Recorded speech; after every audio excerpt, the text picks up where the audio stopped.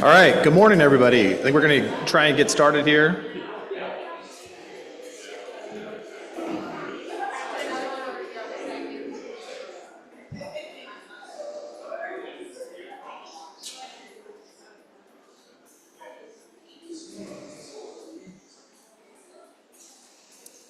All right, good morning, everybody. I think we're going to try and get started here.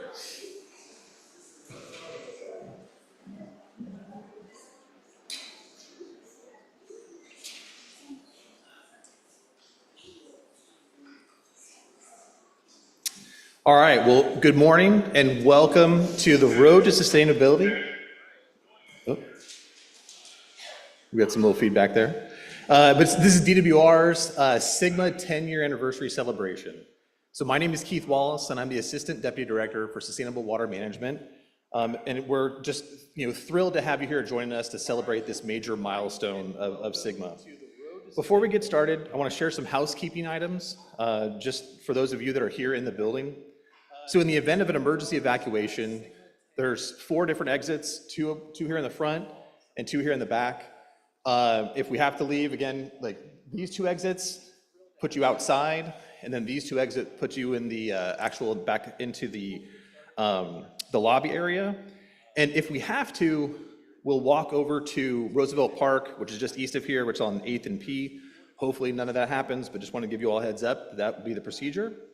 As far as bathroom goes, there's some bathrooms here, right outside into the lobby and to the right. And then there's also some gender neutral bathrooms out here between the lobby and the cafeteria. So the other thing I want to point you to is the participant handbook. So this is something that we put together to help guide you through today. This is something that we emailed you late Friday, but if you didn't have a chance to download that through the email, you can download it through a QR code that's over at the registration desk, or you can go do it directly from the Sigma website. But the guidebook includes our agenda for today, but it also includes a list of nearby restaurants that you may want to consider during our lunch hour. It also includes the location and the map for our no-host social that we're having after this program. And it also includes some speaker biographies. But circling back to our agenda, following some introductory remarks from our director and a keynote address from former Governor Brown, our program consists of 3 panels where we explore where it all began, where we are now, and where we're headed. So for more details on any of those panels, please take a look at the handbook. And then one more bit of housekeeping for those of you here and then also online. We've set aside some time at the end of each panel for audience questions. So if you'd like to submit questions or comments, you can do this by scanning the QR code that's in the handbook, or by submitting them using our online polling system. But if for some reason you can't use the online system and you want to have hard copies, we have comment cards for you, and you can pick up blank ones at the registration desk. And then so all these instructions, there's the QR code there. All these instructions are included on the last page of the handbook. So without further delay, it's my pleasure to introduce you all to the Director of the Department of Water Resources, Carla Nim.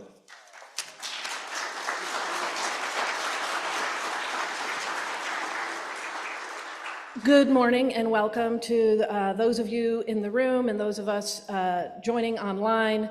I'm Carla Namath, the Director of the California Department of Water Resources. I became the DWR Director in 2018. So I've spent quite a bit of time with folks at the department and at the Water Board doing this critical work over the last 10 years to get us where we are today. But what is really terrific about today is the leadership in the room. Felicia Marcus, Lester Snow, Cindy Tuck, Secretary Karen Ross, Roger Dickinson, lots of folks. But what we have to put central to our efforts are the communities that are working so hard to roll up their sleeves and essentially address a challenge that had been decades and decades in the making. And those folks, I think, are the true leaders moving into the future and the true leaders that are going to ensure our success.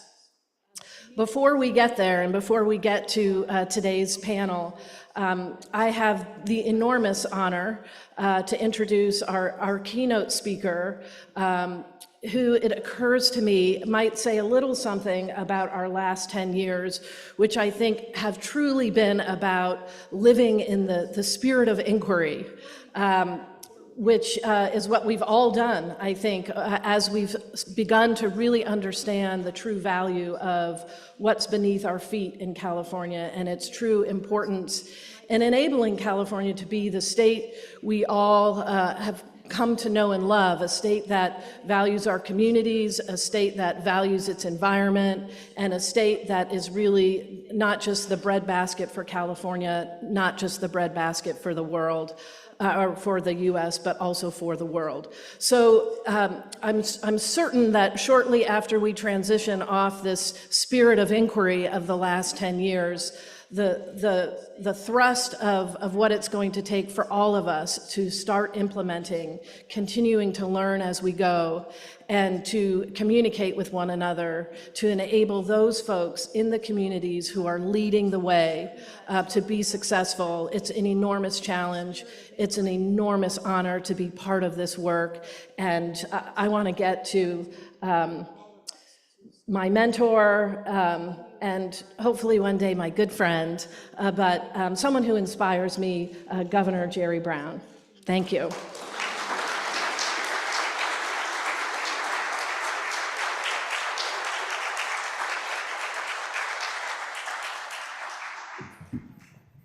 Thank you, Carl. I'm glad to be here. So I wanted to do a little prep before I started talking about this very esoteric topic. I know you think it's all familiar, but most people don't know what the hell groundwater management is, and Sigma sounds like a fraternity or something. Anyway, I went to my iPhone and checked with ChatGPT. What's groundwater management in California, and what are the criticisms? And I won't read them to you, but it was amazing. In about 8 seconds, I got the whole picture. So if you need to know more, somebody is following what's being done. It's pretty darn interesting. So, to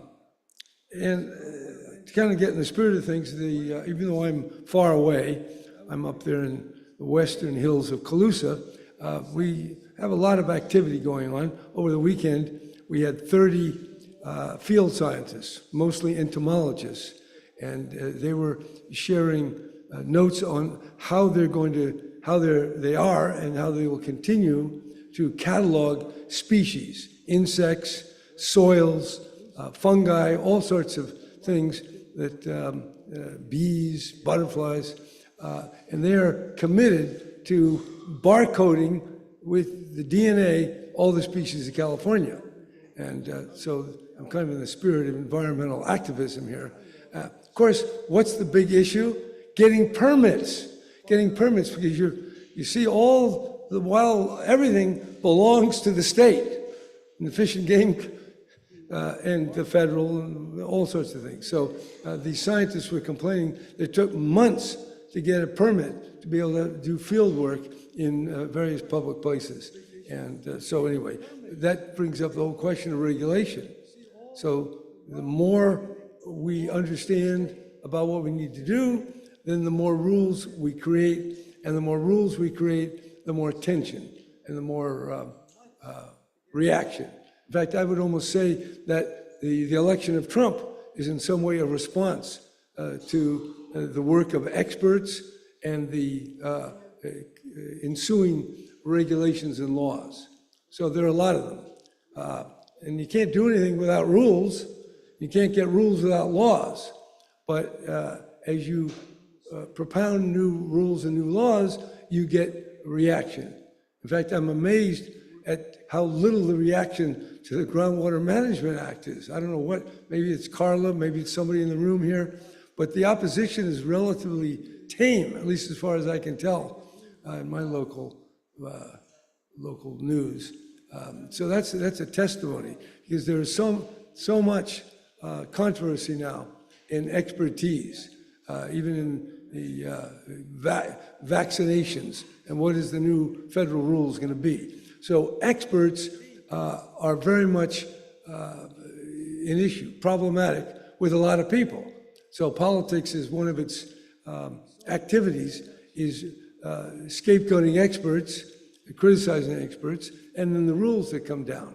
And here you are, a whole regime of experts and rules, and you're doing it quite well. And I think that's really something that's quite extraordinary.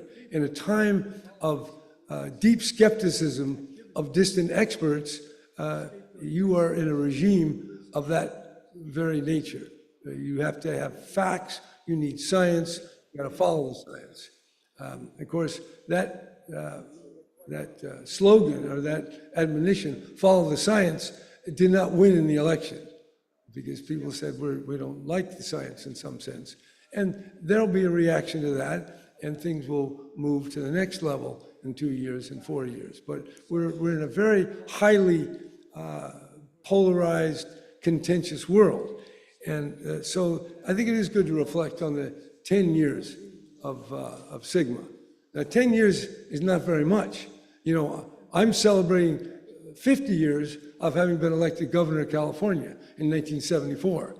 So when you get to be 50 years, you probably have a lot more knowledge than you have today. So anyway, in 2 months I'll celebrate 50 years of actually going into the governor's office. So that is kind of fun. Anyway, the SGMA is, how did that all happen? And that's what you want to reflect on.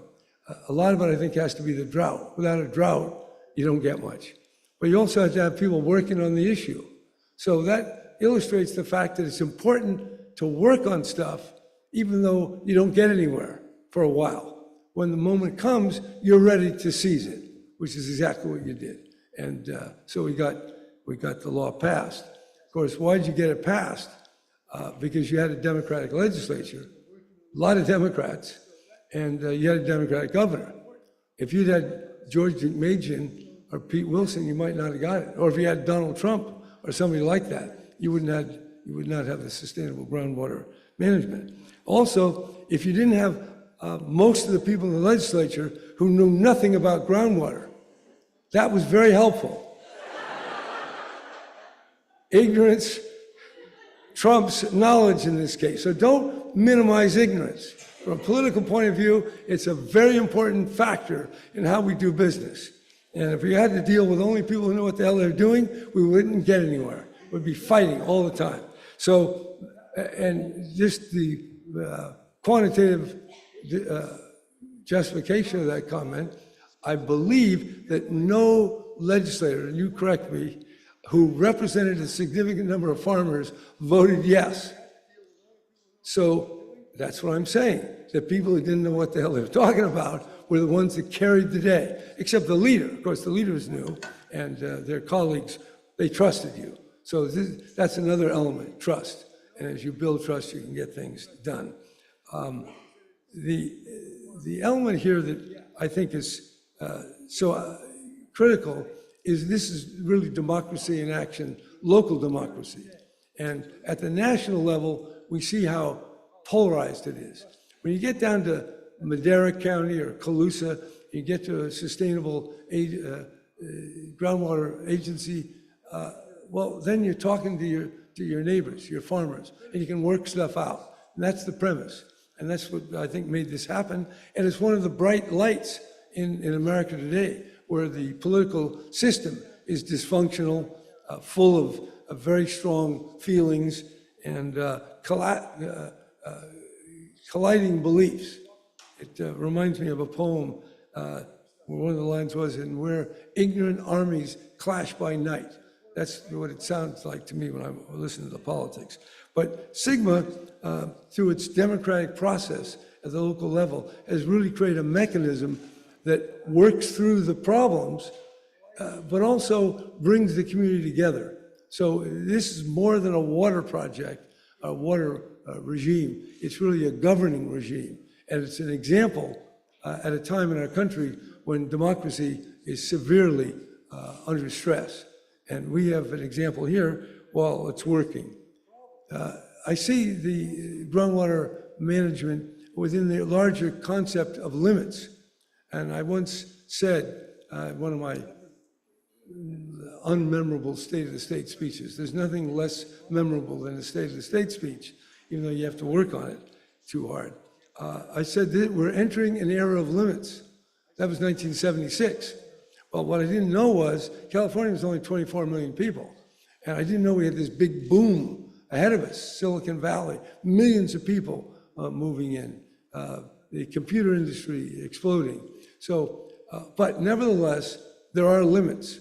There are rules in the universe, in nature, in how we have to live our lives.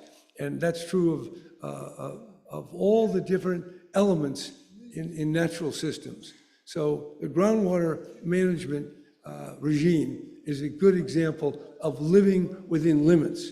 And we don't like to live in limits. We like to have more. And the founder of the AFL was asked, what is his goal? And Samuel Gompers answered in one word, more. And that really is what really characterizes a lot of our politics, the prosperity, the growth, more. But here, with a limited quantity of water, you have to manage. And limits are not popular. I learned the people, the Chamber of Commerce and others, they concocted a study that said California had the 49th worst business climate in America. Everything's going to stop. In fact, at one of the host breakfasts, one of these chamber guys got up and said, California's going to stop. If Brown's philosophy is adopted, basically it's all over. Well, they didn't adopt my philosophy, so it wasn't all over, because we got George Mason and Wilson. But nevertheless, life went on. But we still have limits, and we have opportunities, and we have growth, but we can't just grow in any way we want. We have to shape it in accordance with nature, and we are part of nature. So I think this is a very good example of how to manage under stress, how to manage when you have a limited good. So thank you, Carla, for doing all that. Thank you, Mr. Dickinson, for making it all happen. I'm glad you're still around to enjoy the fruits of your labor, and all of you. But of course, there's more to be done. Lots to be done. More regulations to be issued. More spending. More disputes. And so I think that's why we're all gathered here today, to build up the energy to go forward. Because we don't know, maybe it's probably going to be tougher ahead. We're going to have more droughts. We're going to have more recessions, and we're going to have more massive budget deficits. So luckily, I don't have to deal with them, but I'm watching. I'm watching and listening from Calusa, and if you need any advice or help, just give me a call. Thank you. Thank you very much, and good luck.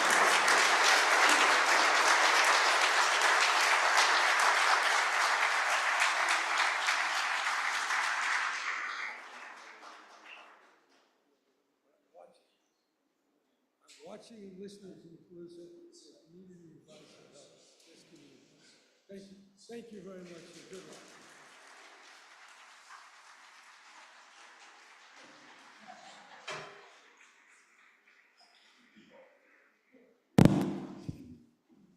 All right, I think we're going to start transitioning to panel number 1. So for those of you that are on that panel, if you wouldn't mind stepping up, it's easiest to get up around this way. There's some stairs. I know we don't make it easy for you to get up on this side.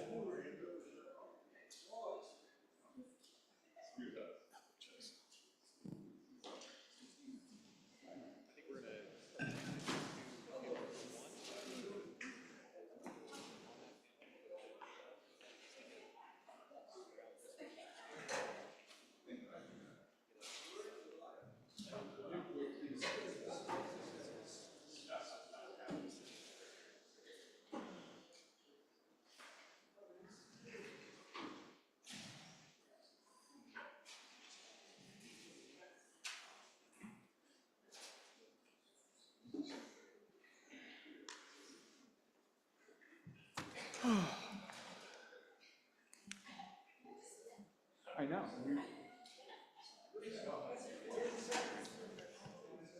Thanks. And the question sort of things here. So what it says, welcome Governor Brown.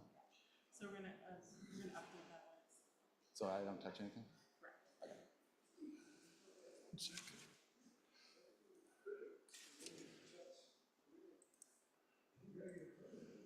these will just flash it for you. Do I just hit spacebar? Yeah, they're on SharePoint, so they'll be coming in. All right.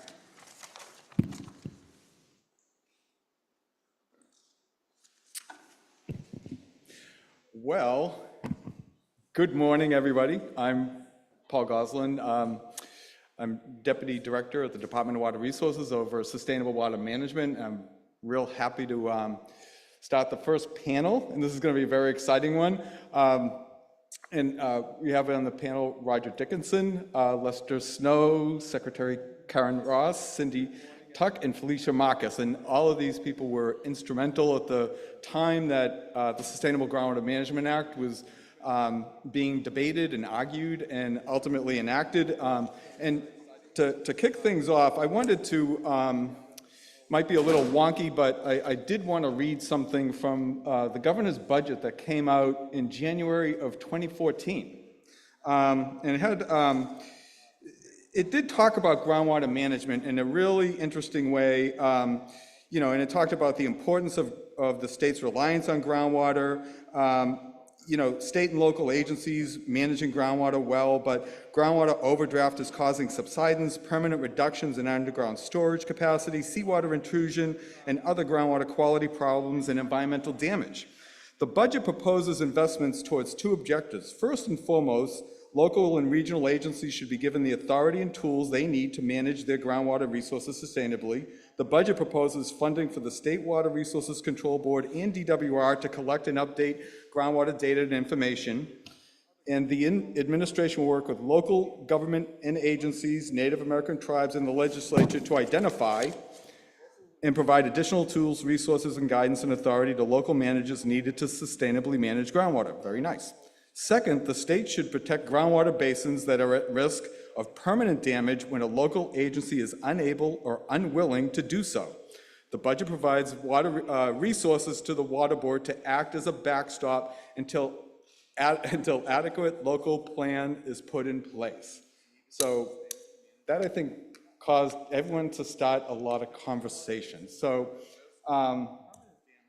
with that, I was going to use that to kick the discussion off, which I think for this group, I think I have the easiest job in town today is to get you talking about your role in SGMA as it was getting developed when this was even before the governor's budget came out. So probably starting with Roger, how things were kicking off in 2013, 2014. Well, Paul, thank you very much, and good morning to all of you. Thank you for taking the time to be here. I suspect many of you, if not all of you in this room, are integrally involved with the implementation of SGMA. And by the way, we never called it SGMA during the entirety of the legislative process that came along after it was signed into law. And I want to, at the outset, give great credit and due recognition to Senator Fran Pavley, who was the other author of, actually she authored two of the bills that created SGMA. I authored one, so she should get top billing, I suppose, in that regard. And I also want to recognize at the outset the work of the legislative staff that made SGMA possible. Tina Cannon Leahy in the Assembly, who's now over at the Water Board. Dennis O'Connor, who was just until recently the consultant in the Senate, Oracle on water issues, my own legislative director, Les Spahn, and a number of other people who were the instruments really of getting this done. We are, as legislators, the pretty faces, but it's the staff that does so much of the work. I was interested, Paul, to hear you read that excerpt from the governor's budget in January of 2014, because I don't remember it at all. What I do recall quite vividly is that coming into 2014, and as the governor mentioned, we were in the depths of another very extreme and serious drought. It called for some kind of initiative, some kind of attention. And California was the last state in the western United States that had not regulated groundwater in any specific sort of fashion. I was also very cognizant, my colleague, then Senate Pro Tem Gerald Steinberg, had tried in 2009-10 timeframe with some legislation to regulate groundwater, which was not successful. And I also was able to build on my own experience as a Sacramento County supervisor, where I had been part of the effort to create the Sacramento Groundwater Authority for the northern part of Sacramento County, north of the American River. And so I had some both appreciation and knowledge. I had a little bit of knowledge. It was just enough to be dangerous with respect to the issue of groundwater. Not totally ignorant like the rest of my colleagues. So that really was the genesis, but I would also say that a key to getting SGMA, and I'm sure we'll talk more about this as we go through this panel, was the fact that we came together in the legislature and with the governor's office. We united, Senator Pavley and I and the governor's staff all worked in concert. And so we were in a position where there wasn't the possibility of those who might not have been thrilled at the idea of groundwater regulation. There was not the possibility for them to divide and conquer us. And I think as I look back on this, that was a crucial element of our success. So let me pause there with it. I'll just say I've been in a recent campaign, and during the course of the campaign, one of my opponent's mailers included an attack that I was a career politician who had no lasting accomplishments. Well, maybe when we get to 50 years of SGMA, I can refute that. So Leslie, you had a variety of things pre-SGMA. You want to kind of cover your... Yeah, and Karen reminded me that I need to push the little button. It probably won't be the last time she has to remind me of that here this morning. I mean, first I want to acknowledge what Roger said. You know, getting to this point, having Roger and Fran take on this issue was a big deal. I don't know the precise number, but I think probably something like 24 efforts over the previous 40 years, probably more than that all failed. And it wasn't the kind of thing, I'm going to sponsor this and boy, everybody's going to love me. They knew from the get-go. And so without that kind of leadership and willingness to jump in, we wouldn't be here today. I got to make a comment about the resources building, because my whole state career was in that other building, and I noticed in this building, you have elevators that go up and down when you push the buttons. Apparently there is no asbestos in this building, and the water fountains all work. Really, There's also no pterodactyl poop on the windows. I forgot about that. So this is a really boring building. Where to start on this? I left the Resources Agency in January of 2011 and went to Resources Legacy Fund to start the Water Foundation, so a nonprofit 501c3 to improve water management. And even in that first year, we had on our top 5 list of things we wanted to deal with was groundwater. And we started immediately trying to chronicle not just overdraft, but also subsidence and the cost to infrastructure, and just start to build the information base. And we had funders of the Water Foundation that saw that this was a long-term effort, and even if it took 10 years to get to it, it was a worthy effort. I mean, groundwater is our savings account, and you can't keep covering your costs out of your savings account and not expect the day of reckoning. So it was an important issue. And we started funding activities and gathering groups in some cases gathering a group of groundwater managers from around the state and promising them anonymity so they could keep their job to be able to provide ideas. And one of those people, by the way, was Paul that joined. I think was with Butte County at the time. And Paul was way more creative than we ever found the supervisors of Butte County to be, but that was his problem, not ours. So it was a major effort, and an odd thing to say to a water group, but the drought came along and opened a window. And so the work that we had been doing and the knowledge then had a place to move forward. And a wonderful experience, and couldn't have been done without the massive collaboration and diversity of support that gathered around this legislation. Secretary Ross?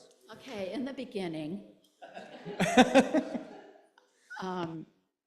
I remember getting calls from farmers who were talking about what was happening to their wells because of what was going on, which was a telltale moment. But I also want to remind people, and I thank Carla for calling out communities. In 2012, we passed the first ever safe, affordable water as a human right. And so it was the combination of people feeling the impacts in different ways in all the communities around the state. So that's kind of a stage setting that people need to know.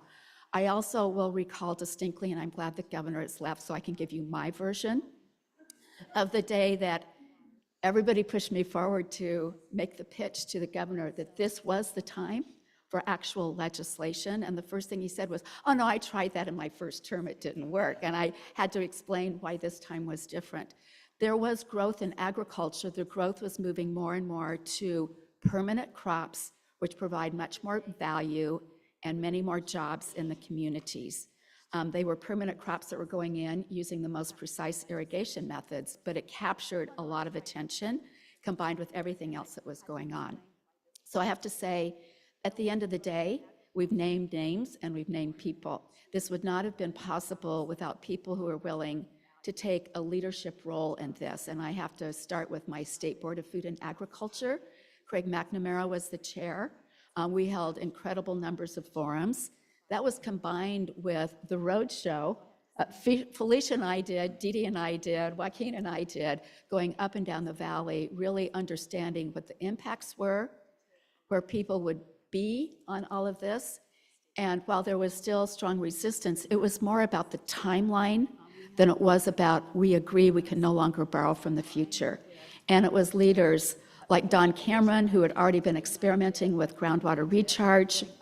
That was fueled by a partnership with Ashley Bourne and Sustainable Conservation to prove that out. We had Eric Holtz from Environmental Defense who sat on the state board, Bryce Lundberg who sat on the state board, and Miles Ryder, CEO of Driscoll's, who sat on the state board. And towards the end of the whole process, Miles wrote an op-ed piece that convinced his Central Coast legislators and others.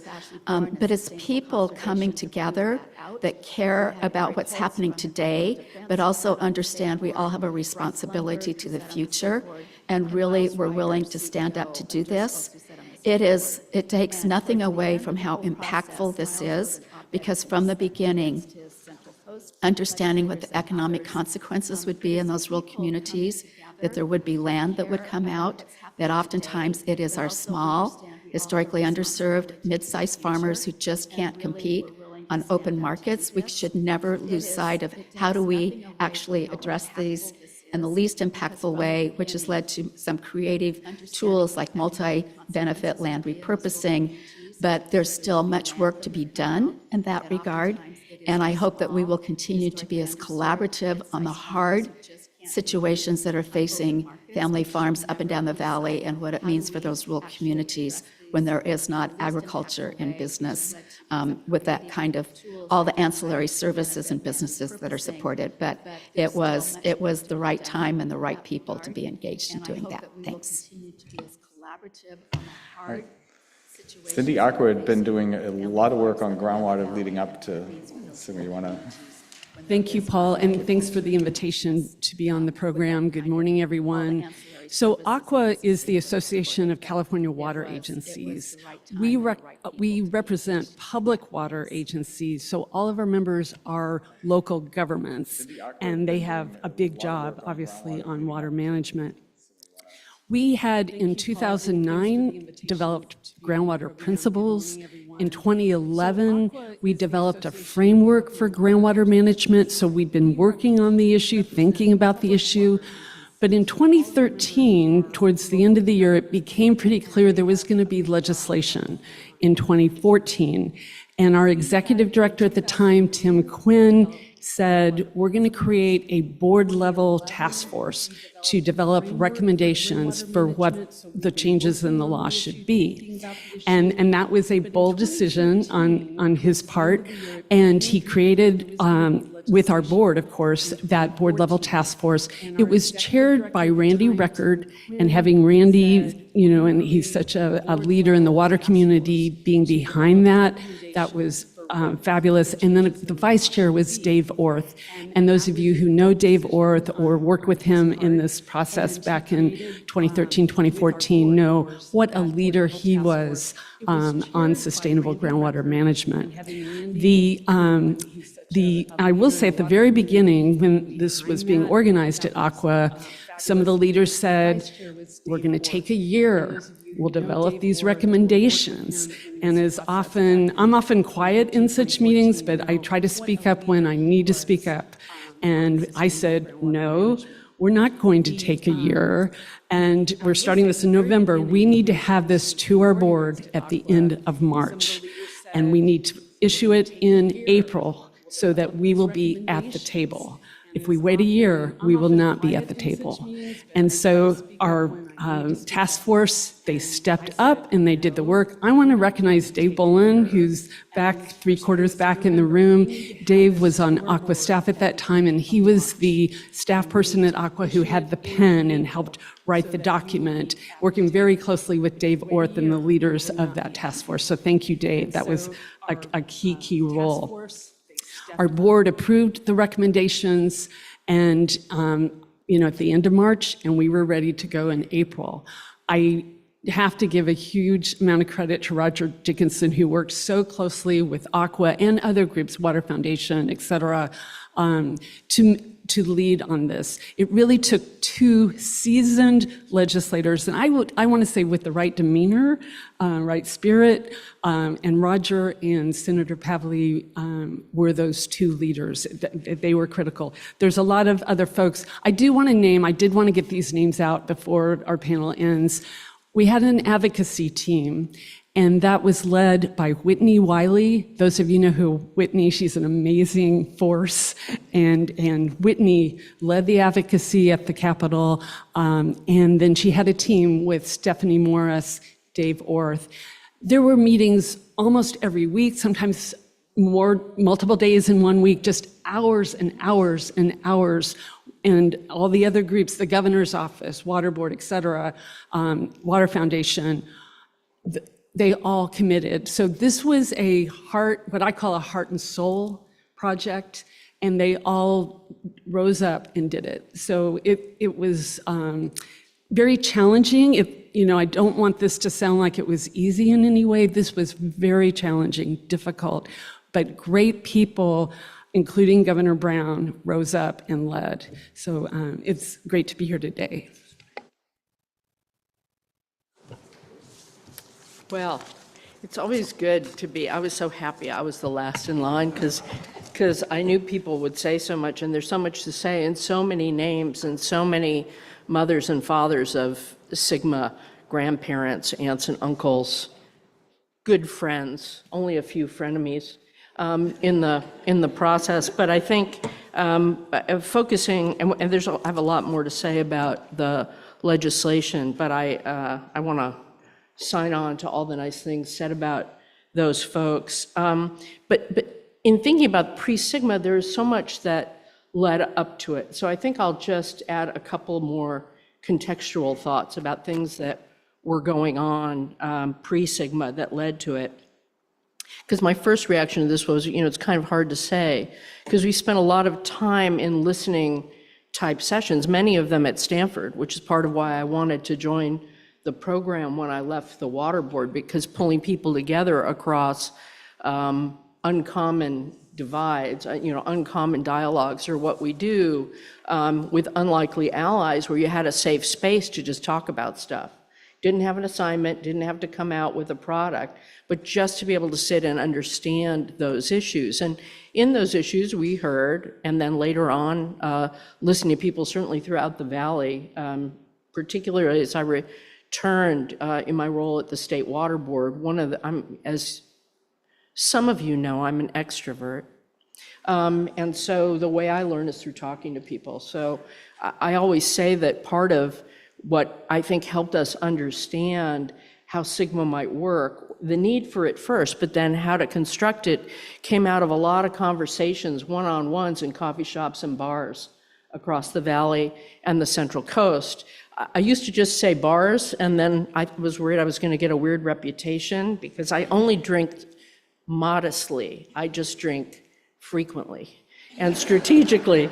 But I'm also a coffee hound, so coffee works too. But we would say, we knew what people were afraid of, their hopes and fears for their kids and their grandkids not being able to farm because of the overdrafting of the groundwater. It was stealing from the future when it is an industry or a community that has an incredible respect for family, building on the past. You've never met a farmer who doesn't introduce themselves as a third-generation farmer or a sixth-generation farmer, and you could just see the fear that it would come to an end and that they would have let both their predecessors and their successors down. So very emotional. And so I used to say, people would tell us in coffee shop and bars, you got to do something. Just don't say, I told you so. And so we knew we had to do something, but we knew we had an underlying basis of support in whatever form. So then it really behooved us to come up with a framework that might work. And we'll talk a little bit more about that framework later. The other big context is, even before the drought, one of the things that, there are many hallmarks to Governor Brown's genius, but he sees 20, 30, 40, 50 years, we heard today, into the future and back. And he was the one who saw the importance of energy efficiency, for example, 30 years before in his first term. Well, coming in and being a climate change warrior, you just looked at the California dynamic where 30% of our storage is in our snowpack. And the scientists were saying, it didn't take a rocket scientist or even an atmospheric scientist to know this, that a few degrees temperature rise, we're going to lose our snowpack, fully 30% of the storage that's so essential to modern California. Well, that is a red alarm blaze. That is a freight train of pain coming at us. And so he told all of us to develop the California Water Action Plan, which Carla and others really spearheaded by corralling all of us to work together and think about things. And clearly, if you take the 30-year review and come out with a short plan of what you need to do to get started now versus the cocktail party argument talking circle that California water can be, it's like we're going to do all of the above and all of these things, but really central to it was groundwater management, because the only thing big enough to make up for that loss of storage in our snowpack are our overdrafted groundwater basins. So there were a lot of really important drivers, and I would say Governor Brown, the Water Action Plan, and climate change were really, really huge one. And the only other thing I'd say is just more generally a lot of time at the water board, seeing the lay of the land and going out to see all the other issues we were working on in agriculture and thinking about what the right way to frame things are in a way that works with the culture and works with the issues without being overbearing. And what Governor Brown talked about the reaction to regulations actually plays very much into the strategies that we employed, but they came out of multiple conversations with multiple fine people in multiple places over a number of years. So I'll stop there. I know we'll have a chance to say more. Thanks. I'll actually want to pick up from that and go through the panel on those discussions, the problem was really starting to ramp up, especially because of the drought subsidence, thousands of wells going dry. People were starting to recognize there needed to be a solution, and we came out with SGMA landed. But before then, what were some of the other approaches that were being kicked around, if you can kind of recall? Obviously, the governor's proposed budget with 10 positions at the water board was one idea that was not seen to fruition, but other ideas, Roger, other things that were being kicked around.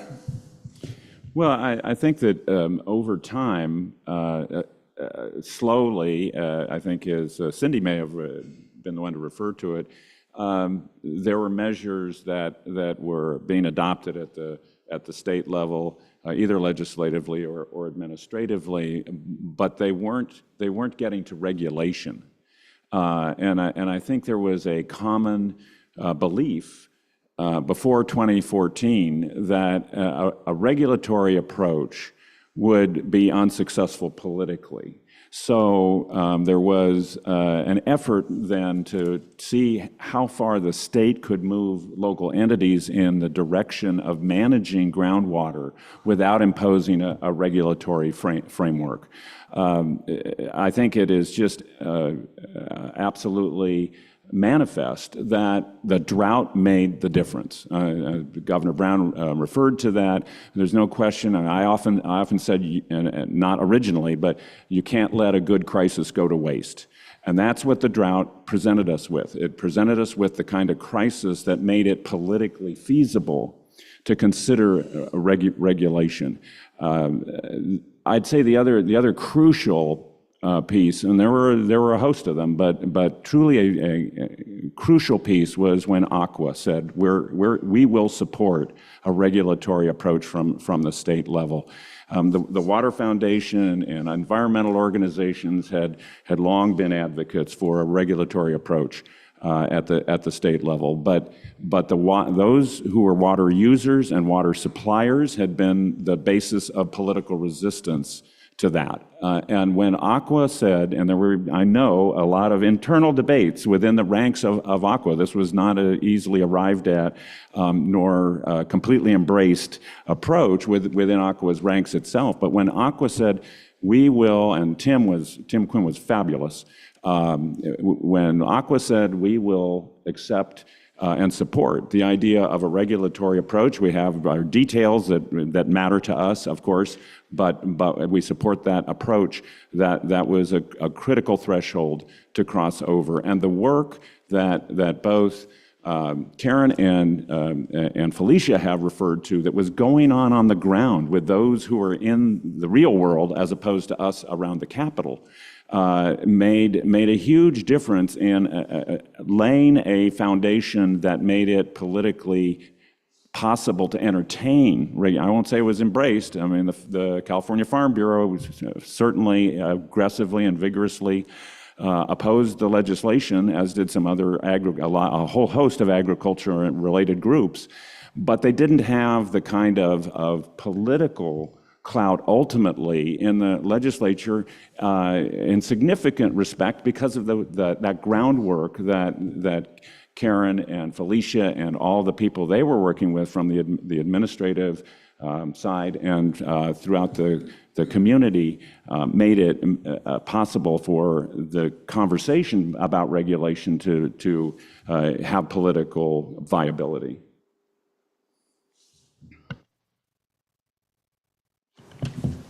See, I did it. Very good. Yay. In terms of the approaches that were discussed at the time, I mean, I remember conversations about the viability of a groundwater adjudication because people would point to some of the basins in Southern California that had had decades of litigation, and well, that seems to be working there. And so I remember some discussions of let's adjudicate the San Joaquin Valley. And I think that was immediately followed by how many decades will that take? And how much money will it take? And will the legislature ever support the state board in funding them on that kind of endeavor? clearly a discussion of authorize either DWR or the state board to just do it. Set a standard and go out and then find people that didn't comply with the standard. And then I think also there was kind of at the other end of the spectrum, completely incentive-based. Have a huge pot of money, and if a basin does a good job or they come up with a plan, then shovel a bunch of money so that they can bring it into some sort of sustainable management. It was hard to put a price tag on that one. And I think it was Aqua that used this term of local control. If you're going to go after this, and no matter how aggressive it might be, you better have some local control in it. And I think there's a lot of inflection points, but one of the inflection points, I think this is probably after the concept of local control settled in. Miles Ryder was at an inflection point, and it was actually his attorney that was on your board. I'm drawing a blank on his name. Miles was on the board. Was that Kevin O'Brien? Kevin? That's right.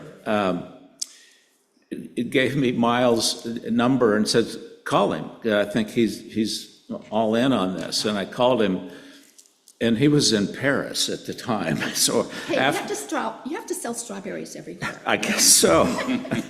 So after apologizing to him for calling him in Paris, he just observed, the only thing I hate more than state regulation is seeing our groundwater basins destroyed. And I think he had such a presence in the agricultural community that I think even the Farm Bureau's opposition was half strength compared to what it would have otherwise been without somebody like him. So just kind of a thought process was, what are the tools? How do you go about them? You can't do an adjudication. How do you make local control work, even though everybody knew that was going to be a little more dicey, a little more complicated? You'd have some that leaned into it and had been waiting for an opportunity, and you had some, even today, that don't seem to care. And it just ended up being the right path, and I might even say the only path to get something done. So just a couple of things to add. One is that one of the things we saw was like, there should be a hard stop, no more well drilling, stop, which is so hugely disruptive economically as well as just socially disruptive. And so but that also created a backstop to keep everybody at the table. The other thing is how diligent the entire administration working with legislators was in making sure that even every step of the way where there was opposition, the people leading the opposition were also at the table. It's kind of those things like, well, if we have to do this, so local control wasn't just an Aqua thing, that's something that the communities that I was working with felt strongly about. The role of what would really be the role of the State Water Resources Control Board, the fear factor of that, the critical importance of what are you going to do to support all of us at the local level, which is information, data, mapping. We've been very fortunate to have the one-time funding streams that we've had that have hugely better informed us. But I also have to say, at the end of the day, the visuals of 2014 drought were unlike, because at that time it was the most historic drought. And it was what was happening in Folsom was news in Orange County, and everybody had a better understanding of where their water was coming from. And I think that also was a huge motivator, and then having incentives. But I will say one of the cautionary notes is we talked about land use. It is also a sacred right of local authority, and we still have not truly grappled with the land use implications and being as strategic as possible to be able to grow this healthy food in a changing climate. Thanks. So I don't know how many of you have heard of the California Water Action Plan that the Brown administration developed. That came before SGMA, And it was really critical that the Brown administration signaled in the California Water Action Plan that sustainable groundwater management should happen at the local level, local control, that kind of thing. So that was in the plan, and I think that gave our agencies some comfort as we really dug into this and proceeded. I wouldn't say we were looking at all these alternatives. We were focused with the local water agencies at identifying what were the authorities they would need to manage groundwater sustainably and what tools they would need, funding, fee authority, that kind of thing. So that was really what our recommendations document and that internal process focused on, and it was pretty detailed in all those areas. That's a really important point, both of those, all of them. Just a couple other thoughts. I actually didn't think about any other alternatives to this framework because I've been a fan of the federal approach, also a survivor of having been the 800-pound gorilla at the federal level, because some of the statutes you can just do things, but a lot of them put you in the role of standing in the shoes of a state that doesn't accomplish something. Think Bay Delta Accord, think air plans, think, well, smog check was transportation funds. That was the most painful, believe it or not.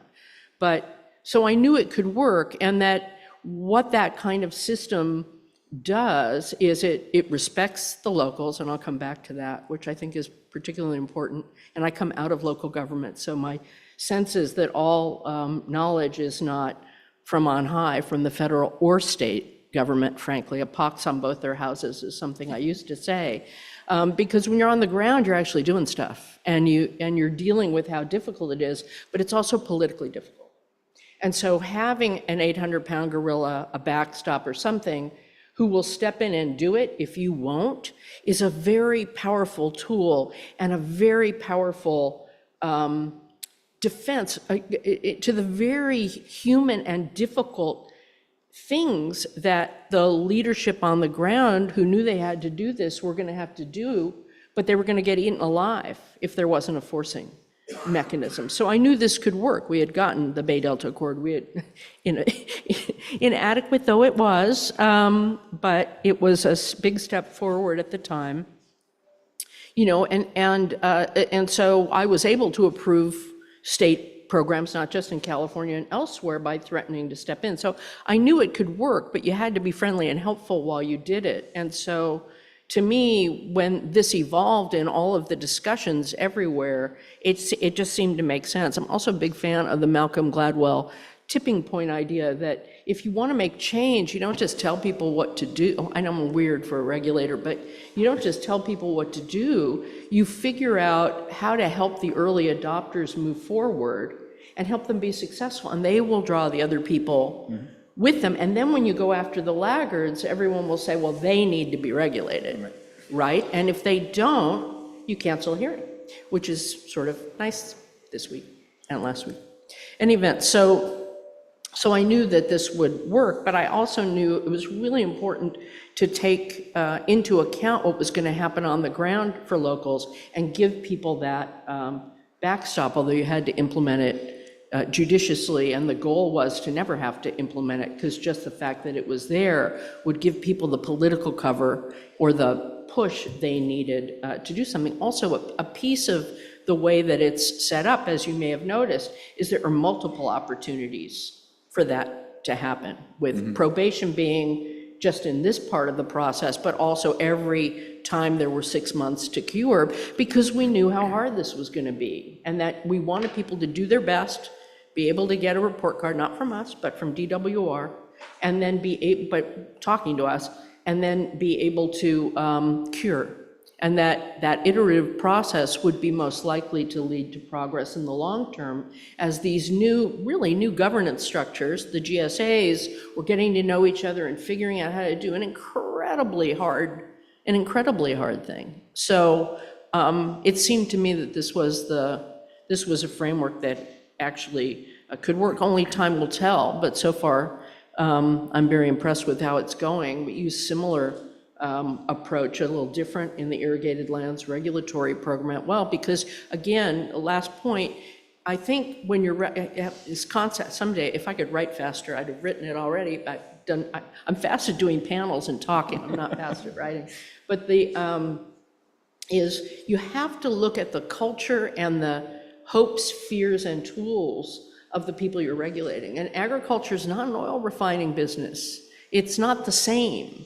And so working with a culture that happens to be very community-based and neighborly and multi-generational, thinking about, this just seemed like the way, really the right way to go, but, and the proof is in the pudding. We'll see. So far, so good. Yeah, and Paul, if I may, the structural design of SGMA is both fascinating in what the legislature and the governor do. It's very unusual, I would say, but it also is the result of all the things that we've been talking about. And you can't, I think, understand how much difference SGMA can make unless you also understand the structural design and why it is the way it is. So we've been talking a lot about the backstop idea. With Felicia is quite right about the reason for that, but we knew, those of us who were the proponents of this, we knew that saying, okay, the state is going to come in and regulate groundwater was a political non-starter. We could not have gotten that through the legislature. So that said, we've got to have fundamentally a starting place with local government, who are closest to the ground, closest to the people, being the primary agent of design and implementation of this program. And that's what led to the concept of groundwater sustainability agencies. That's what led to the idea that we are going to put local people who we always argued, and I'm a former Sacramento County supervisor for almost 17 years, and so a real fan of local government. That's what led us to say, people who are in their communities are in the best position to do what is the right thing to do, the necessary thing to do. But we also understood the political and social and other pressure that exists on local elected officials. And so having that state level of enforcement available meant that people in difficult positions in local government could say, I don't really like this, but we got to do this. Otherwise, we're going to have the state water board step in. And so it gives people political cover to a certain extent at the local level. I think the other thing that's really important to recognize is the role of the Department of Water Resources in this structural design. And the department has a somewhat bifurcated obligation a set of obligations under the legislation. One is to be the helper and the facilitator, the convener in certain respects for people at the local level, help them get going with how to put together a GSA, who they need to talk to, considering the data and the basins and all of the technical information. But also the department has a responsibility to make judgments about whether local agencies are proposing to comply with the legislation before it ever gets to the point of being at the water board. And I'm not sure, Karen and Felicia may know, Cindy, all the other four may know of another situation that has that kind of structural design from the state level, but I'm not aware of anything that combines those kinds of responsibilities in the way that we distributed them in the legislation. And this idea of having the state available as the ultimate enforcer, it's interesting how this came out organically, but from several different venues. In my own experience was as a supervisor trying to work on putting together our clean air plan in Sacramento County, and we were all squabbling and we couldn't agree. And EPA Region 9 came in and said, okay, if you guys locally can't agree on something, then we're gonna impose $25 a gallon gas, and we're gonna say you can only drive your car every other day, and we're gonna say that the parking is limited to some extreme degree. And guess what? People locally say, oh, wait a minute, we don't want that. So maybe we better get together and figure out a plan of our own, which is what we did. And for me, personally, that experience was seminal to saying, I like this idea of setting the structure up the way we did. But obviously it wasn't only my idea, it was the idea that came from a number of different directions. Yeah, the structure is fairly unique, and I think even the split between two agencies was something I don't think is replicated anywhere else. I did want to kind of go along those lines with the structure of SGMA, and as it was getting discussed, there were obviously some red lines. And if going down, obviously local control was a safe spot, but some of the red lines, different constituents coming in, Roger, if you want to start. I'll give you a couple, and Yeah. I'm sure others have others they'll point to. But one of them was I think what Karen alluded to, land use. And the cities were, but particularly the counties, were very concerned that somehow what we were doing would affect their land use authority. And so I can very distinctly remember meeting with folks from CSAC to say, okay, what do we need to do? What's going to make you satisfied to at least be neutral on this bill? And they said, well, put in the bill that it doesn't affect land use authority. So you'll find that in the legislation. Does it affect land use authority? Yeah, sure, of course it does. Another thing that we found people in the ag community and elsewhere were very concerned about was affecting water rights. You can't have legislation that affects water rights. We have this whole regime of water rights. You guys are going to mess it all up and create chaos with what you're doing. So what do we put in the legislation? This legislation doesn't affect water rights. Does it affect water rights? Well, I'll let you answer that question. How are you going to pay for it? We're at the local level, we're going to have to generate money to support our GSAs. Well, what do we put in the legislation? You can use any form of financing that you can figure out constitutionally and legally you can have. We didn't provide any form of financing. Now, fortunately, the state was in a position subsequent to the enactment of the legislation where there was money available to give. I think we would be having a different discussion today had the state not pumped a very significant amount of money into helping local communities think about, form, and stand up GSAs after the legislation was signed into law. So 2015 and on, with that money, made a huge difference. Those are three things I'd think of. Yeah, Lester, thoughts on what you've heard from people on red lines that they would not want to go for groundwater regulation?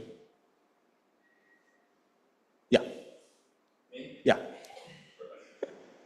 I'm sorry, where they don't want to go now? Yeah, no. When the legislation was getting discussed, the concepts were areas that were just not tenable, where people were not willing to go. Well, I think you can pick any one, I'll call it assertive aspect of SGMA, and there was somebody opposed to it. And I think, even listening to our discussion here, it's more and more clear, had we not had the drought and disadvantaged community wells going dry, we would not have made it past all of those different potential hurdles. And when the bill was heard, and people were lining up to speak in support in both the Senate and the Assembly, I don't think I've ever seen such a diverse coalition that was there. Because there was, from my work, we had environmental opposition coming in, nagging that you're giving them too long, they need to be in compliance, next year, sign the bill. You're not adequately protected groundwater-dependent ecosystems. Everybody had some little problem, some that could be dealt with tweaks, but others kind of had to deal with by saying, okay, go ahead, bring down the one shot that we've ever had at getting groundwater management done. Stand up and take credit for doing this. And eventually everybody got on board. Yeah. And the opposition that remained was symbolic. Again, I dealt with legislative issues where the Farm Bureau was ready to throw themselves on the grenade. And in this one, they said, we don't support this bill. Okay, duly noted.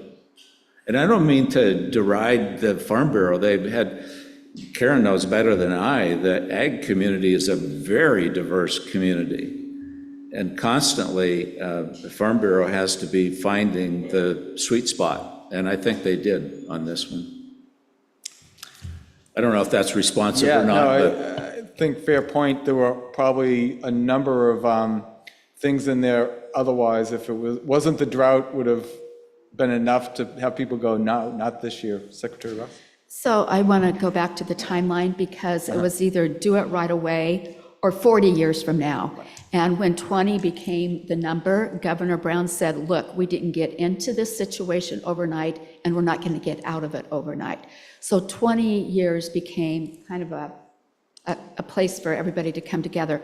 I do want to add one acknowledgement I didn't make was PPIC was established in 2014, and the work that they've done, the in-depth studies they've done, the time that they've invested to understand all the viewpoints, I think has been hugely informative to this.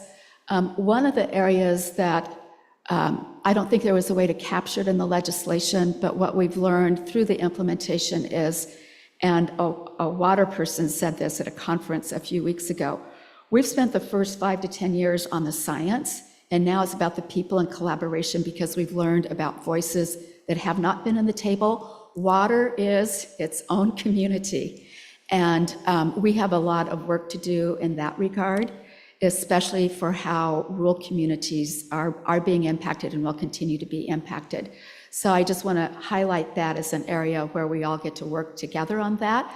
I think the Water Foundation started a lot of good work with the investment in capacity building, but we've learned even within the farming community how few really small-scale farmers where English is not their first language, are just now understanding what is going to happen. And in many ways, Farm Bureau and CAF are the two voices trying to anticipate this, but there was no way to know what we're living today. So I just have to keep reminding people of those things. Thanks.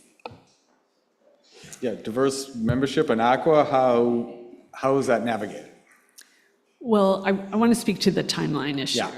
So one of our key issues was timeline. And in our recommendations report, the task force that developed it had spent time on that issue. What is the right time frame? And it was important that they worked on it because they, were water managers and were thinking through what it would take on the ground to get this done. And so when you start thinking about it, new local governments were created. The GSAs are local governments. Those had to be formed. That's an effort. And then those new agencies were creating plans that needed to work, and they had to have the buy-in in that and get it approved. That was a process. And then those plans went to DWR for approval. And now we can say, I think it's pretty exciting. There were, I believe, 94 plans for medium and high priority basins submitted, and only 6 were in a situation where they have further process on them. Would it be probationary status, or what would be the decision on that? But 94 out of, only 6 of 94, that was pretty amazing. But back at the time when our guys and gals were talking about what should the time frame be, so you had the plans, first of all, you had the agencies, then the plans, but then you have the period to implement. And the goal was implementation needed to be feasible and it needed to be effective. And for example, if you're talking about a groundwater replenishment project, and those projects, as DWR knows so well, are so critical to success on SGMA, you have to have the funding. These projects are expensive. There's permitting involved. And, Governor Brown talked about permitting times, and that's such a frustration. So we appreciate there's work going on at DWR to improve water replenishment, but the state really, and we want to partner with the state really needs to work on how to make water replenishment happen faster and more efficiently. That's a key issue. But when you start mapping out all the things that had to happen, 20 years was the right time frame. And that's what there was consensus on, and that went into the law. Yeah, and the department's 2-year review of the initial plan, I know that was. And that's another part of the time frame. Yeah. Well, I think I'll just add one other red line, and then I want to talk a little bit about our red lines. Yeah. Because rather than some folks thinking that the state or government at whatever level is the overlord just trying to control everyone, we had some bottom lines, but we tried to be flexible because the big one was getting this framework in place. And I have a theory that's not very poetic about, there's the talking class,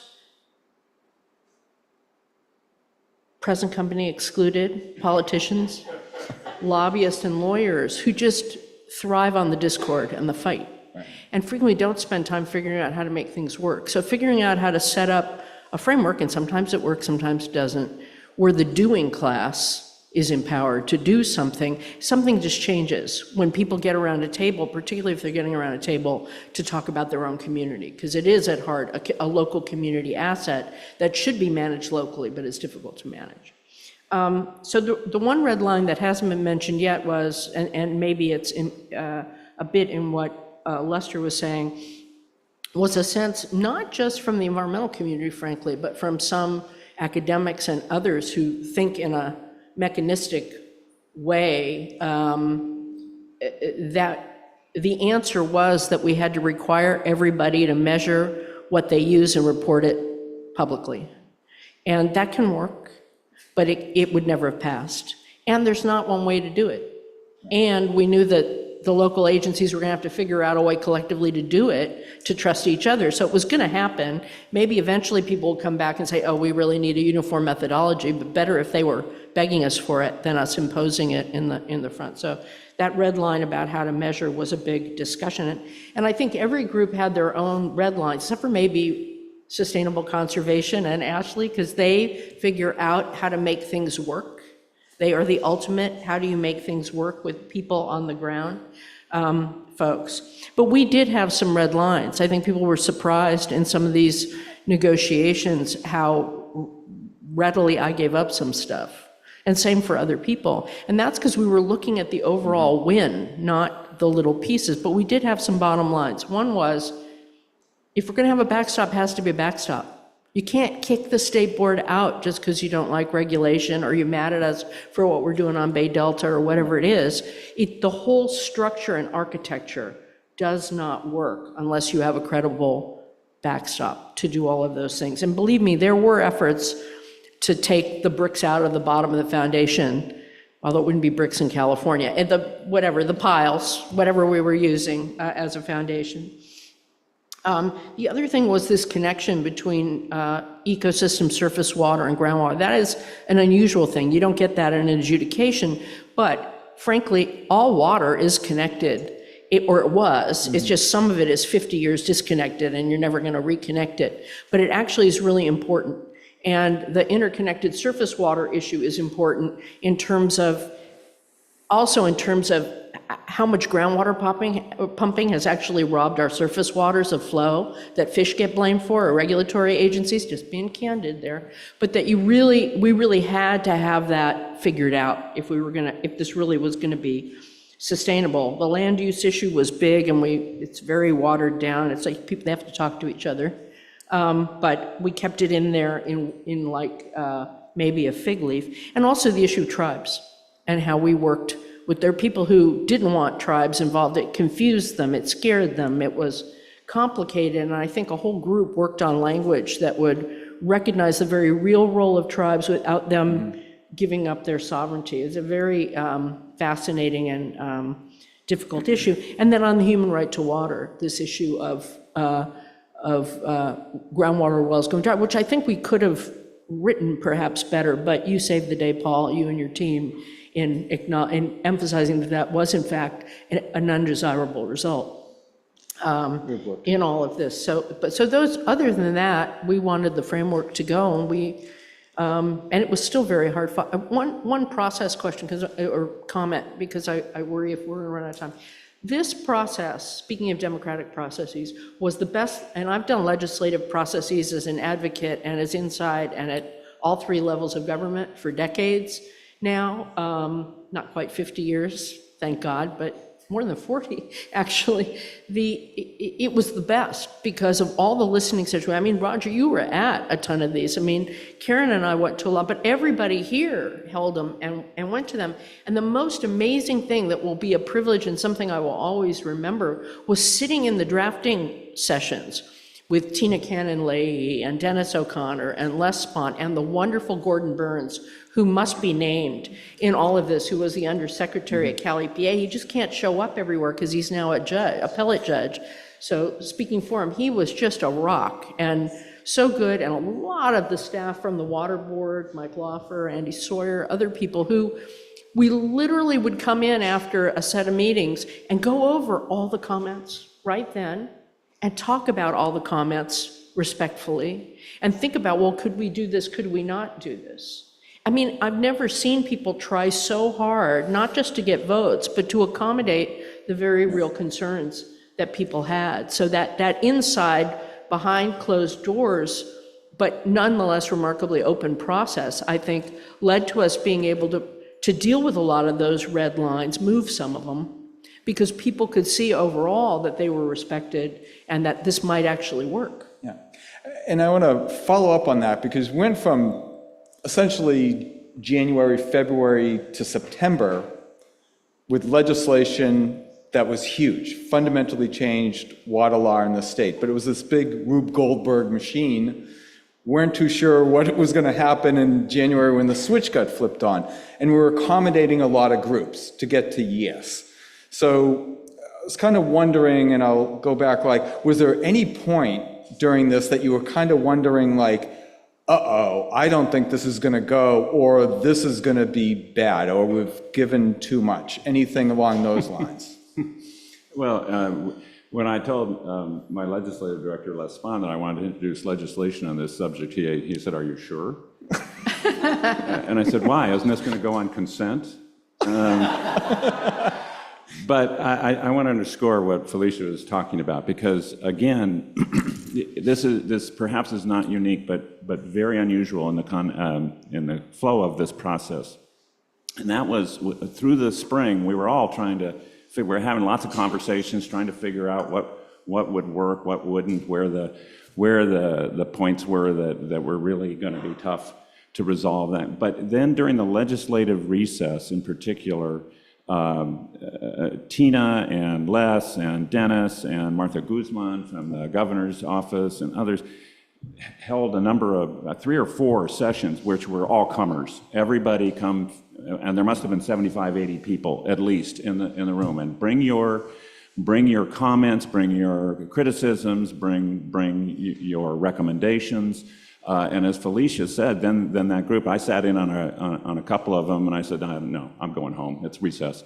And they stuck with it, and they sat through all of this, then distilled what they had heard and figured out how to address each interest, each point in turn. And I think what was so critical about that was nothing was dismissed out of hand. No one in that process was treated as if they were not making legitimate comments or had legitimate thoughts. And I think that really, Lester, I think contributed to organizations like the Farm Bureau and others in the end saying, okay, we don't really like this and we oppose the legislation, but not necessarily let's go to the barricades.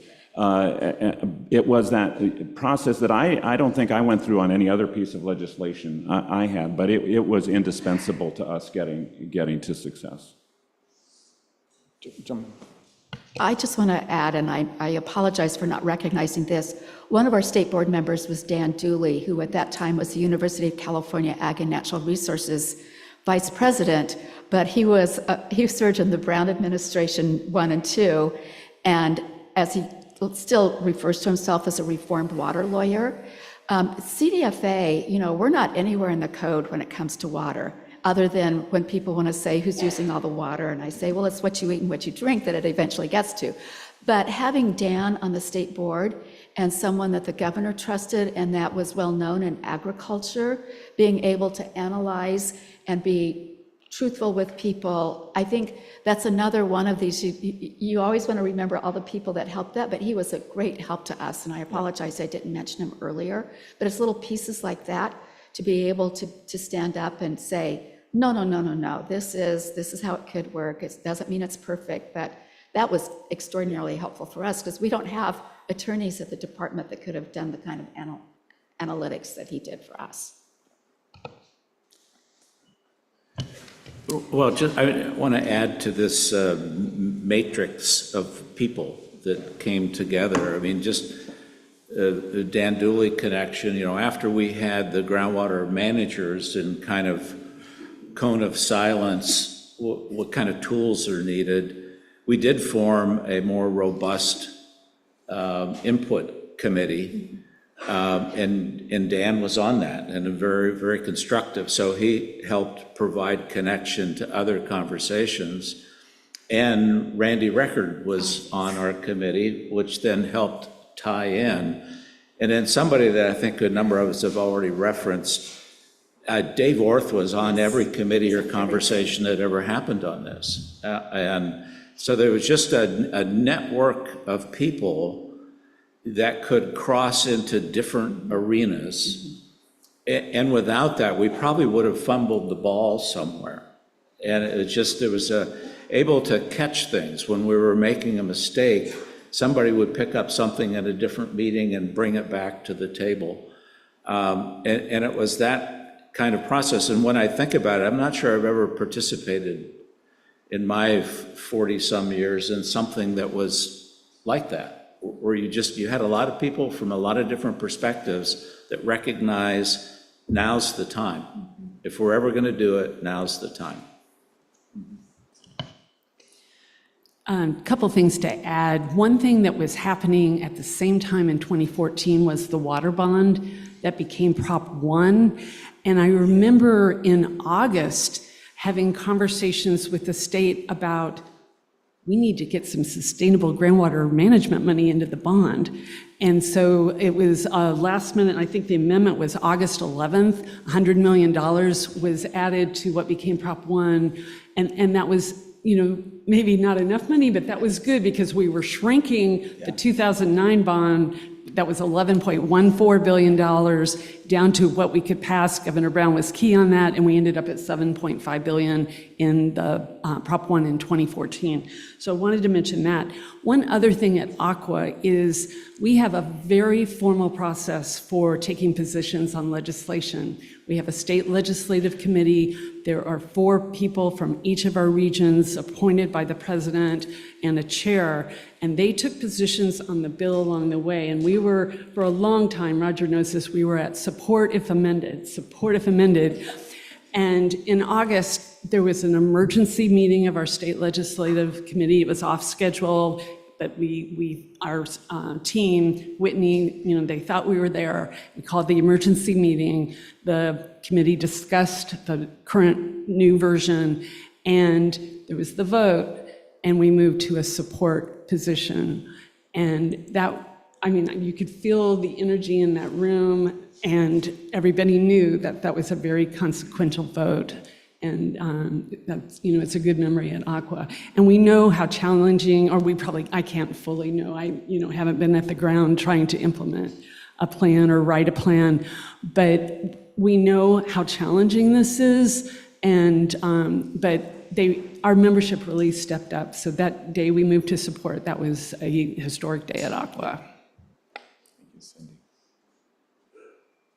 Well, I think I already talked to that, so I'll just add one other thing. I do think one of the other things that laid the backdrop for this was the amazing work that Jay Famigletti and the folks at JPL NASA did, those images from space from the GRACE satellite. Yeah. An image can have a powerful impact, so people could see the scale of the overdraft in the valley. Now, that overdraft created lots of, there was drought that caused it, but also incredible amounts of food and fiber, just more than the system can bear. Yeah. But it led to some people calling for us shutting off the tap, which is the dumbest thing you would do during a drought. The idea is just to raise the consciousness and figure out how to fix it so the water would be there for the future. So that, just wanted to throw that, the work that folks had done to give us a visual image of something that is so unseen otherwise. Yeah, true. Felicia's comment reminded me of something I used a lot, the visualization, and it was, I forget his first name, Pollard of the USGS, the photo of him standing next to the Oh, yeah, that telephone one, pole, sure. and Yeah. showed the level of subsidence, disbelief when you would show it to people. It had a very dramatic impact. You could have sent people, a 50-page document and have less impact than that photo had. That's my PowerPoint slide. Probably another question is there something in the law that didn't get in that you would have liked to seen get in?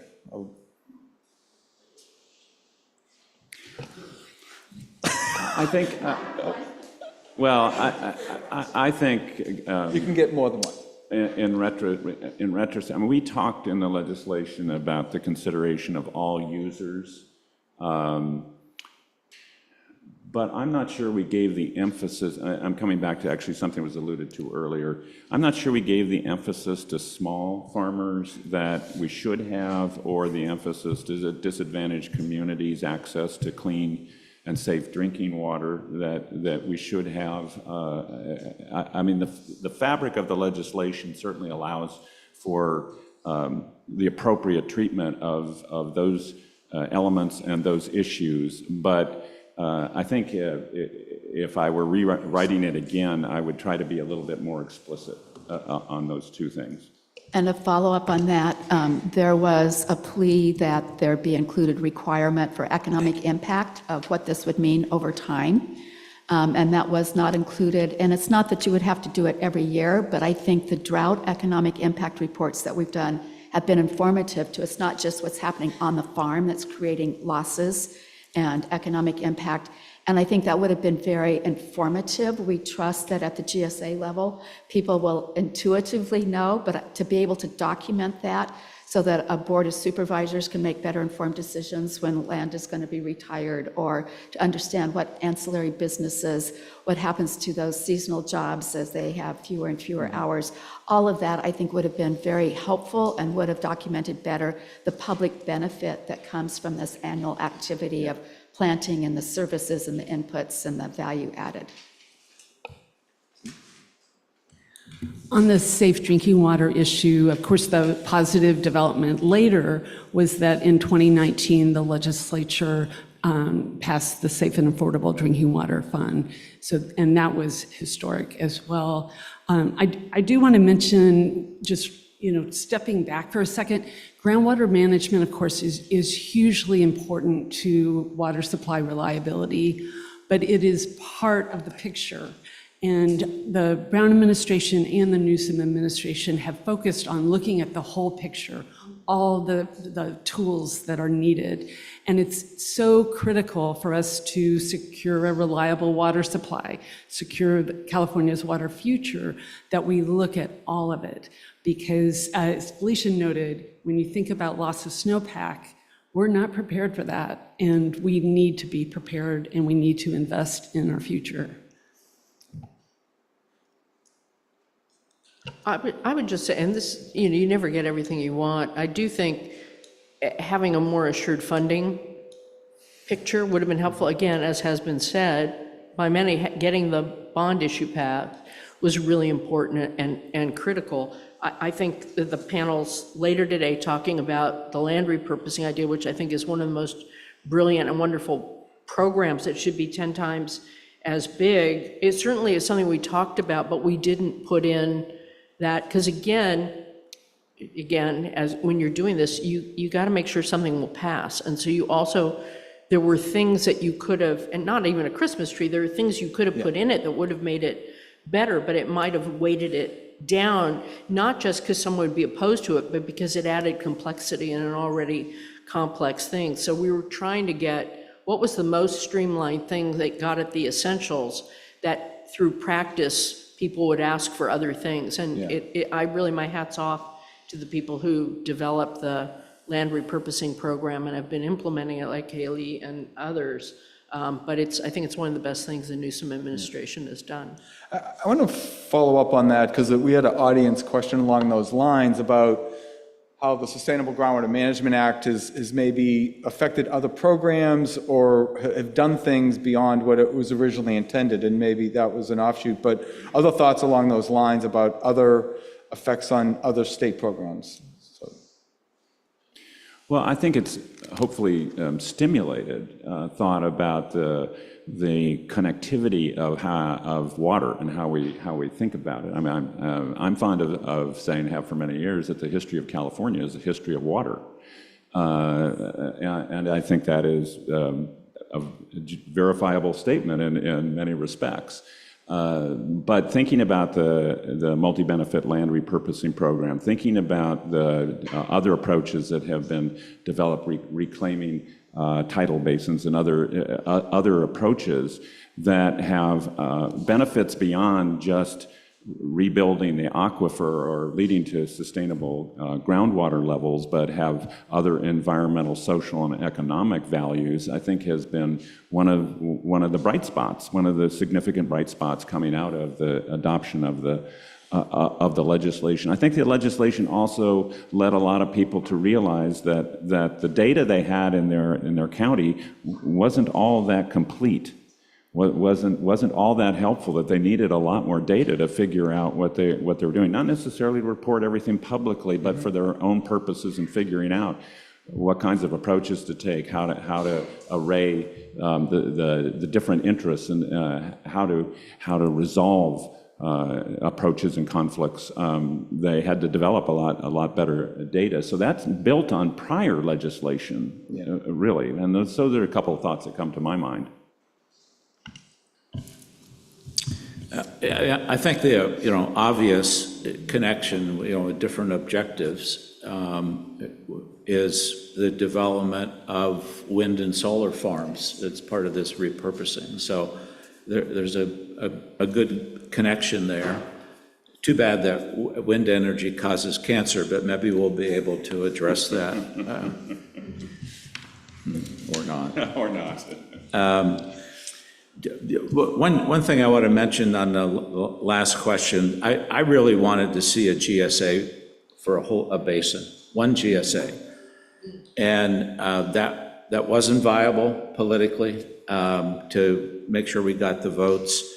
But I wish we would have put some financial incentive in to move these multiple GSAs in a single basin into a single GSA. I mean, I regret that, and I think it's caused conflict and problems, but it is what it is at this point, and we need to move to start consolidating.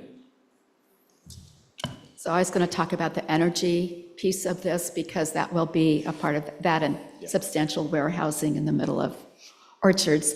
But since you've already talked about that, I'm going to go out there, so follow me, people, because in my mind, this is all very well connected.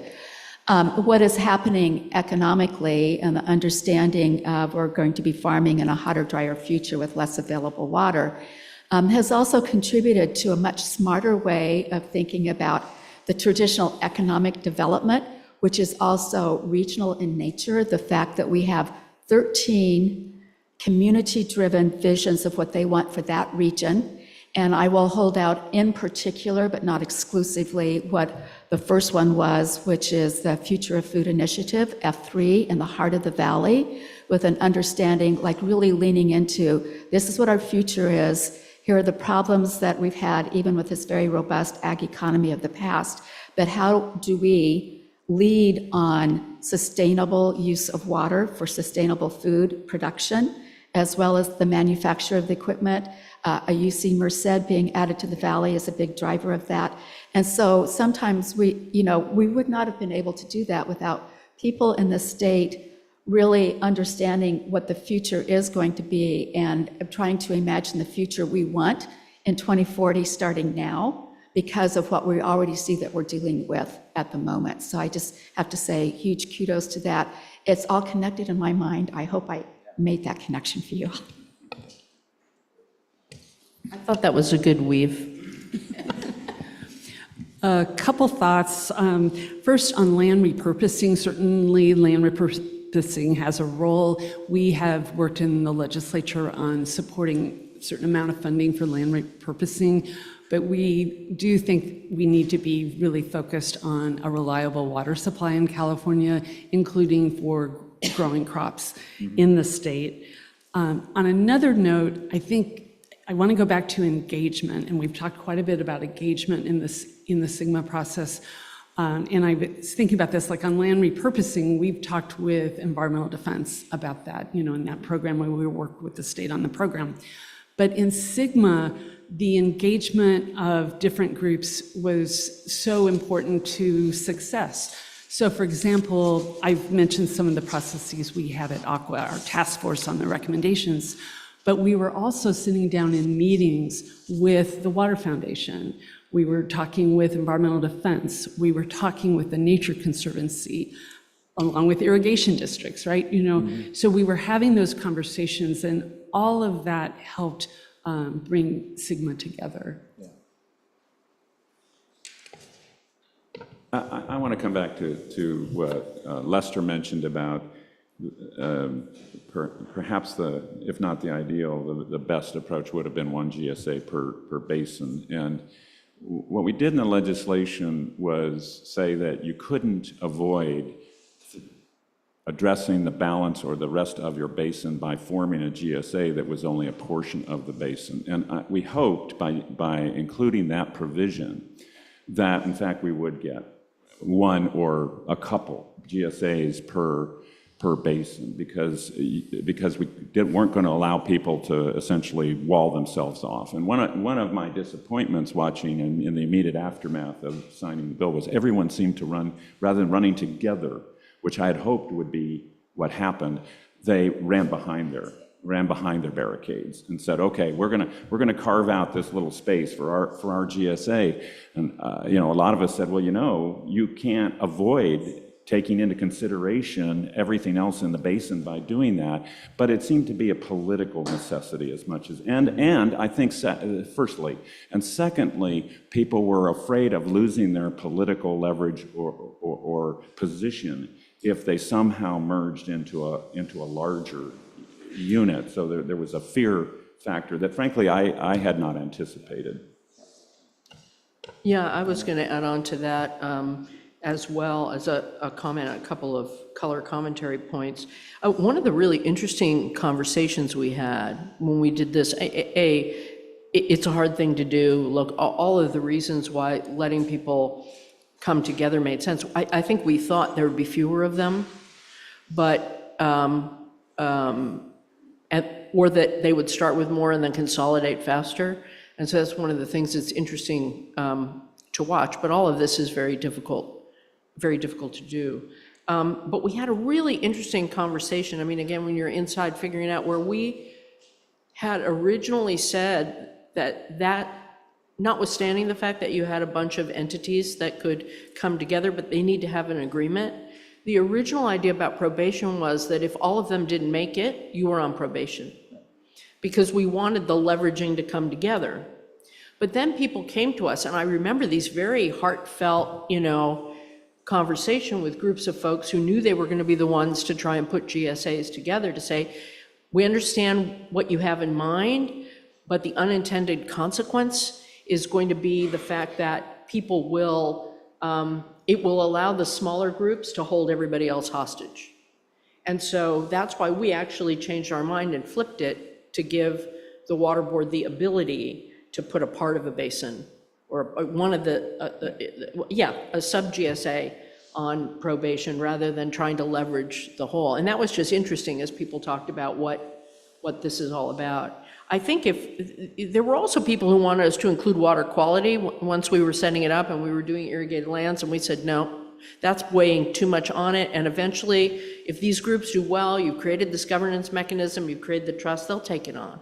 It'll happen, but let it happen of its own accord. Again, you have the top-down, make the box and the matrices and everything work, planning people, and then the people who have more of a social work and a humanities kind of degree about it will, it's like Shakespeare in Love. It will work out. We don't know how. We don't know why. It's a mystery. In this case, we put a little bit to how it might happen. And the one other thing we did that I think was brilliant, we haven't really said enough about, was this idea of DWR calling the balls and strikes. That was something a lot of people were happy about because it wasn't the water board, even though the water board was consulted, and the partnership is very good as folks try to just figure out what the right answer is. But it made others nervous because we didn't know if that would happen. So again, thank you, Paul, and your whole team for having implemented this with as much heart and head as you have, because it's not doing anybody any favors to give them a passing grade if they're not. Again, the devil's in the details, but that's important.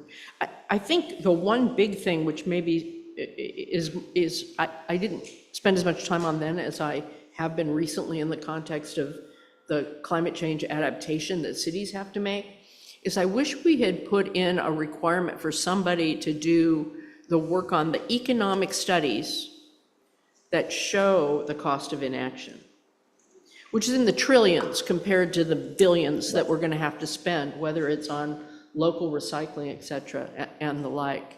And then finally, in terms of not unintended consequences, but other areas that this touched, I think the FloodMar program on speed is fantastic. And I think we're going to show the world how to do this right. I think that and land repurposing are the two things, among others, that have come out of this through the sheer creativity and the work of folks at DWR and elsewhere that I think are really important. I think an unintended consequence, perhaps on the other, is that it has put another thumb on the scale against increasing the water quality standards for fish and wildlife and protection of water quality in the Delta.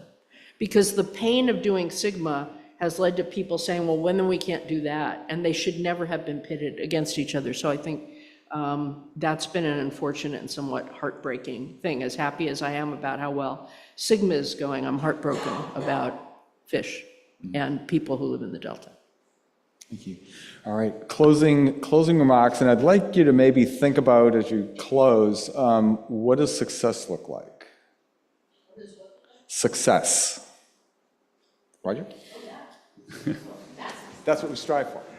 Well, this has been a great conversation. I really appreciate it. And I must say, 10 years ago, I never imagined sitting on a panel 10 years hence talking about the implementation and the history of this legislation. But I think it is a reflection of the significance it's had in the landscape regarding waters particularly, but more largely a whole range of other issues and interests in our state. There are a couple things that I think it's useful to remember. One is, it's often said, and I think it is absolutely true, that politics is the art of the possible. And so we've talked a lot about things we'd like to have or should have done differently, or maybe haven't worked out quite the way we wanted, but we did, I think, the best we could under the circumstances. And I think anybody who offers an idea that we should have done something otherwise or differently also understands that this legislation is perfect. That's a joke, folks. I have pride of authorship, but I'm not crazy. What I think success looks like ultimately is that we have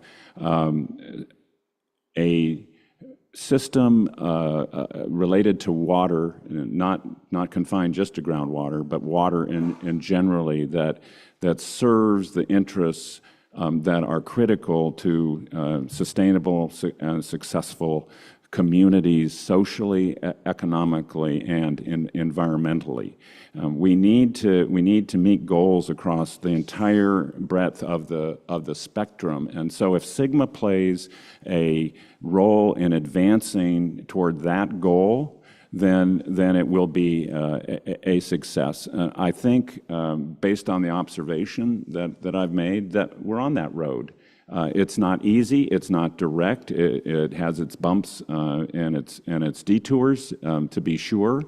But we changed the discussion in many ways with the adoption of the legislation. And I think even as we go through the bumps and the detours, that if we had not adopted this legislation, if we had missed this opportunity to make this change in California public policy regarding water, we would be in a much more desperate place today than we are. So for all the challenges, we are better positioned to meet those challenges, again, across that social, economic, and environmental spectrum today than we would be if we hadn't adopted this legislation. And I'm very grateful to all those the members of this panel and so many others who made this happen. Thank you. Well, this has come up here previously, but for me, success is that groundwater storage, groundwater banking is our coping mechanism for climate change and replacing snowpack that used to be one of our biggest reservoirs. And you can't do groundwater storage methodically and groundwater banking in a fair way if you're not managing your groundwater basin. So to me, that's always been the North Star on this. And the sheer number of people involved, and we've hit quite a few of them, but I don't think I've mentioned a team at the Water Foundation that those of you who have been working on groundwater, you know Mike Myatt, who's now with Environmental Defense Fund, was a key part of this, and Kate Williams. Kate came out of the legislature, had been staff to a couple of people. And I'm drawn, Jared Huffman was one, and then before him, he became secretary after me. I blocked him out because he says we look alike. No. Somebody help me. Who was secretary? Pardon? Oh, yeah, my buddy Laird. I'm going to tell John. No, don't tell him. What I interrupted my thought process, I don't know if you've heard this story from him. He told it for years. In fact, I think he still does, that when he became secretary, and in the old building that had photos of the secretary, and Nancy knows what I'm going to say. And so he would tell the story that they didn't bother to put a photo up for him because it was already a bald guy with glasses up on the wall. So I digress. The other person I would mention, and Kate was so involved with legislative staff and the drafting of this, Corey Brown at the end was our vote counter. I think we had a vote tabulation every morning, and why somebody was holding out, why somebody was on the fence. And we had hired Mike Valines, a former Republican legislator, who was invaluable of getting us into meetings that otherwise would not have taken a meeting with us. So just so many people, again, goes to the power of a diverse coalition. So success for me is that the march of consolidation will continue in agriculture, but that we, to the extent that it's possible, are able to sustain as many small farms that we have. Few people recognize that 60% of our farms are less than 100 acres, and the vast majority are less than 50. They're vital to local resilient food systems. They all contribute to this really healthy, nutrient-dense food that we grow in California that cannot be grown in other states and few other regions in the world. And using the power of procurement through farm to school and other institutions, that's ensuring the sustainability of those economically, but it's because we have successfully implemented this with all the voices at the table to craft it going forward that we can avoid massive continued consolidation, which is part of our history, but it's because we figured out that it's not just what we do with our water and being able to divert those peak flood flows that we're part of recharging the water, but we're also implementing the climate smart practices for ever increasing efficient use of water with on-farm water use efficiency and soil health to be part of the carbon solution for climate as well as for water holding capacity in our soils for plants. All right. I look at SGMA as, two parts. So we've made it through the first part with the formation of the agencies, development of the plans, the review process at DWR, and the role of the water board, all of that. We're through that, and now we're at the part about implementing on the ground to get to sustainable groundwater management. And that's where we're headed, and that will, if we reach that, we will have succeeded. So a key part to that I mentioned earlier is working on the process for how we replenish groundwater. Aquifer recharge is a fundamental issue. Last thing I want to say is I think when the legislature going forward is working on a complex issue, it could be housing, it could be a water issue, that there's lessons to be learned from how the work got done in 2014. And I think some of those lessons came out today. Thank you. That's great. I think when I thought about the hopes that I had for some, there are many, but I thought of four in particular. One was, a success would be a sigh of relief and a hope that there would still be healthy agriculture, albeit maybe a little smaller in the Valley and Central Coast and elsewhere if we were successful, that we would have done something of historic proportions by acting early to stem what could be a cataclysmic crash if we didn't start working now on it. That was a very big hope, and that more communities would have access to water as a result of it, but also that we would continue to have thriving agriculture in California versus it hitting a horrendous cliff and then having to try and do something, that we would actually be ahead of the curve, which is hard to do in government. And so I really felt like that was of historic significance, and if we could do that, we would have done something really well that maybe nobody really understood what we did, but we did something good and right. And because of all the people that have mentioned and way more, we're on the road, even though there's a long way to go. Second, as a state, that we would rise to the challenge of the loss of snowpack in a way that where we would finally manage our basins as the resource it is, not just for farming in the moment, but for dealing with the very real variations in hydrology that our state has always had and always could have, exacerbated by the climate storm to come, and that we would weather it better because we had. Again, all things we'll know and look back on in 20 years. And third was a really fervent hope from the water board side of me that we wouldn't have to do any plans and that this architecture would really work. Maybe a few probations, but that we wouldn't actually have to do the plans to people, having been in those shoes. I think that's where we first met, doing the Sacramento Air Plan. It's painful to be in that position, but I really didn't want to have to do the plans. I'm just saying, that's why I only asked for 10 people. We're not going to talk about how many people DWR has and needed to do their part of the job. And then fourth, and this is more in the frame of nerdy civics wonk, my biggest hope would be that we would create a structure that would empower local leadership that we knew they had to do something, that it would create these new local governance and mechanisms, very democratic and collaborative, that would take on other things and that would create an infrastructure of managing this resource wisely and create a bed for the leaders out there to be able to step up and do even more for their communities collectively. Thank you. Thank you all. I want to thank you all for a great, riveting conversation. Can we give our panelists a round of applause?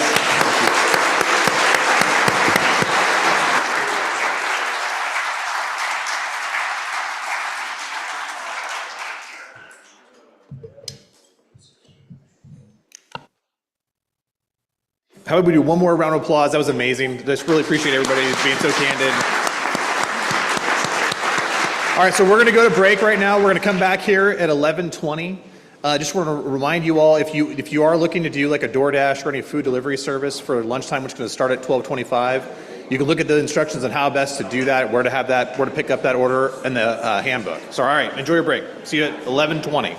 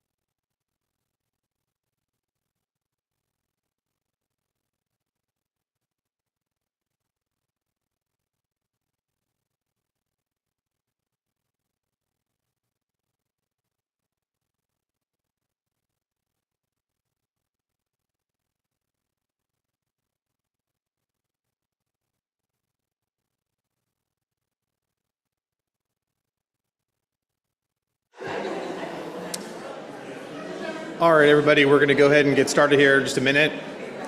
And we got people slowly coming in from the lobby area.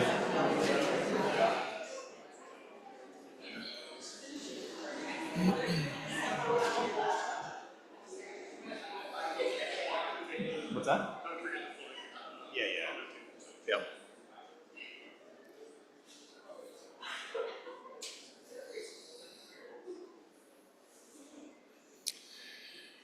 All right, looks like we're getting settled. So thanks everybody for coming back, and thank you all for joining us for panel number 2.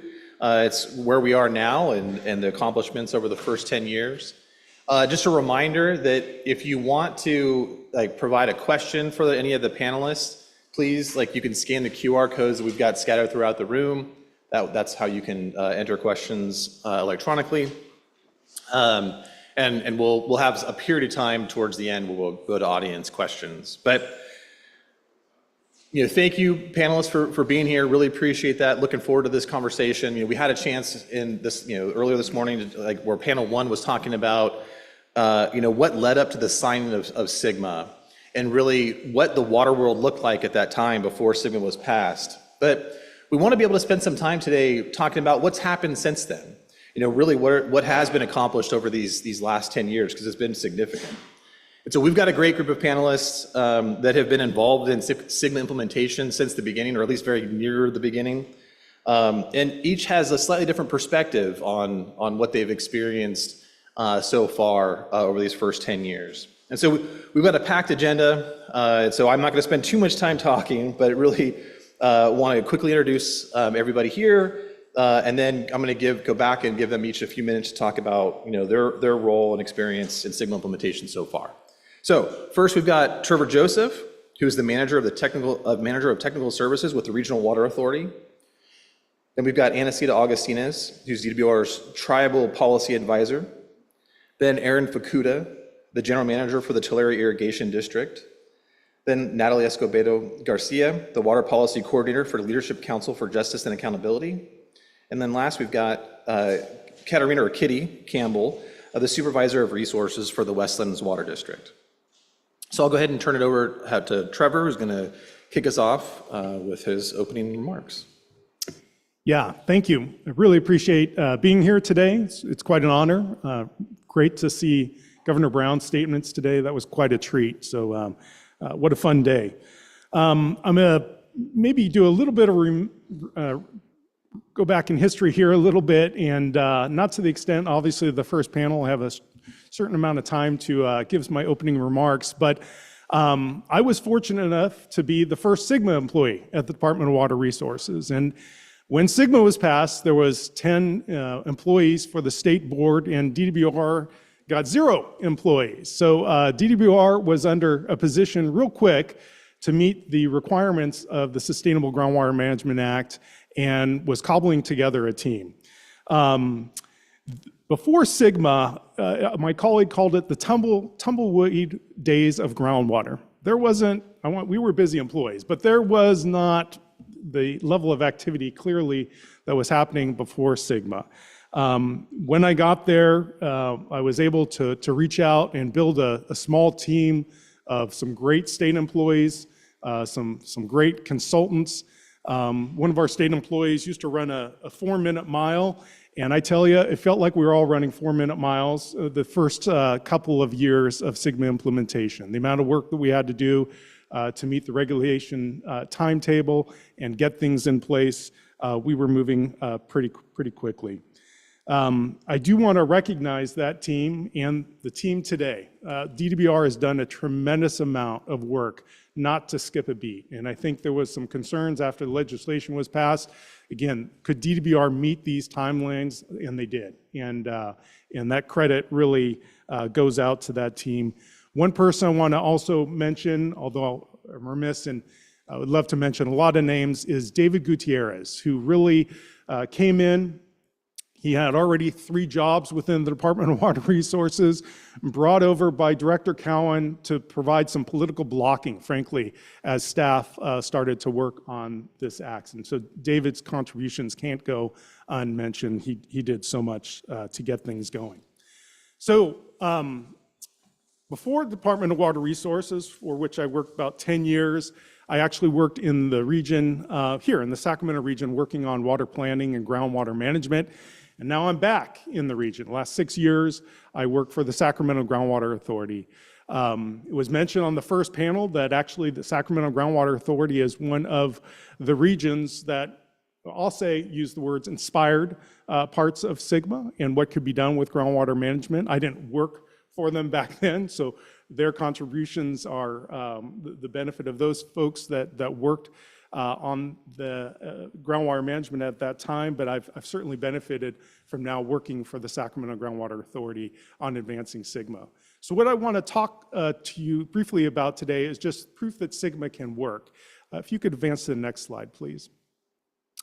So Sacramento Groundwater Authority we're technically not on the North American Subbasin. That's actually where the Sacramento Groundwater Authority, a groundwater sustainability agency, resides. We're in the South American Subbasin, but just north of the river, part of the Sacramento urban area. It makes up the Sacramento Groundwater Authority. And the Sacramento Groundwater Authority is made up of many local agencies, municipalities shown here on this map.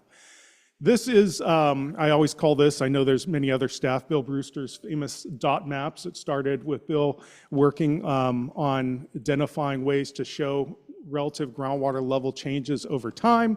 This map, although it's hard to see, shows a pattern of groundwater level declines due to the red and darker gray dots or brown dots.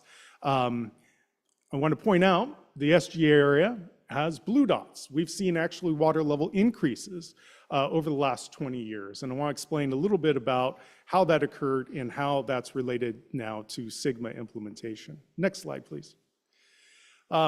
So can't really do groundwater without a hydrograph. So I have a hydrograph here showing a well in the urban area of the North American Subbasin, the Sacramento Groundwater Authority area.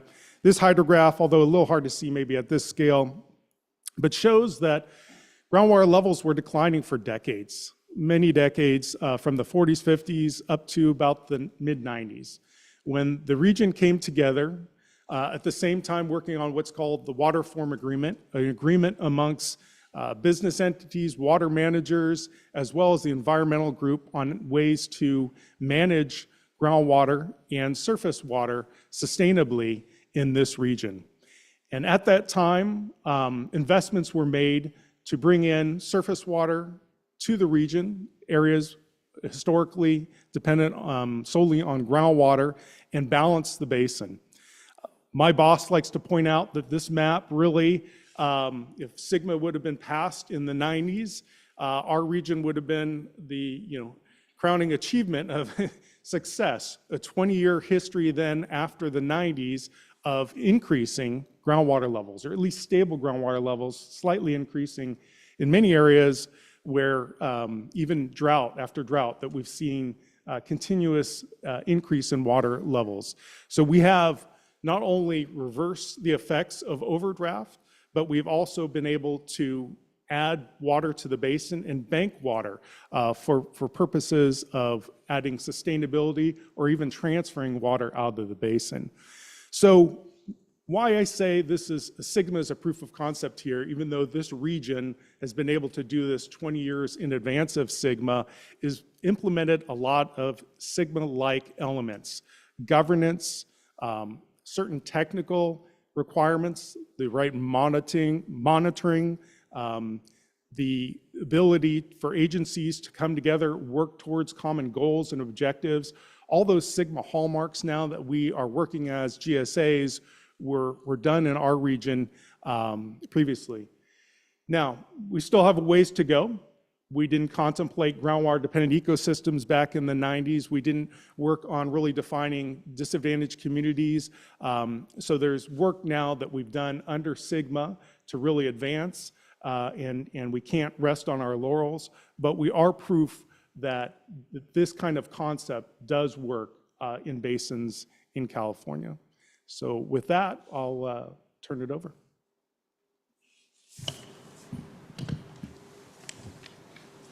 Thank you. Thank you, Trevor. I'm Anacita Agustinus. I serve as the Office of Tribal Affairs Executive Manager. I began my career at Department of Water Resources in the fall of 2013. And so when 2014 came around and SGMA was a very major component of our actions at Department of Water Resources, it was my honor to work with all the tribes in California on what is that tribal outreach. So I'm going to speak briefly about some of those highlights, accomplishments, and basically what has been the challenges in the implementation of the early guidance that we did at the department, as well as what we're doing now. So we could go to the next slide. So as we talked about today, I mean, as all policymakers, you cannot move forward without understanding your history. And really, we went through that exercise today in that tradition of oral traditional storytelling. So it's wonderful to be able to see that we do that as a community. And I'd like to just make an honoring of Native American Heritage Month and to be able to say that we're going to be able to speak about that tribal engagement. I have to also say that I'm a tribal citizen of the Navajo Nation. I do not speak for the tribes in California, but what I am going to be sharing with you is the perspectives that tribes have shared with me throughout the process of working with tribes. So we have to understand who is California Indian country. The U.S. Code defines Indian country and the terminology that we use. These are various terminologies, and many of us who work in the water space, we really don't even understand who are our tribal partners. There is that disconnect, and it really came as a highlight when we were doing the outreach in SGMA. There are 574 tribes in the United States. California has 110 tribes. And most recently, the slide as of 3 weeks ago would have said 109.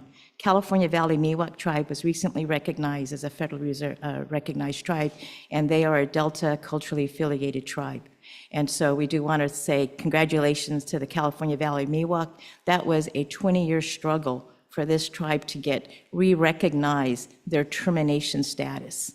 There's also over 70 plus non-federally recognized tribes in California. So our outreach was over to 180 tribes throughout the state that have traditional lands. And what we want to look at is, do we understand what are tribal lands?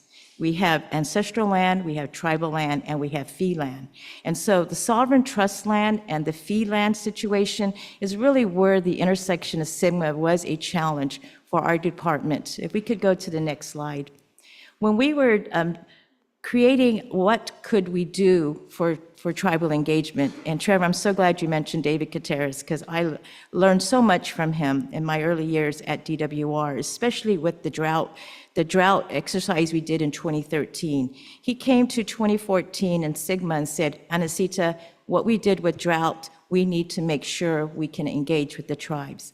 And as you all know, 2014 was a watershed year for so many different reasons. Prop 1 water bond was passed, SGMA was passed, as well as amended CEQA, which really underscored tribal representation in state legislation for the new refined definition of tribal cultural resources and putting at the forefront what is tribal consultation. The Department of Water Resources had a tribal advisory committee, and from that tribal advisory committee, we actually took all the tribal representatives who are very technically oriented and created a tribal advisory group. Our champion was Chairman Bo Mazzetti from the Rincon Band, and he and other tribal partners were in those discussions that we heard this morning. I don't think SGMA would have been passed if you had major tribal opposition, because there was a suite of bills being considered in 2014. Prop 1 was the first state legislation that allowed for tribes to be a direct recipient of state bonds, state grant funding. Prior to that, tribes had to be a sub-grantee to local counties or other political jurisdictions within that IRWN process of grant funding. And of course, the discussion on what is amended CEQA discussion. So the inclusion of Federal Reserve water rights and the protection of water rights was crucial. So our SGMA Tribal Advisory Group assisted our department in developing best management practices, and this document has definitions of what is tribal law, based on and this was a fully vetted document, as well as the understanding of ancestral lands, tribal lands, fee lands, sovereign trust land, and public domain allotments. Because as we were developing, if we could go to the next slide, as we were developing the guidelines and regulations, we utilized the Tribal Advisory Group to assist our department in understanding how then can we make sure that tribes were at the table. Tribes really were at the table in the early implementation of SGMA. However, not all were equally served the same menu or the same opportunities to enjoy what was being served. Those were the major challenges. Many tribes really wanted to participate in the GSA development, and they thought, oh, based on this suite of water bonds, the recognition of tribal sovereignty, the recognition of Federal Reserve rights, we can be a GSA. But our California Water Code precluded tribal governments from being considered a public water agency, so they could not be a GSA. They had to voluntarily participate within that process. Again, the challenge was our tribal governments being subservient to a local authority. And so we really had that challenge of doing that, as well as understanding that groundwater basins, there's quite a few in the high amenity and medium priority basins where tribes actually were the largest landholders, not only in sovereign trust land, but sovereign trust land plus fee land. Could we advance to the next slide? So I heard earlier today, all waters connect us. And so this holistic approach is our challenge going forward. And I do believe that tribal governments now, after 10 years of SGMA, when SGMA was initially came to the forefront for tribes, tribes had 10 years of understanding the integrated regional water management process and how to work within those local water regions. And then they said, Anacita, now we just learned to work with 48 regions in IRWN, and then another 12 distinct funding regions for the disadvantaged community grants. And now we have to work with GSAs that are being formed, and these have to be governance structures, and they have to be JPAs.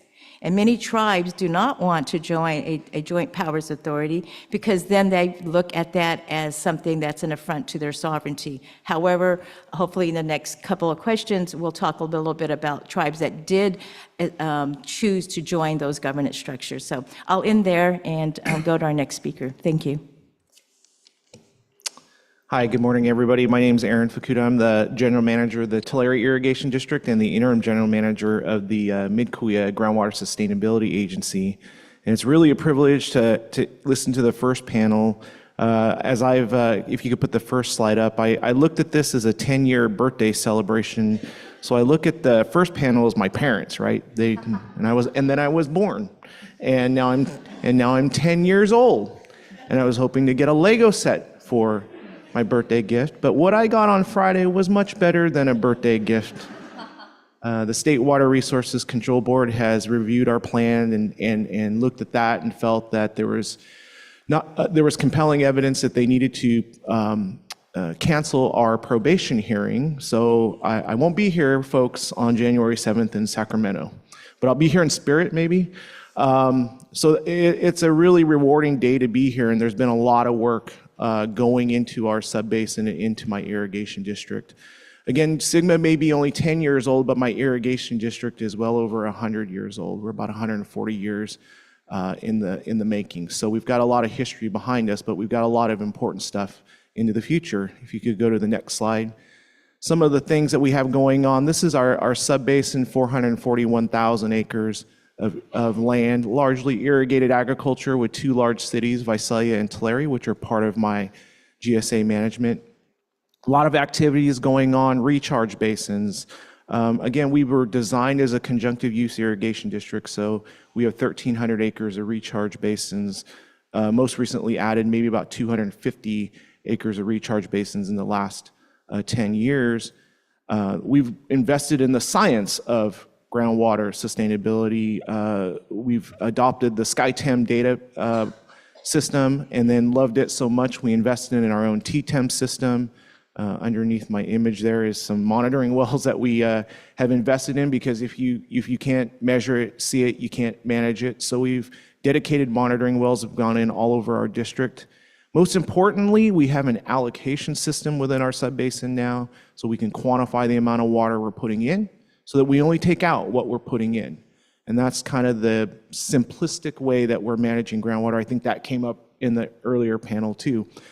Below that, the almonds there that are blossoming out are on-farm recharge, or what we call winter irrigation. That allocation system has led to that on-farm recharge organically. So our growers have an online tool that they can track how much water is in their system, how many credits they have, and they knew if they over-applied, they would get credit for that groundwater. Not 100%, but they get credit for it. That's leading over to a water market that we have a pilot run, and now we hope to adopt that early next year to allow landowners to trade a little bit of water cautiously between each other to balance their systems out. And then lastly, probably the most rewarding and the most meaningful to our irrigation district was a multi-benefit land repurposing project with the community of Okieville. We recognized early in the first drought that there are issues impacting our small communities, and the irrigation district can play a role in solving those. So we have a recharge basin upgrading of that community, a monitoring system that looks at the water quantity and quality of that water headed for that community, allows us to make decisions as that water moves towards the community. And it has led to another project, which is now, even though we have a recharge basin there, the community still isn't as resilient as we want it to be. So we're looking at a backup well, tank, booster system, and generator to keep that community basically resilient through the future. Next slide, please. So the takeaway of all of this, all those projects actually was, our original plan was, and I think most GSPs were built this way, projects and then look how much water supply you can bring in, and then the difference, or what your shortfall is, you're gonna go out with plan B as your demand management.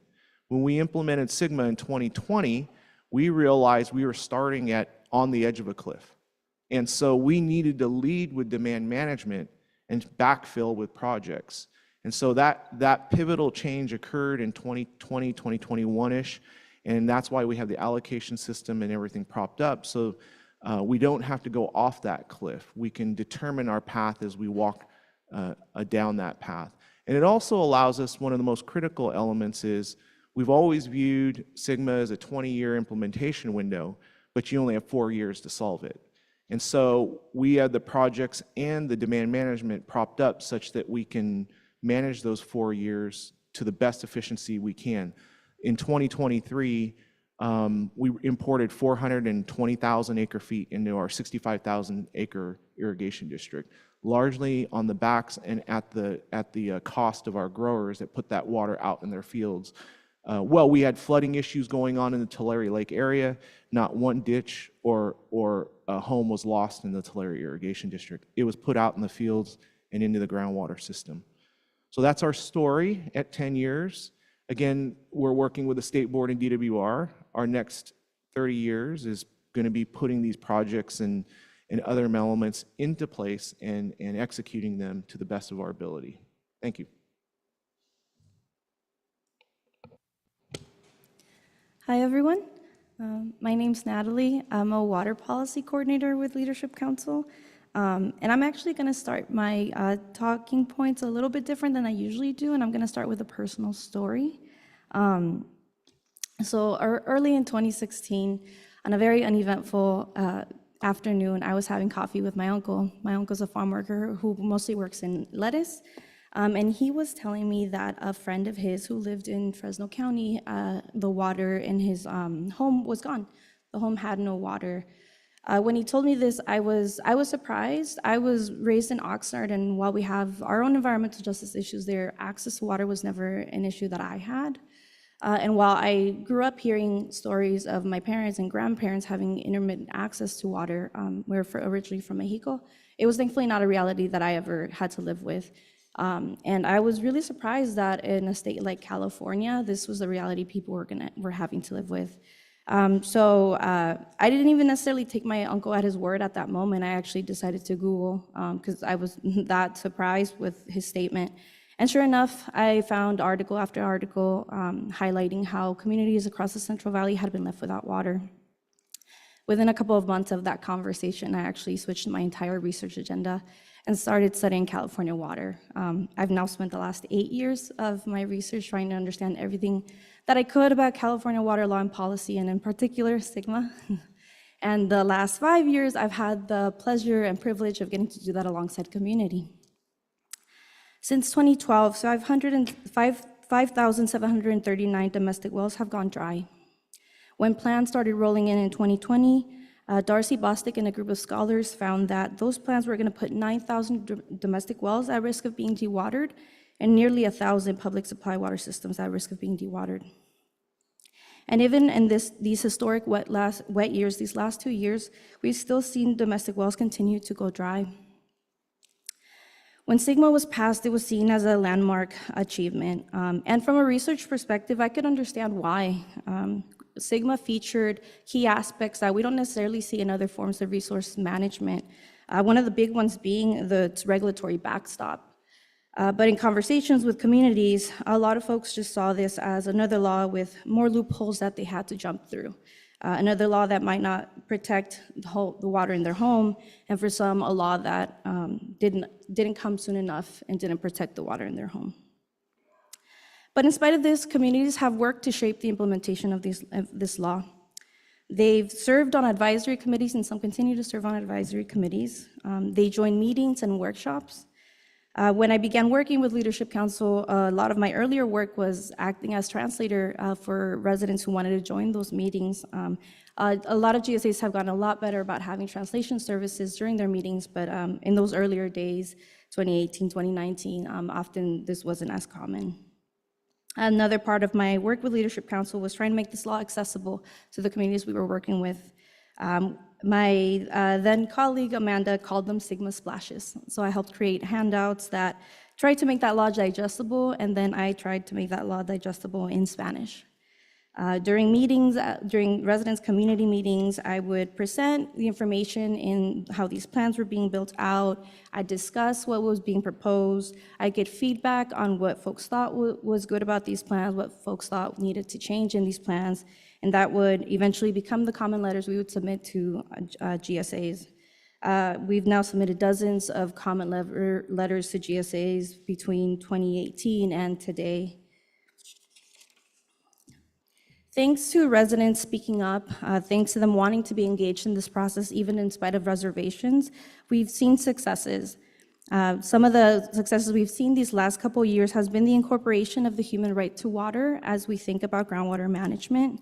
We've seen this in the state's review of groundwater plans. In 2020, we saw dozens of plans be deemed incomplete, citing concerns of impacts to domestic well users.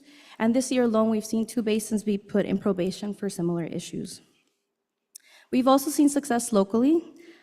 In the words of Paul Goslin, we have seen some subbasins actually move towards what we call groundwater stewardship, understanding that their role is to protect groundwater for all users and users.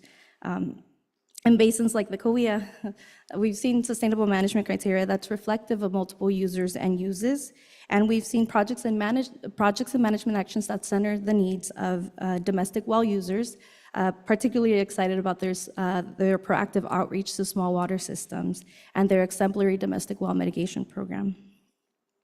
But we've also seen challenges, and we're going to continue to see challenges as we move towards the next phase of SGMA implementation. As I mentioned earlier, even in 2 historic wet years, we've still seen domestic wells go dry. And right now, Self-Help Enterprises is still working to deepen domestic wells that have gone dry during our last 2 historic droughts. More recently, residents are becoming more and more concerned about how we're gonna pay for this. They're concerned that they're gonna have to foot the bill for a problem that they did not cause. And the last couple of years, we've had things like SAFER and state funding that has helped deepen domestic wells when it was needed, or provide hauled water and bottled water, again, when it was needed. And then groundwater quality. For policy wonks out there, you'll know that for groundwater quality, we have a lot of cooks in the kitchen. Most recently, we finally got a dairy order. We want to ensure that groundwater quality is being properly coordinated across all these different regulatory regimes. As challenging as the first 10 years of SGMA implementation were, the hard work is only just beginning. I think there's definitely some room for optimism. One really important lesson that we've learned the last couple of years is that we actually can work together, even where it's been difficult to. I think we've opened up some great lines of communication and collaboration across GSAs, drinking water advocates, domestic well users, environmental advocates, small farmers, and hopefully we can extend that communication and collaboration to tribal groups. We've seen that the state can be the regulatory backstop that we needed. And to be completely honest, I wasn't sure if that was going to be possible just a couple of years ago. And selfishly, I'm really happy that we have examples of where basins are doing things right. Definitely makes my job a lot easier if I can point to a sub-basin where I can give an example of a project management action that we'd like to see replicated. But the true test of this law and how far our GSPs is yet to come. There are still a lot of plans out there that need work. Plans that were approved in 2020 had corrective actions. When they submit their 2025 plan update, we'll see how seriously they took the corrective actions that the state gave them. We also have to deal with the impacts of climate change. As our climate becomes hotter, our water resources will be more strained. And the true test of this law is going to come when we enter another prolonged drought. Not if, but when. And there it's where we'll see if we will uphold the human right to water and protect the most vulnerable users and users of groundwater. Thank you.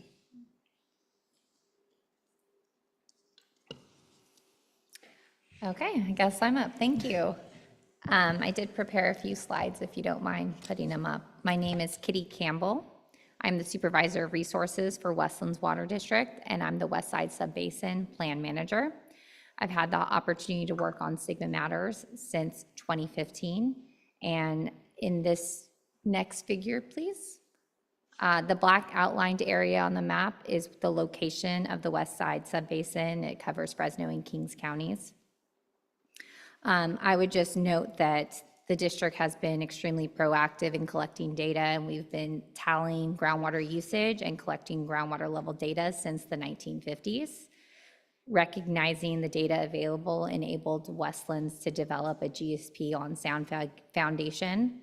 This foundation did allow us to develop a robust groundwater flow model and model potential benefits of the implementations of project and management actions that were outlined in the Groundwater Sustainability Plan. And similar to the CWIA GSP, we also implemented a groundwater allocation program. That was our first order of action. And in order to implement that, we had to install groundwater flow meters that were owned by the district on every single well in the district.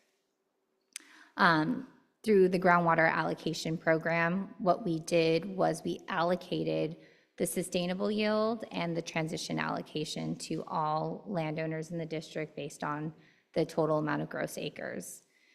This was a pivotal action that was taken by the GSA to ensure we didn't have any concentrated pumping. Because through our modeling, we noticed that if we could solve concentrated pumping concerns, then that would be a good start to solving creating solutions in the subbasin. Another PMA that's depicted on this slide is the fact that we wanted to encourage landowners and district to develop groundwater recharge. So prior to 2023, the district had recharged about 2,000 acre feet. In 2023, we recharged about 400,000 acre feet. We were able to do that through collaboration with the landowners in the district, as well as the district providing incentives to encourage landowners to recharge. This map depicts all of the projects that our teams have reviewed and approved to ensure recharge is done in the right manner in the subbasin. It represents about 600 projects. And because we do have the Corcoran clay that's in our basin, we have 4 projects that have been implemented. Floodmar is one of them. Aquifer storage and recovery wells is another. We have basins, and then we also have sublateral projects throughout the subbasin, and that's what this figure depicts. I would also note that we show how the projects were implemented in 2023, and that's what the graphic is shown on this slide. You can see that we had some groundwater recharge occurring in March through September, but most of the recharge occurred in the winter, October through February.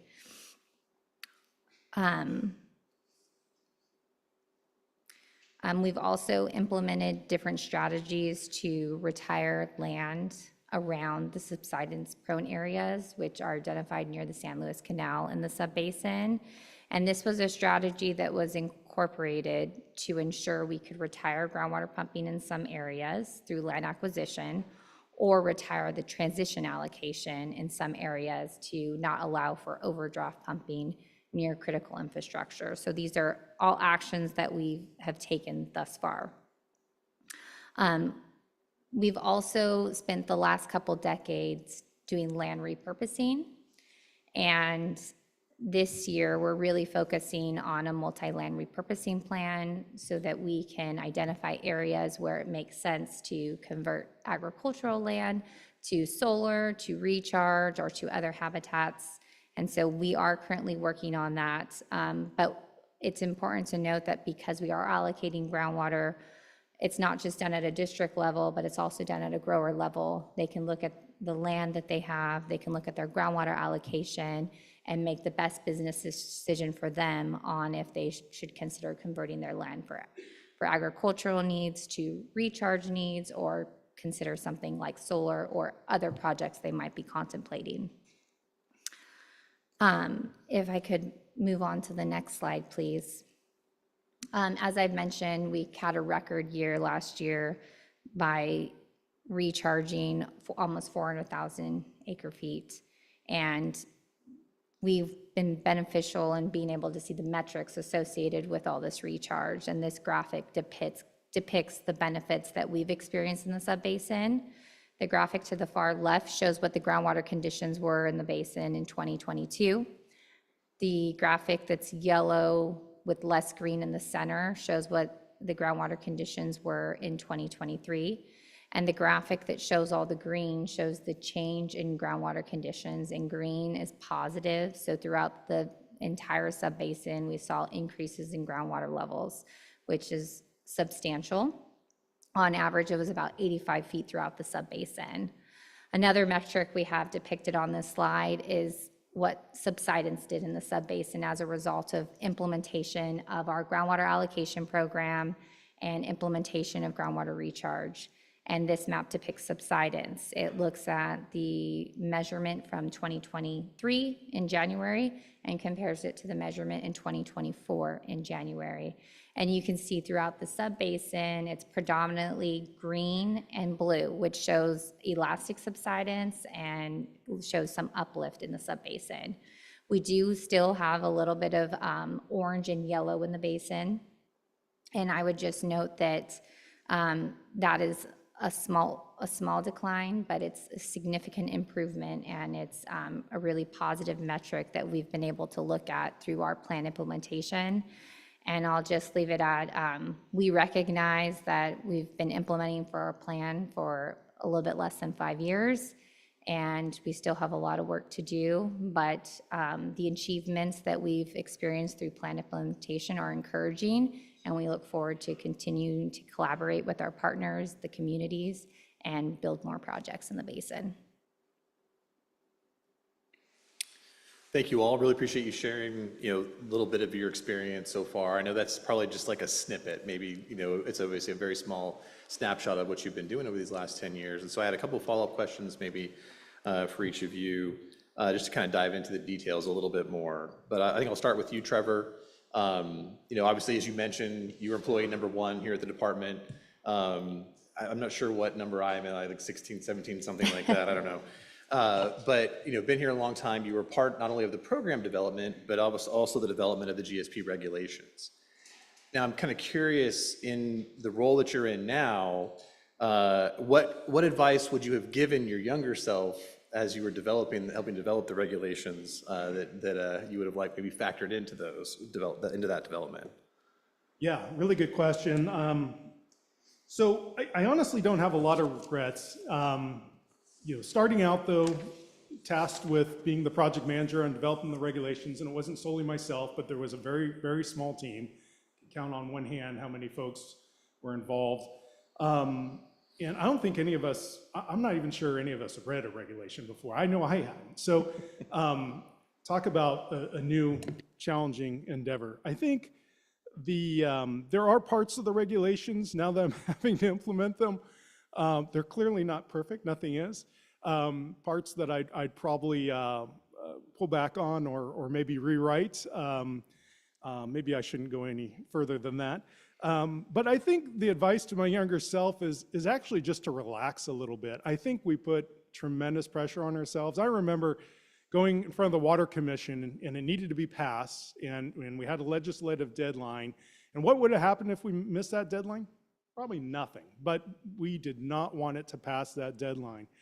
And the politics, we were concerned, if there's 9 members, is it going to be 5-4? Is it going to be, what is it going to be? Well, it was 9-0. We had no reason to really be concerned in the end. There was multiple instances of just thinking the world's going to end, on certain elements of developing the whole process. So it was actually, I reflect, I do want to state that it was actually probably my most enjoyable time in my entire career, those first couple of years working with that team. I can't say enough about just the creative endeavor and energy. The whole was greater than the sum of the parts. I mean, we really, I think, had a perfect storm. I don't want to be too emotional or exaggerate too much, but it was the stress also that we put on ourselves. I think we all aged quite a bit those first couple of years. No, thanks, Trevor. Anacita, you touched upon this a little bit, during your presentation, but just kind of curious, what are some of the shifts that you've seen among, tribal involvement in groundwater management since SGMA was passed, and really how have you seen their participation grow? Quite a bit. I mentioned earlier about the water code precluding tribes to be a public water agency. In the past 10 years, we've seen several tribal utilities in the energy and in the water space actually become water agencies, and they're, in fact, the Yokayo tribe, it's a non-federally recognized tribe, they're up in the Upper Lake. They are actually a utility providing water to non-tribal residents, and in the energy space as well. So we're seeing that. We're also seeing, and I mentioned about the supermajority that passed that slew of legislation in 2014. Well, we're seeing more and more tribes under the leadership now of the California Native American Legislative Caucus being very proactive in legislation. And when what they can't be done through the SGMA guidelines and through SGMA GSPs, tribes are getting that accomplished through legislation to their benefit. I do also recognize that in the early process, like Trevor mentioned, even before we had the guidelines and the regulations, we were actually, the basin modification process required a lot of tribal outreach and engagement to do that. And I do want to recognize that the DWR staff was very mindful. We did a road trip and went out to meet with various tribal governments, and we actually reversed our own recommendations on basin modifications based on what tribes were telling us, that you could not, if we were creating GSAs by political jurisdictions, why are we going and creating these jurisdictions that are going to crisscross or require tribes to work with multiple political boundaries? And so we were very flexible in terms, or not necessarily flexible, but we were actually pivoting as necessary based on that engagement process.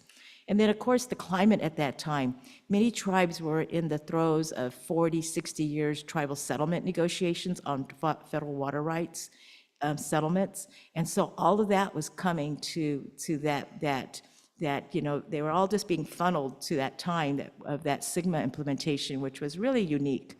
And many tribes in California were also saying, well, gee, we've heard about the SGMA, but thank you, but no thank you. We're an adjudicated basin already. So how then does this benefit us? And so there's so much to be understood about tribes and their use of who they are as economic partners and neighboring partners. And many tribes chose now to be involved in GSAs because they have significant fee holdings. They're farmers, they're organic farmers, and they choose to keep that land out of trust, but in the fee space, so that they could also then become part of that outreach and the communication of developing what is going to be done on the fee process for that economic development that tribes have. Thank you, Chris. Thank you, Trevor. Keith. No problem.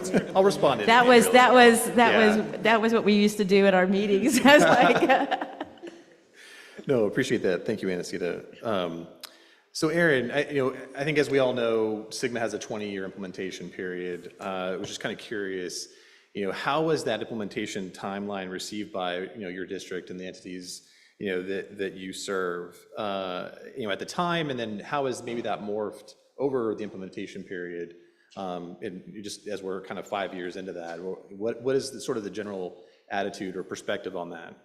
And I'll just caveat at the, speaking of, in our sub-basin, again, SGMA is meant to be local control. I think that was evident, and every basin is going to have different discussions and different perspectives. But I know when we saw the law and the regulations, generally in our sub-basin, 20 years. I mean, the water world is made up of folks that generally said, we got 20 years, let's just wait and see how this all comes together. A lot of let's wait.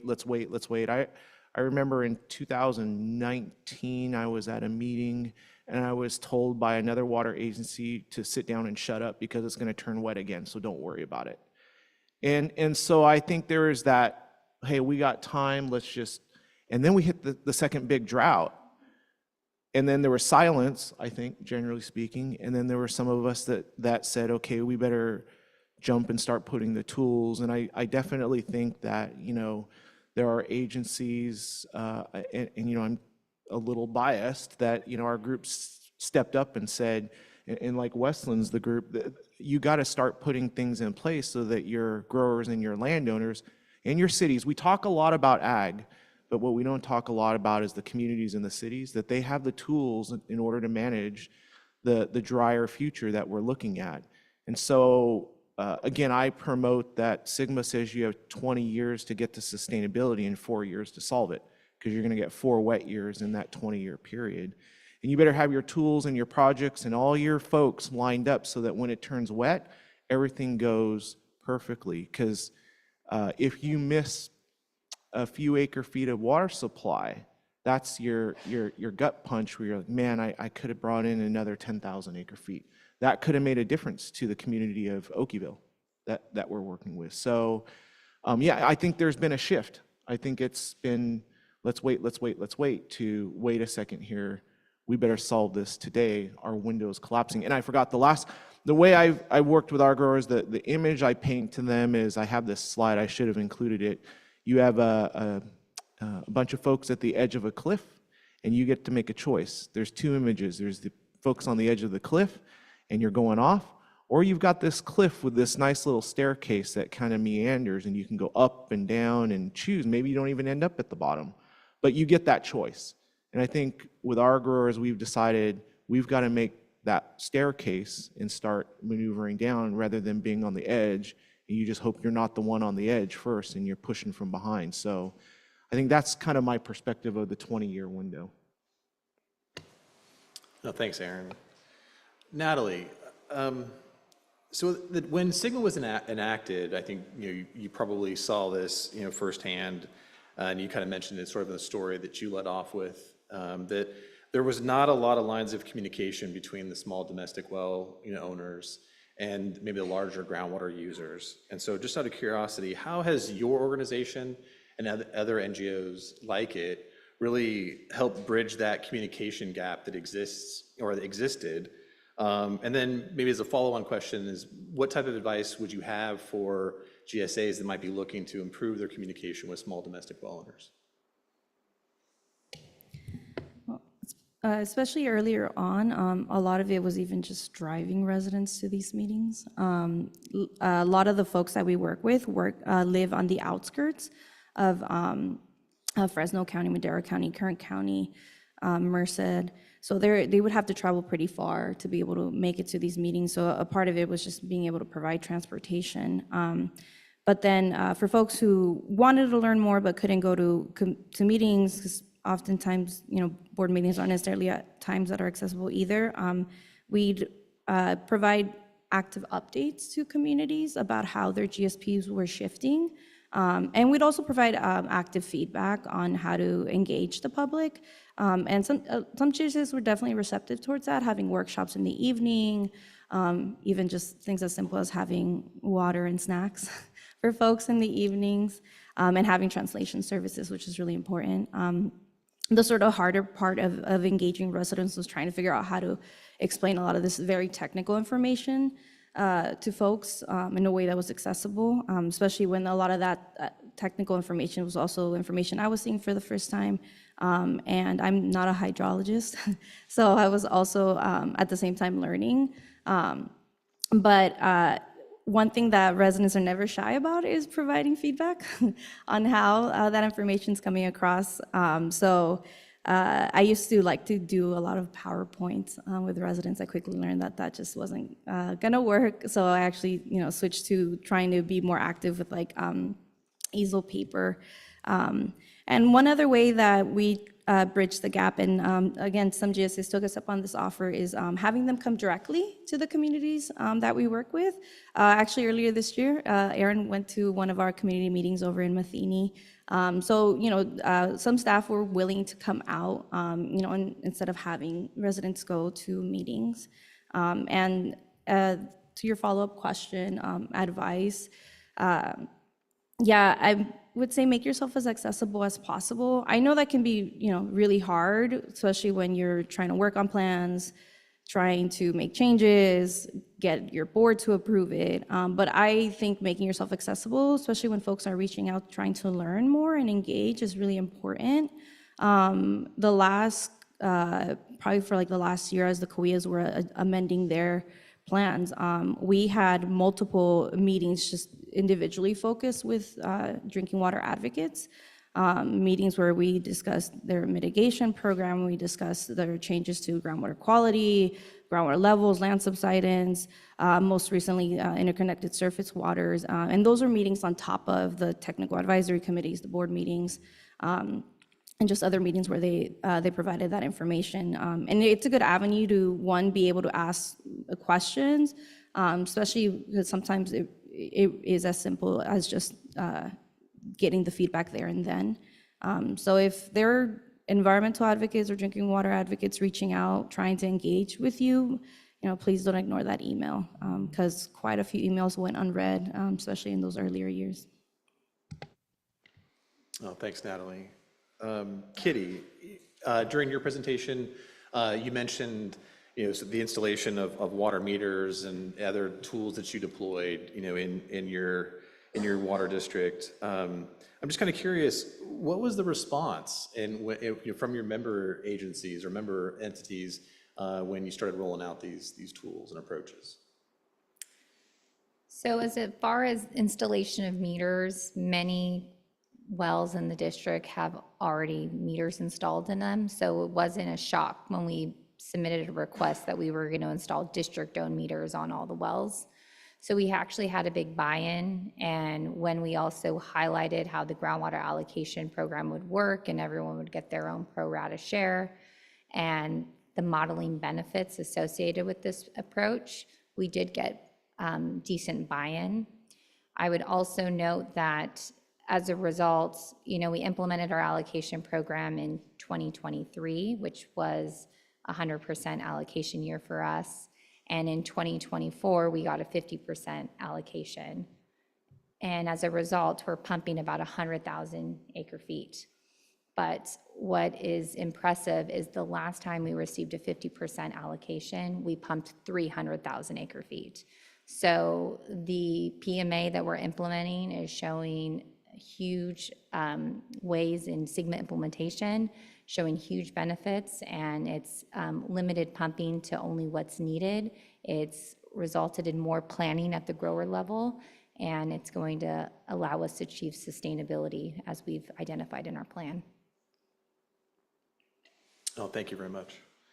So we do have a question from the audience, and I'm not sure if this is in the room or online, but it's a question, and I think many of you can speak to this, and so feel free to chime in with whoever would like to respond to this. But the question is, curious how people are thinking about protection of domestic wells, and also how it relates to SB 552, the drought contingency planning effort. And just so we're kind of curious of what your thoughts are, on how domestic wells are protected and how this can, interact with drought contingency planning. Anybody want to jump in there? Go first. Well, I was just going to add, we've in the Kauai subbasin, we've implemented a well mitigation program, and that's an acknowledgement that if the beneficial users of groundwater are going to potentially have to go into lowering the aquifer system, that any of those impacts should be protected by the users of that groundwater, and those users should have to pay for the mitigation of those impacts. So if a landowner has a dry well due to lowering of groundwater levels, they apply, they receive funding to replace that well, or in many cases, sometimes it just needs a lowering of a pump or motor. And the most important part of that is working with the people that can implement a program that complicated. So we've partnered with self-help enterprises to implement that. The other question you asked, it was an interesting one that came out of our mitigation discussion with Natalie and Tien Tran at Community Water Center was, okay, those are your individual domestic wells that sit out there in a home. And then we have these small communities that are clusters of homes that may be on individual wells or on a community well. And so we have a small community protection plan where we're going in, and that was that project at Okieville where we said, okay, during the first drought, that community received a community well. So the 100 homes, they all moved over onto one community well. It was one of our growers that was actually out on a tour standing next to the well, and he goes, I don't know who designed this well, but it's going to blow up because it just nonstop ran. It doesn't stop. And everybody knows in the ag world, you can't have your pumps run like that. You've got to put a buffer system in there. It should have had a big storage tank. And so now we're putting in a backup. So if that well goes down, instead of having 1 or 2 homes, you have 100 homes without water. And now we have an emergency drinking water issue. So what we're doing is we're locating a new backup well underneath the recharge basin with a water storage tank, booster pumps, generators, so they'll get fire flow, mixing, backup water supply. That's that SB 552 resiliency. And the GSA and the irrigation district are doing the technical work to get that project going, and then we'll be looking for funding and other things to build it. I have something to add to that. It's a little bit taking you a little bit away from the question, but wells in general. Many tribal communities are well dependent, and we saw a lot of wells that are being managed or were originally installed by the Bureau of Indian Affairs through the Indian Health Service. And so we relied heavily on the Indian Health Service, not only in the drought exercise, but with their information to give us indications of wells that were in need of repair. So we were fortunately able at DWR to help enlarge wells, help drill wells, and connect wells. However, as we know, the well data that we fund, DWR has an expectation of having well data. But since these are on tribal lands, the data did not have to be reported into our well data reporting system. So that's something that GSAs were like, well, we're supporting them, but they're not giving us data. So there's another conversation that needs to happen at the GSP level in implementation of understanding data sovereignty on tribal trust lands, as well as understanding that our standard processes of implementation potentially through CEQA in considering well development that are on non-tribal lands, but maybe in fee lands that benefit tribal communities, because many tribes have households on fee land.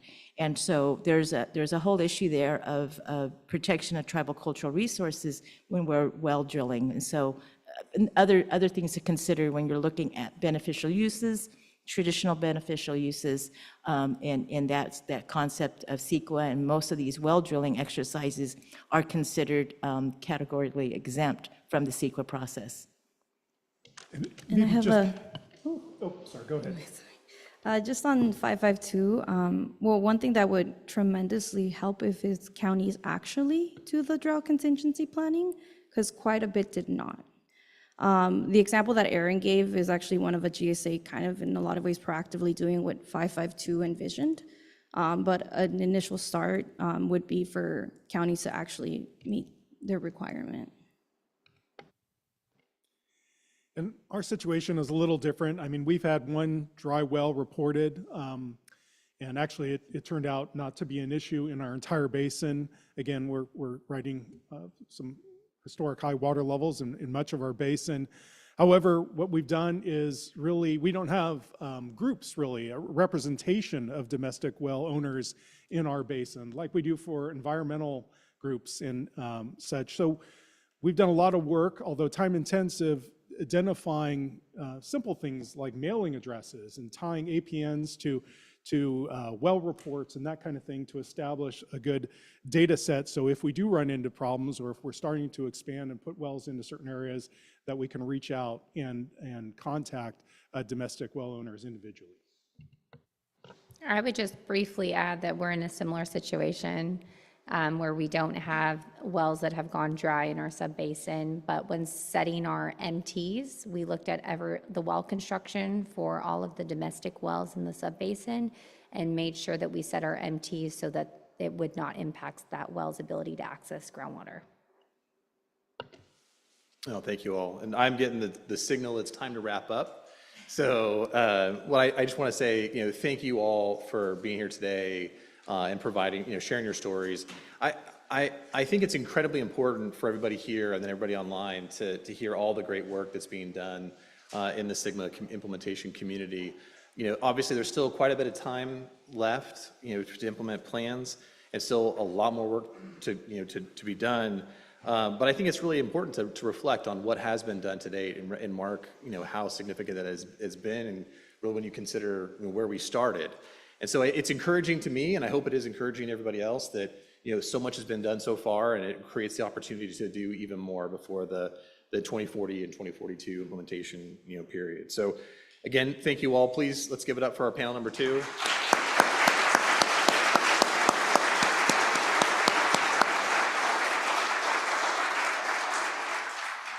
Okay, so we're gonna start our lunch break. I've got a couple housekeeping items, not doing any cleaning. But please be back here by 1:40 because that's where we're gonna start. We have a guest speaker at that time. We were gonna get to hear from Secretary Wade Crowfoot, which is exciting.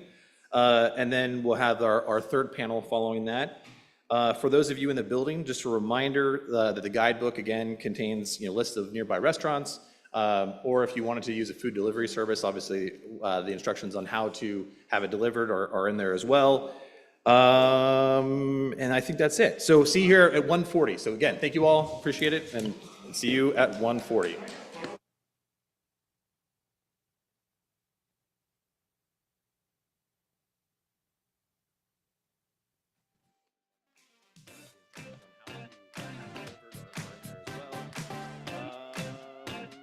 That's it. So see you here at 1:40. Again, thank you all, appreciate it, and see you at 1:40.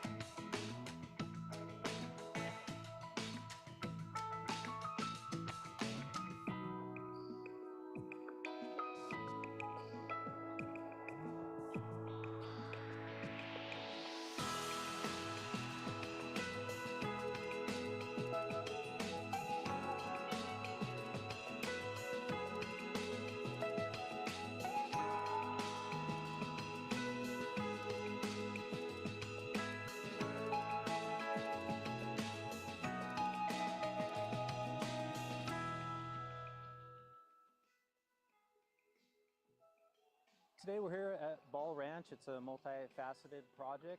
It includes habitat restoration, some flood managed aquifer recharge, and also some groundwater monitoring. Behind me is Little Dry Creek, which is flowing as a tributary to the San Joaquin River. And this is something that is rarely seen, and it's flowing because of the extreme weather events that's been happening in our area.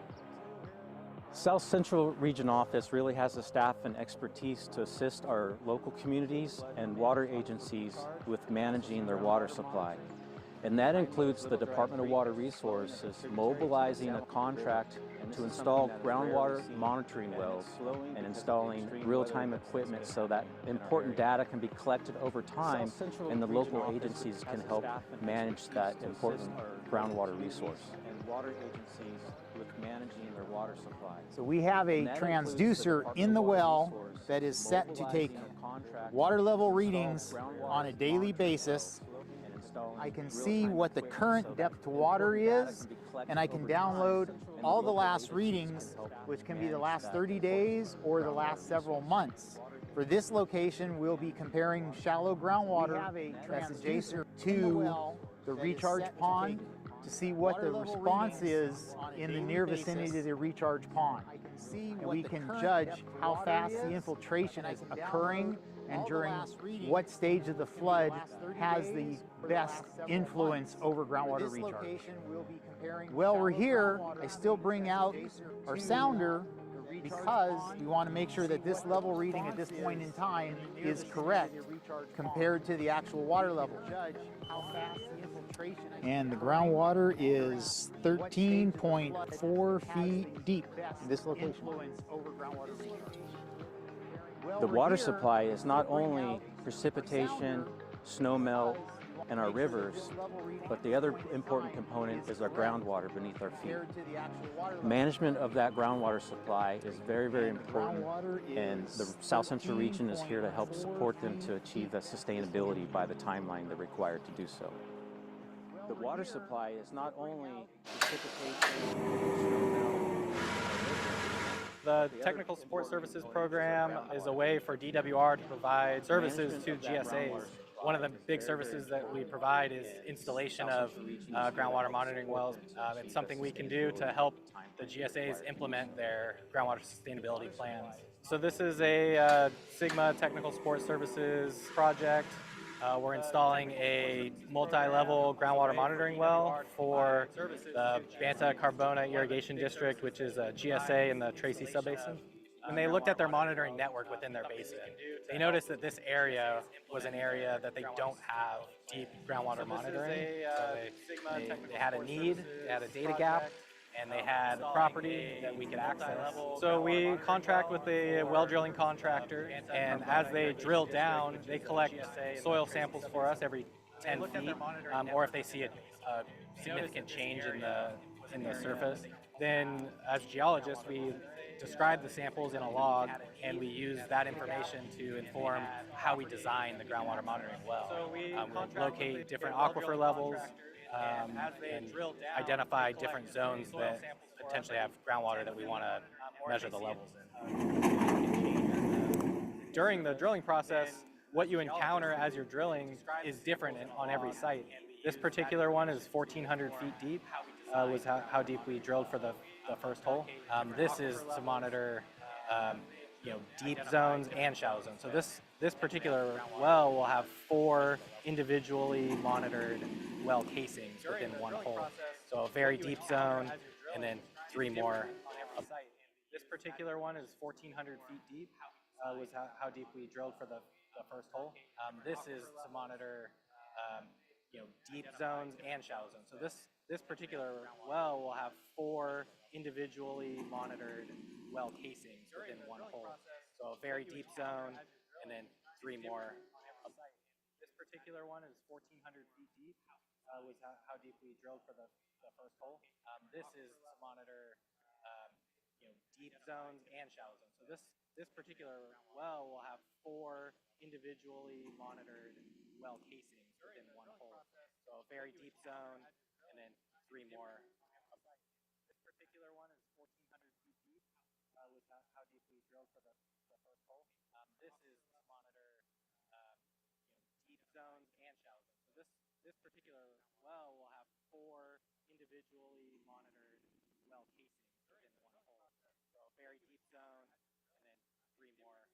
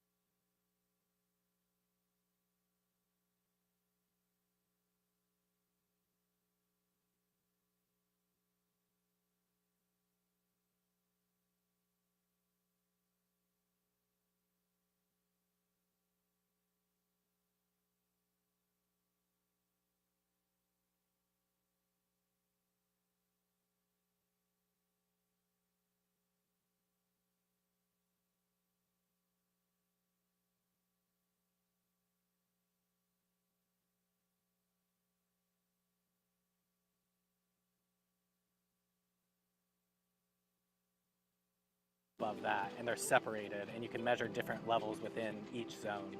You know, this is a huge help to them, and when we can actually get a project done that they really want, they're very appreciative. And once the process gets started, you can see them starting to get excited and try to help out to get the project move forward. It's a partnership. We couldn't do it by ourselves. The TSS program is just one tool that we have to help assist the GSAs in reaching that sustainability goal. Project done that they really want. They're very appreciative. My name's Monique Gato. I'm a senior engineering geologist working for the Northern Region Office. I'm the manager of the Groundwater and Geologic Investigation Section. Our region office supports local communities by managing small grants that assist communities that face challenges with drought and wildfire. And we also are sort of the boots on the ground for the Department of Water Resources. We collect groundwater level measurements. We equip wells with data loggers and telemetry equipment. We make sure the data are good and that assist communities that face challenges with drought and wildfire. And we also are sort of the boots on the ground for the Department of Water Resources. We collect groundwater level measurements. We equip wells with data loggers and telemetry equipment. We make sure the data are good and that assist communities that face challenges with drought and wildfire. And we also are sort of the boots on the ground for the Department of Water Resources. We collect groundwater level measurements. We equip wells with data loggers and telemetry equipment. We make sure the data are good and that assist communities that face challenges with drought and wildfire. And we also are sort of the boots on the ground for the Department of Water Resources. We collect groundwater level measurements. We equip wells with data loggers and telemetry equipment. We make sure the data are good and that assist communities that face challenges with drought and wildfire. And we also are sort of the boots on the ground for the Department of Water Resources. We collect groundwater level measurements. We equip wells with data loggers and telemetry equipment. We make sure the data are good.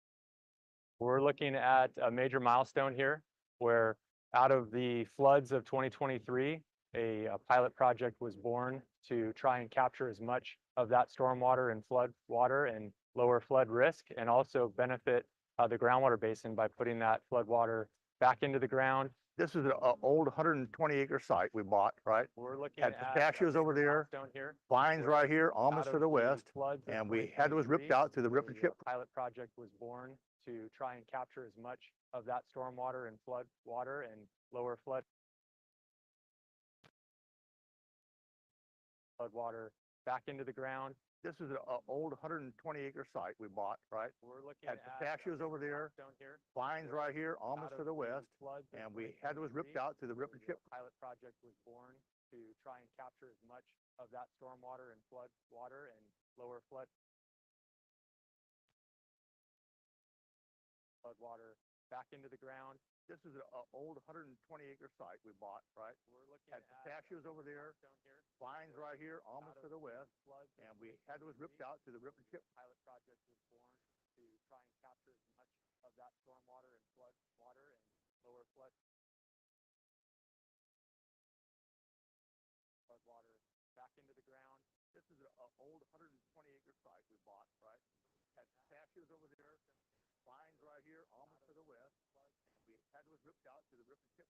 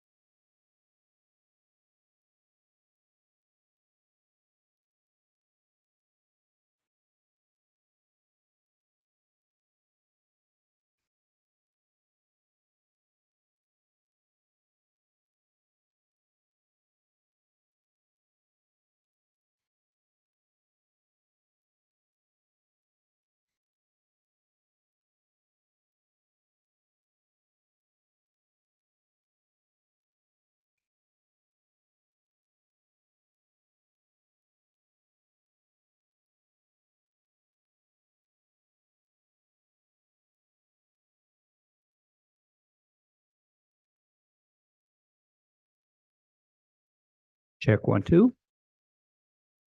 Check 1, 2. Check 1, 2. Check 1, 2. Check 1, 2. Check 1, 2.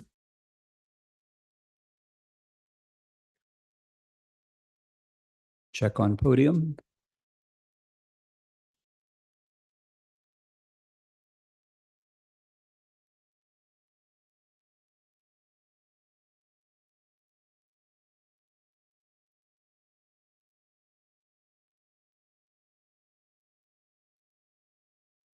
Okay, this is a mic check from the podium. Sigma, 10th anniversary, sustainable full groundwater management act 2024. What's that? Thank you.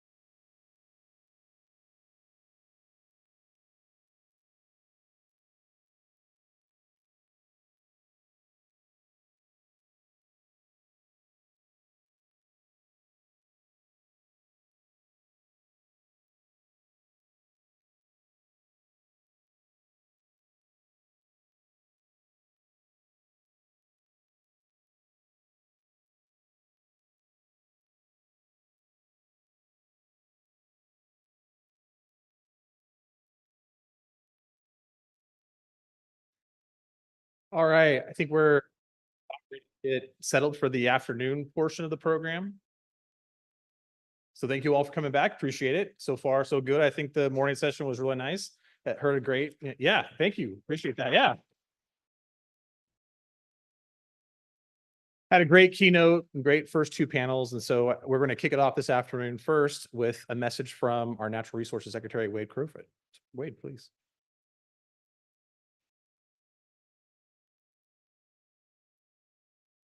Well, thanks so much for the opportunity to join you today.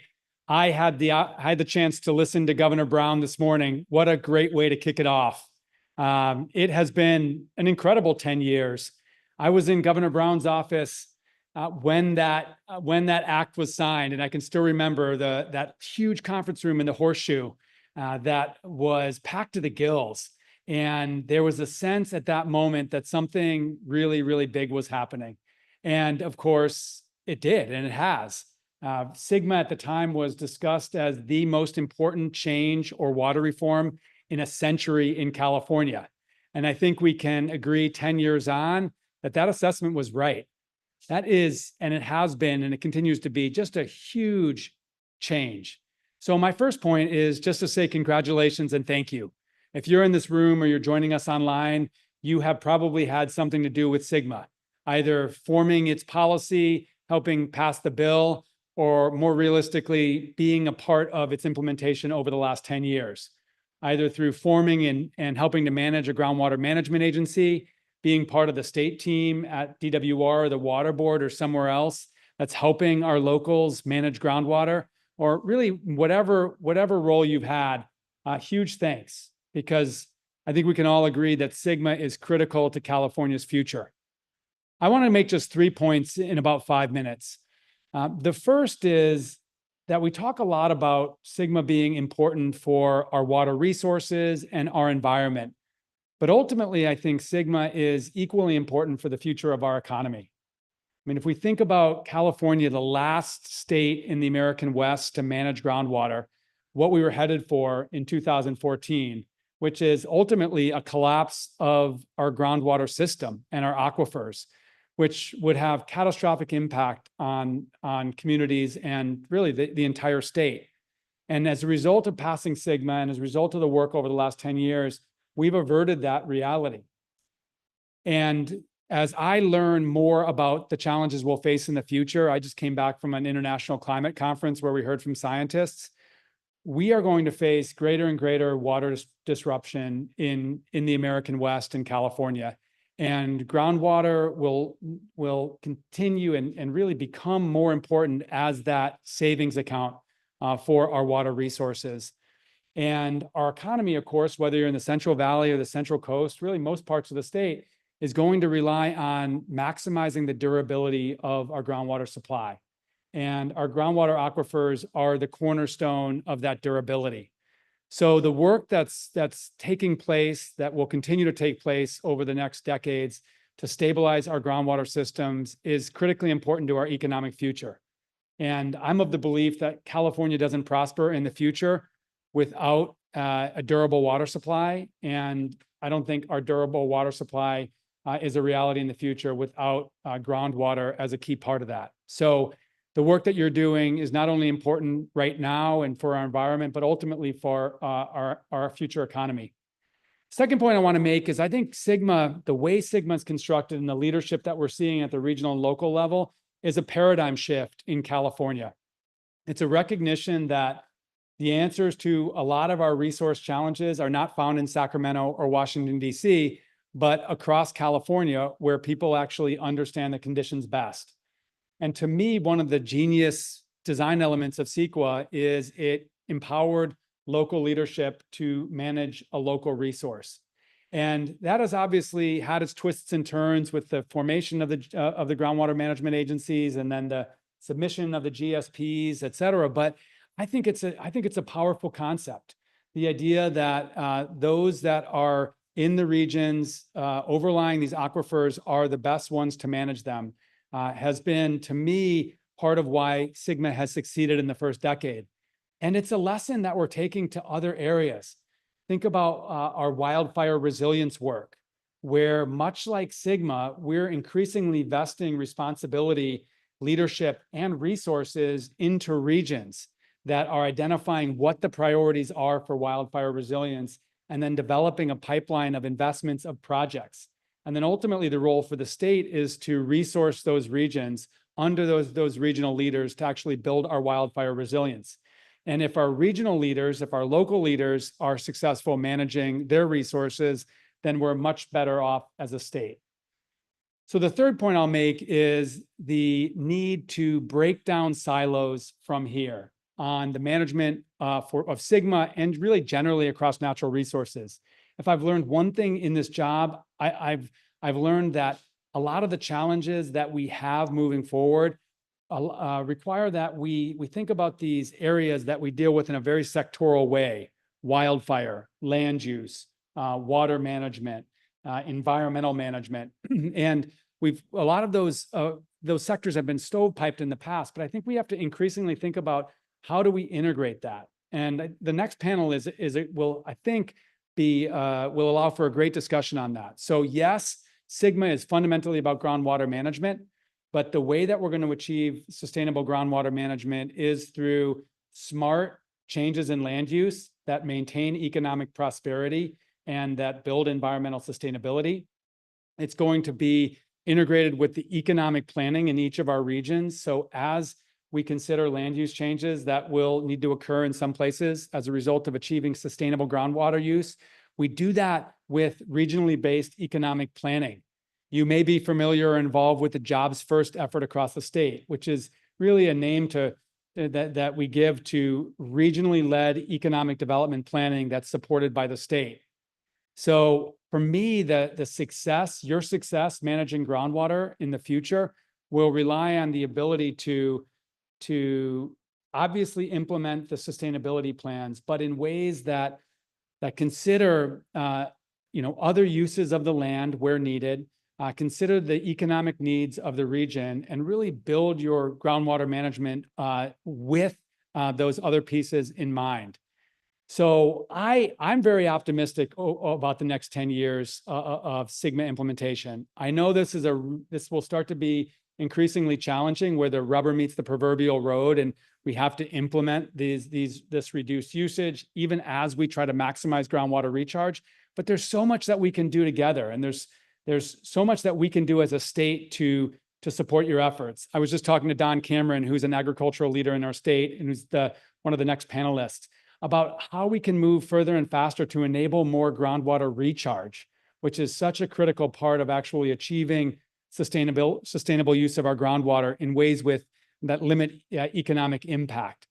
So I think that there's a lot of progress that we can continue to make. We at the state are excited to support your efforts across the state, achieving success with implementation of these plans. Ultimately, again, the success of your leadership at the local and regional levels is ultimately the success of our state managing groundwater for decades to come. So huge thanks for all that you do, and I am excited about a successful next 10 years. Thank you.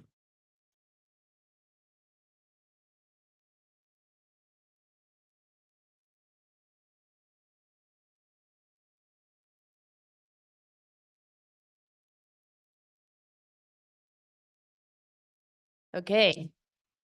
My name's Nancy Vogel, and I'm a policy advisor to the director of the Department of Water Resources.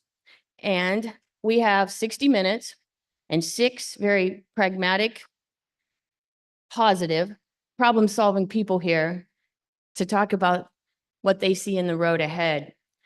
And while they're getting themselves settled, I'm going to get right to it and tell you briefly about each one of them. Paul Gosselin is the Deputy Director of Sustainable Water Management at DWR, and he's the engine behind DWR's successful implementation of Sigma. Didi Diadamo is Vice Chair of the State Water Resources Control Board. She's been on the Water Board for nearly a decade, I think, yes, and is a former staffer to members of Congress who represented the San Joaquin Valley. Brian Lockwood is General Manager of the Pajaro Valley Water Management District. He's been there since 2005, and before that, he worked for the U.S. Geological Survey. Jeff Vanden Heuvel is Director of Regulatory and Economic Affairs for the Milk Producers Council. Jeff was a dairy farmer for about 39 years in Chino before he moved to Tulare. And then Keali'i Bright is Director of the Division for Land Resources at the Department of Conservation here within the Natural Resources Agency, but he's in transition on his way up to be Undersecretary for the entire agency. And Don Cameron is President of the California State Board of Food and Agriculture and Chairman of the McMullen Area Groundwater Sustainability Agency. He's a farmer in Fresno County, among many other roles. We're going to ask them to prognosticate. And sometimes it's easier to prognosticate if you first look backwards for perspective. And in that spirit, yesterday, I opened up Kerry McWilliams' book, California, The Great Exception. He wrote it in 1948. And I went to his essay about what he called California's underground rivers, which he described as being of inestimable value. And he complained that California, quote, lacks any form of statutory law regulating the right to pump underground water. And this is something else he wrote.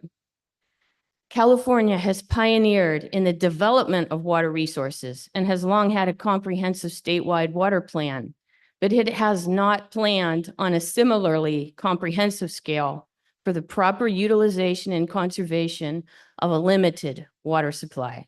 Once this type of planning is undertaken, it will be quickly discovered that the planning of water resources in California has unsuspected dimensions. I think Kerry McWilliams understood that we needed to get to where we are today. And here we are, 10 years into carrying out a law that finally regulates groundwater. And as we all heard today, there have been unsuspected dimensions to this kind of learning to live within the limits as Governor Brown described them earlier this morning. So as you all look out from your vantage, can you please tell us where we're headed next? Paul?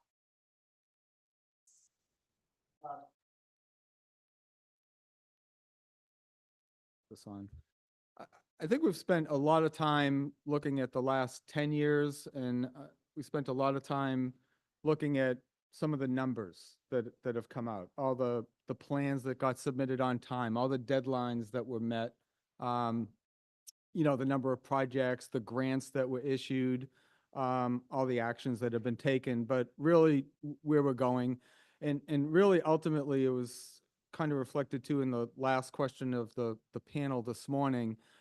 Really, we want to get to is that climate change resiliency, where we look in 2040 and 2042, where we're not going to be looking at undesirable results determined in the law on impacts to groundwater uses and users, where we're seeing, huge numbers of dry wells, with the subsidence that is losing water supply and causing state and federal local agencies billions of dollars in mitigation costs, and depleting creeks and streams and ecosystems, and having seawater intrusion. So it's that weather whiplash that we're starting to get more and more familiar with over time, and kind of fearful. I'm worried, this upcoming period, we're supposedly getting a atmospheric river starting to form, and starting to worry about flood conditions and wondering how that's going to plan out. So these are going to be the norms we're going to be dealing with severe flood, severe droughts, and the future is going to bring resiliency to that. So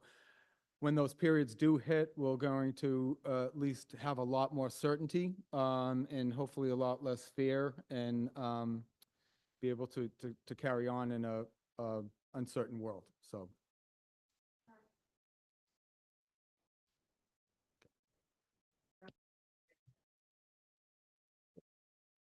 Thank you, Paul. Dee Dee?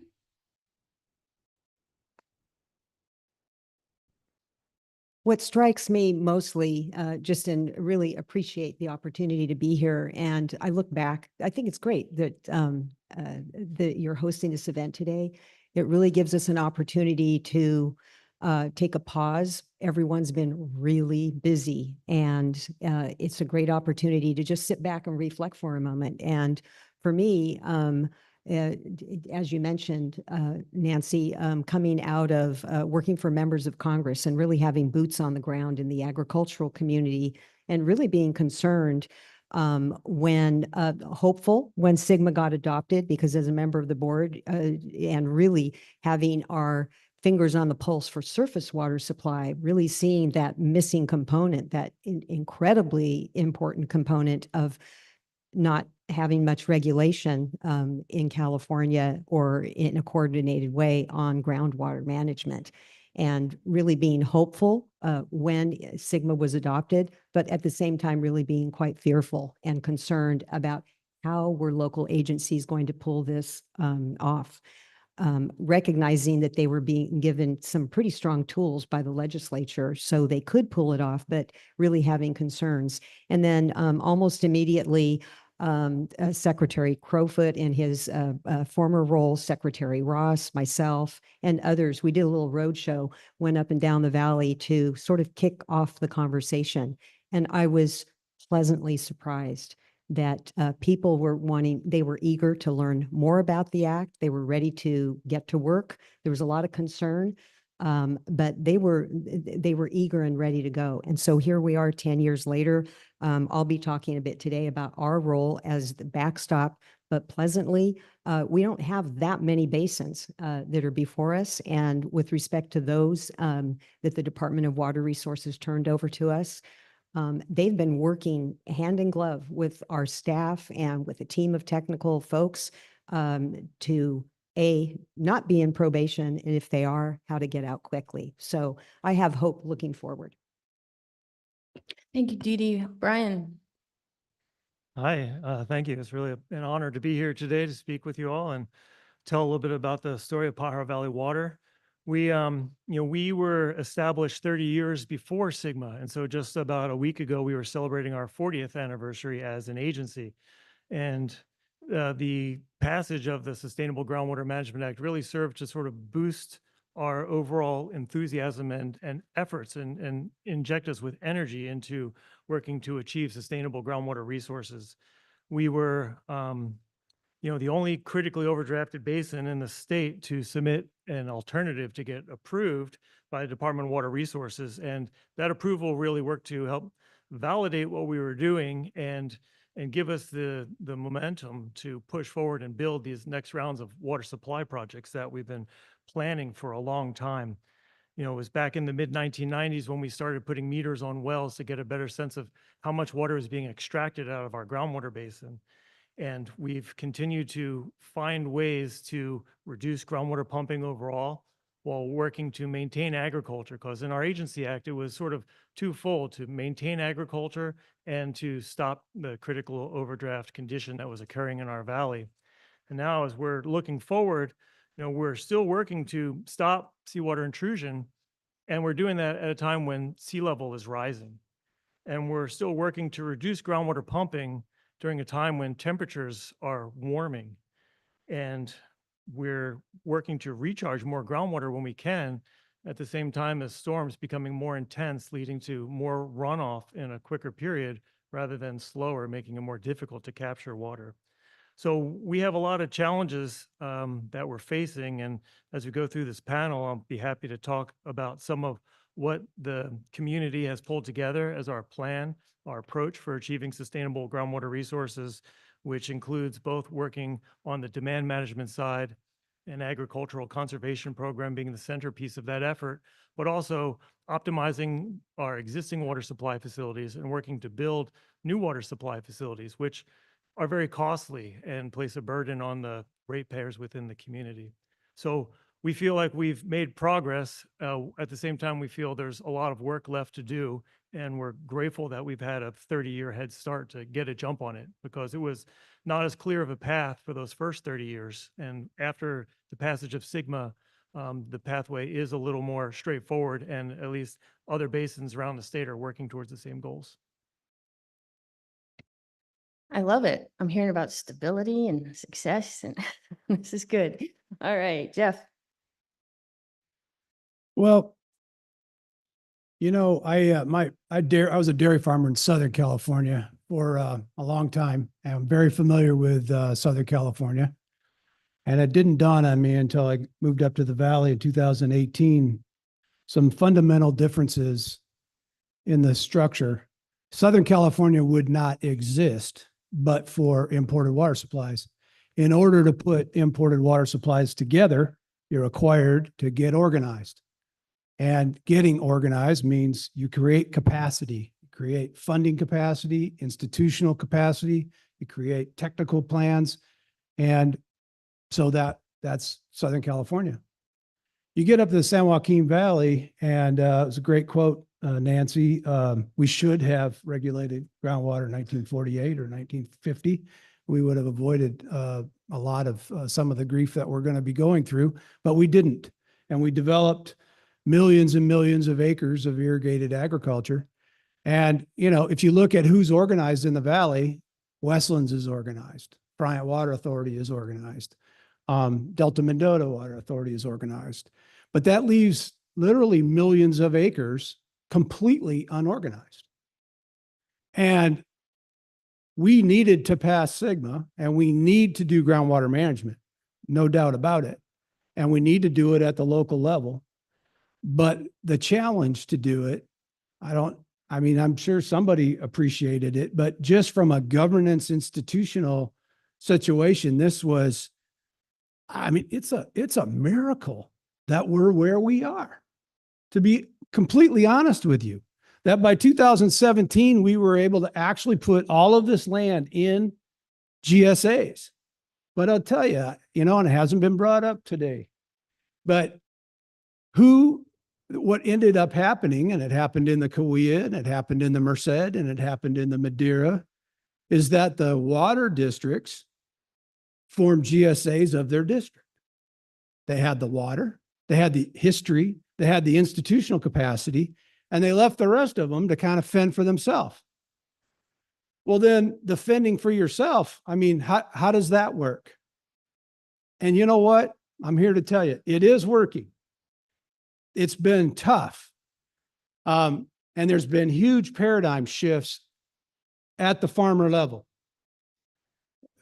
10 years ago, if you went to talk to most average Joe farmer at the coffee shop and told him that he'd have to pay fees to pump groundwater, that he would be limited in how much groundwater that he could take, that there would be a way to determine how much water that he was taking without someone actually coming on his place because of satellite ET. None of these things would have been believable. That he would be paying for the impacts of overdraft on the domestic well folks. And today in 2024, we have many of these subbasins, particularly in the southern San Joaquin, which is like the bullseye of being water short, that have set aside, raised and set aside millions of dollars ready to pay for the impacts of domestic well failures that are caused by dropping groundwater levels.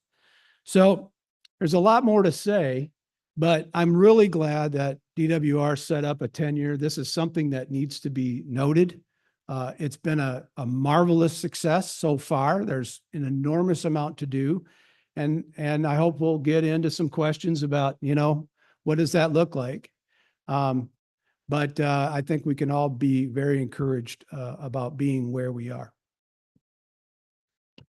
Kaylee. So I kind of love sitting on these panels because so I'm from the Department of Conservation, and we're by mission and by name, we're the kind of the furthest from water and ag. I mean, we have ag land, but we are not water. We are not a water agency, and I don't have water agency staff.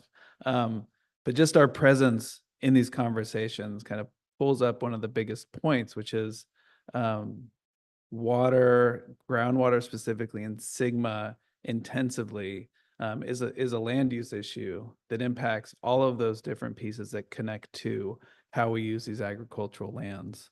SGMA is also just, it squares in on the point, which was brought up by Governor Brown this morning of, it's a conversation of limitations, but it's also a conversation of opportunities. With limitations, we face these choices of organizing ourselves, like Jeff mentioned with the governance. How do we organize ourselves around limitations so that we can be very intentional about protecting and strengthening those values that we want to keep on the ground? How do we support strong, stable, durable agricultural economies, and then organize ourselves to think about, if we are shrinking the footprint of agriculture, what do we do with those lands to improve water supply, bring habitat into the regions, increase economic activity? I mean, whatever the suite of desirable halves are. At the Department of Conservation, we're also really excited about the idea of helping build governance and build capacity in these places. We run the multi-benefit land repurposing program, which at its core, it's got just a way too long of a name, and don't fault me for that. But at its core, what it is a governance building program so that we can build up regional groups with extensive partnerships that go beyond water and into community and into the environment and into agriculture and into wherever the nodes are you're trying to connect to, and then mobilize that governance towards thoughtful land use, thoughtful restoration, thoughtful ag, protection, whatever it be. And all of that, makes me really optimistic. I'm kind of like being in this world for a long time. You get jaded about the talking points of what's possible. But what makes me really optimistic is through this program, we've seen GSAs and their partners come to us in high volumes with just really creative, embracing, strong partnerships and thinking about how do we improve the regions and the places that they operate in and strengthen their water supply and strengthen that productivity from that water supply. So I kind of leave all of that interactions with optimism and love the focus on how do we build up this these governance and these partnerships locally. So the state can really rely on partners on the ground to do this work for us, and we can just be in a place to support them. Don, Thank you. Did we have slides? Yep. Oh, there's yours. No? These were my short slides that I wasn't sure what we were gonna.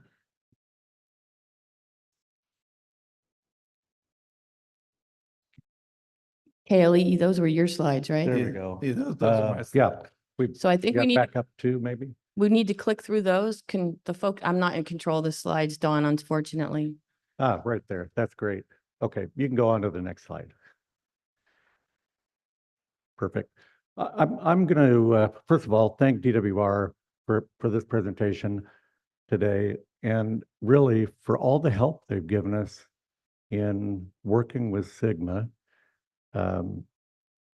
for the grant that really started our project back in 2012 of expanding and doing large-scale groundwater recharge. And so I just wanted to kind of show what we did last year and then move into some other topics. But last year was, as we know, was a very wet year. We had tremendous record snowfall in the Sierras, and floodwater did come in early February. What really made our project work well was the executive order that Governor Newsom provided to be able to take floodwater without traditional permitting. We were well positioned. Like I say, we started putting infrastructure in beginning in, actually, I've been working on this for probably over 30 years of different studies, because we knew the groundwater levels were declining, and sooner or later we'd run out of water. Maybe a little self-serving, but we knew that the whole region would be faced with these conditions as well. So in 2023, we actually recharged over 18,800 acre-feet of water, over 2,200 acres. Part of that was direct recharge into basins that we traditionally will farm. But a lot of it was in flooding, growing crops. You look in the background on there, those are all pistachio trees. Water was on there for quite a long time, about a month. That was probably the deepest that we did have them. And we lost a few trees in the process, about 150. But yeah, we flooded over 820 acres of pistachios, vineyard, and open fields. And essentially proved that we could do it on a large scale. Why don't we go to the next slide?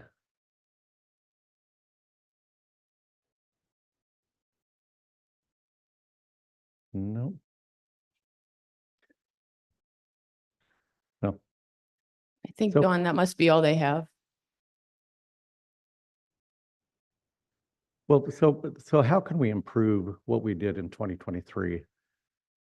We had the executive order, and under the executive order, there were over 400,000 acre-feet of groundwater recharged in that time period. And that, when you think back on that, that was going from 0 to 100 in just a matter of weeks. People really were not prepared for that, but they were able to put in pumps. They were able to put in different type of conveyance to move that water quickly. In 2023, I compliment the State Water Board for getting permits put in place much quicker and getting many more permits done. There was almost 670,000 acre-feet of water permitted during that period.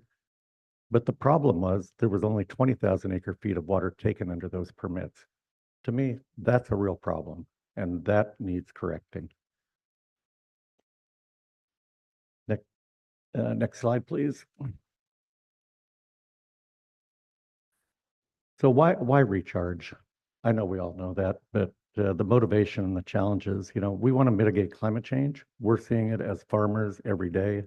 We're seeing increased temperatures. We're seeing more flood flows as we move forward. I'd like to see us establish watershed triggers that are actionable so that we know when we hit a certain level, we can take water. We need to help comply with SGMA and stabilize groundwater. Flood prevention and downstream damage is critical for what we're doing. So we need to prioritize comprehensive policy, and we need to reform, real reform for groundwater recharge in California. We need to make permitting more responsive, lower cost, and I know the rates just went up recently. But we need to simplify the process and make it applicable to the watersheds and be a little realistic, maybe take a little risk. But we need to establish certainty. And I think that's what growers are looking for. They want certainty, long-term certainty. I always love the goals that are set in Sacramento for different programs. And so maybe we can have a new goal of 60% of the floodwater being taken off and put into groundwater recharge by 2040. So thank you. Thank you. My first question will tee you off of what Dawn just said. And I see we've got 3 state representatives here on the panel, and we've got 3 local representatives. So I want to ask the local agency representatives, what capacity at the state level is needed most? In other words, in the next 10 years, what is it the state really needs to focus on to support implementation of SGMA? What do we need to get right? And I'm going to ask the state agencies what you want from the locals.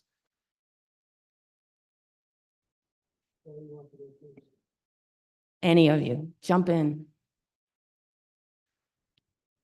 Sure.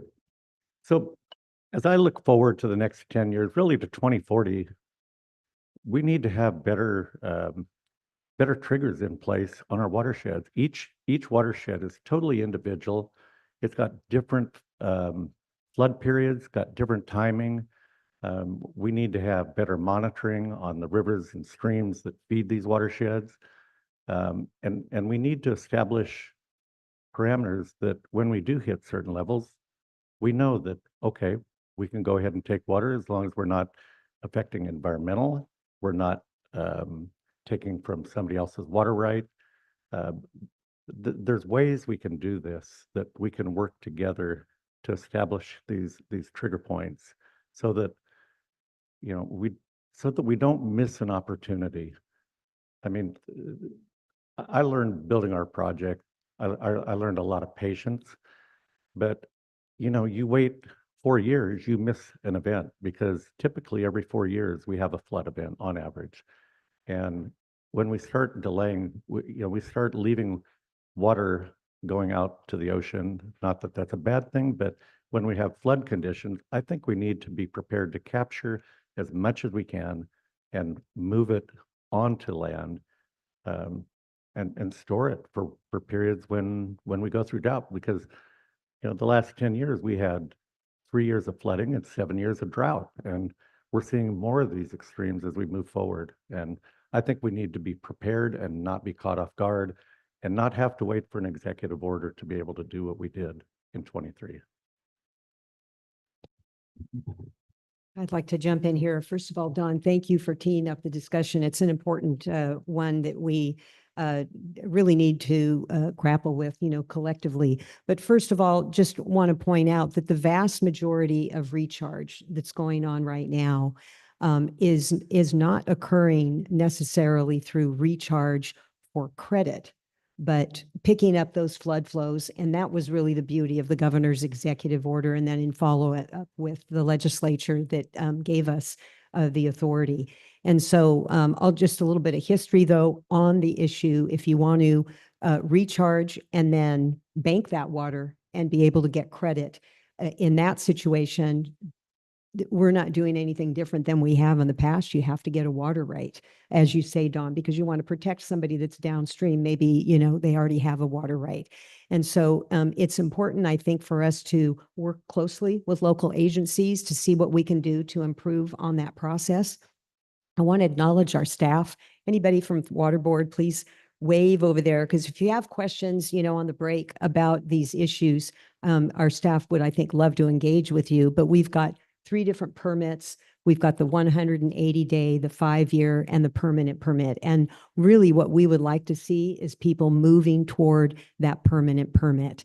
With respect to fees, you have to pay the fees. It's a reduced fee, but you have to pay it whether or not you actually move the water. And so I think that can be a challenge, and that's an area that, maybe we could get some general fund support for. There's, I think, lots of different opportunities there. And then the other thing is just to note that I'll get into this later if we talk a little bit more about probation, but we've spent a lot of time out in the field in the South Valley. And I thought, when I went on these tours, that I was going to hear a lot more about sort of the technical aspects of the sustainable groundwater, their GSPs. But really, they were excited to show us recharge projects. They're recharging water. They're recharging under their existing rights for the most part. And so I remember, where's Aaron Fagoda? I saw him here earlier. I don't know. We saw so many different recharge projects that my head was spinning. So I don't think that was what was going on, as much in the past. And so there's just a much greater effort. And I think we can collectively work toward, just being able to ensure that there's processes in place to capture, whether it's under your existing rights, flood flows, or these permits that Don's talking about. Yeah, I think the DWR in the very near term could really increase our knowledge base on this if they put a conference together to talk to all these different areas. Because I think every watershed is different, but I think a lot of these streams are fully appropriated. So as soon as you start talking about putting a water right on a fully appropriated stream, you're going to get concerns and opposition. And I think as a practical matter, doing cooperative agreements, where the people who have the water rights, who can't use them, just agree to allow other people to use them. Maybe there's some compensation there, but I think this is I don't think it's either or. I think it's both and. But I think we could learn a lot more about, 2023 represented the paradigm shift in the minds of the farmers. Now we're coming off of 3 really dry years, right? 2021, 22, facing, had 23 been dry, we'd have had a catastrophe. I have no doubt we'd have had a catastrophe, at least in the southern San Joaquin Valley. But we had a wet year and we got farmers completely motivated. Don was the trailblazer. Don as who we look to, but this is going on everywhere. And so where are we going to do recharge? Everywhere. So it's a question of getting the water, getting access to the water. I think trying to get a permitted legal right to the water is a lot longer process. And if we can set up and facilitate some discussion, a lot of our problems can be solved with cooperative attitudes. Okay. A lot of these problems that we have are people problems, and they're not illegitimate because people are very protective of what they have. So I think we need to be inventive on that. But I also think that, the big choice we have, I noticed the state board staff recommended unimpaired flows on the Delta. And reading the staff report, we're looking at well over 1 million acre feet in many years of less exports to the San Joaquin Valley, Central Coast, Sacramento Valley, Southern California. Do no harm. We need to make sure we take care of the environment, but that if that's the approach we take, we're going to take a bad situation and throw gas on it in a big way. So, we're sitting here at a fork in the road in some respects. It's very interesting to read the first interconnected surface water and come to the realization that all groundwater really started as surface water, right? There wasn't anything inherent about the ground that put the water there. That water came from somewhere else and got there. And some of the statistics about, how much of ag depends on groundwater. Well, that's really just surface water that got put there, whether it was decades ago or millennia ago. And if we're going to continue to reduce the amount of surface water that's available, we're going to have to continue to reduce the amount that we use groundwater. And I do want to make this point, and that is if we really do continue, if we continue to ratchet down the amount of water that's available and we pursue a policy of scarcity, who do you think's going to lose in a competition for water? It's going to be our communities. It's going to be our small farmers. This is already happening as these allocation systems get put into place. There is not enough native water to support tree farming in many of the areas in the southern San Joaquin Valley. And as these folks have to take these trees out, the small landowners, if you've only got 40 acres and you only got enough water for 10, and that is the reality that we're facing. This has got very significant social impacts, and I hope the state takes this into consideration as they make the decisions on these bigger policies. Thank you. Oh, go ahead, Brian. Did you? Oh, thank you. Yeah, I guess I have some thoughts too. I wasn't necessarily going to speak about water rights, at least not right off the bat, but maybe I'll start with that since that was the theme of my prior two speakers, and I'll touch on the other two items I was thinking about real quickly. For water rights, our agency, Pajaro Valley Water, we do apply for those permanent rights. We don't really have a great ability to use the water on the temporary basis or apply for those short-term or 5-year rights because we don't have the same mechanisms for flooding crops as occurs in the Central Valley. I think if there's a way to sort of at least hold fast or expedite the review process for the water right permits, we did receive, and thank you, after about a 3-year process, a water right permit for our College Lake project that we submitted in 2019 and the beginning of that year, and then received it at the end of 2021. And about a year later, or actually while the College Lake right was pending, we had submitted another right for Struve Slough and another project that we had to take water off the slough system. And the sort of requirements set upon us about developing a water availability analysis for the watershed at large was not a requirement that was there when we submitted our College Lake permit. And that permit will be now pending 5 years come 2025. And so we're still trying to work our way through the system and understand how we can, satisfy all the data requests and sort of what appears to be a moving target in providing all the data necessary to get the water right permit that would be needed to build a water supply project that is now partially funded to help support a critically overdrafted basin. We heard a little bit this morning in the first panel about how much of Sigma's success may or may not have depended upon how much funding the state of California was able to provide in those early years. And it was tremendous. There was budget at the state level to provide grants, and PV Water certainly is very grateful. We received several grants, including one of the critically overdrafted basin grants, and that's very helpful. I can say that for our constituents, the folks in our valley, these projects that we're working to build are very expensive relative to the amount of water they produce. Our College Lake project, which we did receive that permit for in 2021, is roughly, from award of contract to present, about an $80 million project when you add in the consultants and all the support for about 2,000 acre feet of water per year.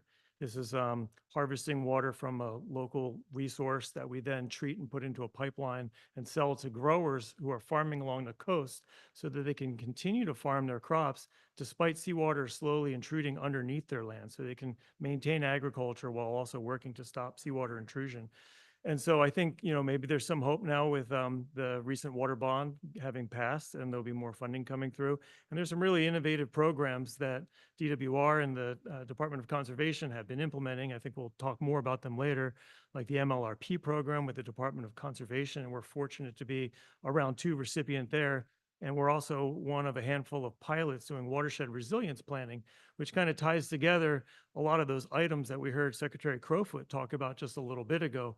Flood, fire, drought, increased rainfall, seawater intrusion, all of these things. So that kind of assistance through funding to help reduce the burden on local ratepayers is really important, especially when your agency is serving a largely disadvantaged community or underserved community. And then the other thing that I would say is, we've been fortunate to be partnering or at least serving as on the committees for the water accounting platform, which I know the Department of Water Resources and the State Water Resources Control Board have provide funding to support that effort. And we've been partners from the beginning, just providing our staff time to provide input. And I think technology, tools that can be spread equally across the state to make it easier so that individual basins don't have to create these tools on their own, but can adopt tools that are already tested and can work to help better track where the water is going, how much is being extracted, and tools like, we've been implementing a telemetry system on our metered wells for the last few years with the help of the Bureau of Reclamation's grants, but the graphical user interface is not very functional right now, and the company that makes that maybe isn't the best company to be developing these kinds of platforms. But here we are in California with Silicon Valley and some of the best technology companies in the world. It would seem that there's ways to streamline our efforts and make good tools for districts to use around the state. Thank you. Thank you. Out of sense of fairness, I want to ask Paul and KLEE and DD, you are at the hub of so many Sigma spokes. What are the capacities? What is it that locals need to be getting right now in order to succeed over the next 10 to 20 years? Paul? Yeah, I'll probably lose my local agency cred with this one. I think Aaron kind of had it up there too about most agencies started out wanting to go with recharge, trying to increase basin capacity and do demand management later. I think every agency should, if they haven't now, started scoping out what a demand management program would look like, even if they don't need to have one right now immediately in place. And the reason for that, circumstances change before we know it. It'd be like the frog in the slowly boiling pot. You're going to have land use changes. You're going to have changes in water supply, surface water reliability, and other factors that are going to take place, including climate change. So even basins that are marginally sustainable, and we have a lot of those, they're pretty sustainable, could run the risk of starting to look in 5 years that things start to look amiss. And you're going to have to scramble, and you've maxed out on recharge and other projects. Then you're going to have to start doing demand management from standing still. So it's even better to have those things worked out at a slower pace, at a slower conversation, at a point when it's not going to be relevant to people, when they're going to say the basin's, sustainable yield can be X, and it will get people comfortable with that, even if it's not in place. So my suggestion, one, is to start those conversations now. There's a lot of basins where it's needed, and those conversations haven't started yet. So that's one example.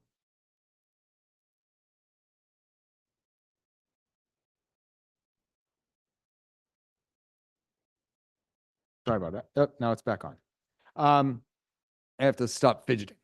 So as we're going to be looking more on as much on basin conditions as what's in the written plans. So, monitoring annual reports, periodic evaluation is going to be important, but also two-way communication between us and the basin is going to be really important. So if basins have problems or issues or problems with monitoring wells or other areas, or they're running into issues, the communication with us and the regional POC or other department staff are going to be even more important in time, just so we can resolve issues and resolve things before they start escalating. So I think those two things are really going to be critically important. KLEE, you want to add? Yeah. So for the Department of Conservation, focusing on the multi-benefit land repurposing program, we really first want our water partners and their partners to have that recognition that how we implement Sigma within a region and who we do that with is going to be critically important to the well-being not only of the economy that's dependent on the water, but the communities that surround those that surround and are interspersed within within that economy. And also, these are incredibly rich opportunities for habitat and other natural resources investments. So as a department, our job is to first kind of incentivize those inspired, collaborative groups, regions to come forward with this thinking of, hey, we've got, we're implementing SGMA, we're implementing within limitations, we've got these opportunities for groundwater recharge, we have these opportunities to really strengthen connected habitat, we have these communities that are severely underserved or have, whatever the risk points are. And we want to work together to think about how to protect these values and have a thoughtful strategic approach to the next 10 years of, land use, community development, and water use in the region. And then from there, as a state, we have, with Prop 4 coming on board now, the state has this tremendous resource of funding that spreads across many chapters of the bond, that can really start to fall into what has previously been a resource-starved part of the state, because of that lack of capacity. And our program, my personal goal is that it serves the function to organize that governance, like really just give us strong partners who can run a program, receive funds, set a vision, implement that vision, and bring behind that vision, a robust set of the right community, environmental, the stakeholders that need to go along with the water and go along with the economy. And then from there, that breaks down into really simple things that are hard to find sometimes, just like functional grant management from our side, providing really flexible money so that we can play that funder role that helps incentivize like creative innovation. It comes down to just efficient governance and efficient processes to move money between the state and the locals, and then lining those local partners up with resources from across the different funding pots. And, we had one example of when we stood up MLRP, we had our block grantees in place. Those are the groups with their partnerships. And right behind us, DWR came in with Landflex. And it worked perfectly where Landflex was able to go to all of the grantees that we stood up. And it was almost a seamless, immediate opportunity to just leverage the organizing that we already did from our department to then like supersize the funding they were getting locally to run their programs. And we see that opportunity expanding the more that you have these different funding sources come in. So, the call for us is just that recognition that our local partners have that recognition, that incentive to organize, and like a seriousness about thinking about all of those qualities and engaging on what the place wants to preserve. And then we're here to partner with that to try to plug funding in to support that and try to push the envelope wherever we can, and sometimes fail, but hopefully more often than not succeed. So there's so many questions I have, but because we don't have a lot of time, Dee Dee, I want to turn to you and ask you, we've got 6 plans the DWR deemed inadequate. 2 of them went to the water board on probation. Can you please talk about what that means? Explain probation for us. Yeah, so we're in the middle of our probationary process. So we received 6 basins from the Department of Water Resources back in 2023. And then we didn't immediately jump on moving toward probation. It was our opportunity to, sort of take the baton from DWR. We had been working, they were on first, and we were playing more of a secondary role, working with our regional boards, for example, on providing comment to DWR about the plans that they were reviewing, and really focusing in large part on water quality and some technical aspects of the plan. If I have one message, it's to say that we are open-minded at the Water Board, and I think our record really proves it. So we had these 6 basins. We didn't move immediately. We took some time as a board to sort of sort through with our staff and recommendations where we could prioritize. And we chose to move first on the basins where we saw significant subsidence, lowering of groundwater levels, a lot of domestic wells. And so really focusing on the area of the greatest need. And so we did move forward first with the Tulare Lake sub-basin and place them on probation. I think it was in August of this last year. We've got a little bump in the road because the fees and implementation is temporarily on hold because of some litigation. But in the meantime, continuing to move forward, we have the capacity, we have the staff to be able to approach these on a basin at a time. And so Thule went next, and that was in September. And I think that the action that we took shows that we were really grappling with some unique situations there in the Thule Basin. Specifically, we had a couple of areas that we think made a strong case that they should be exempt from fees. They were pushing for this good actor provision, and we felt that it was best to go ahead and include them in probation so that they could be, part of our review going forward, but to exempt them from fees.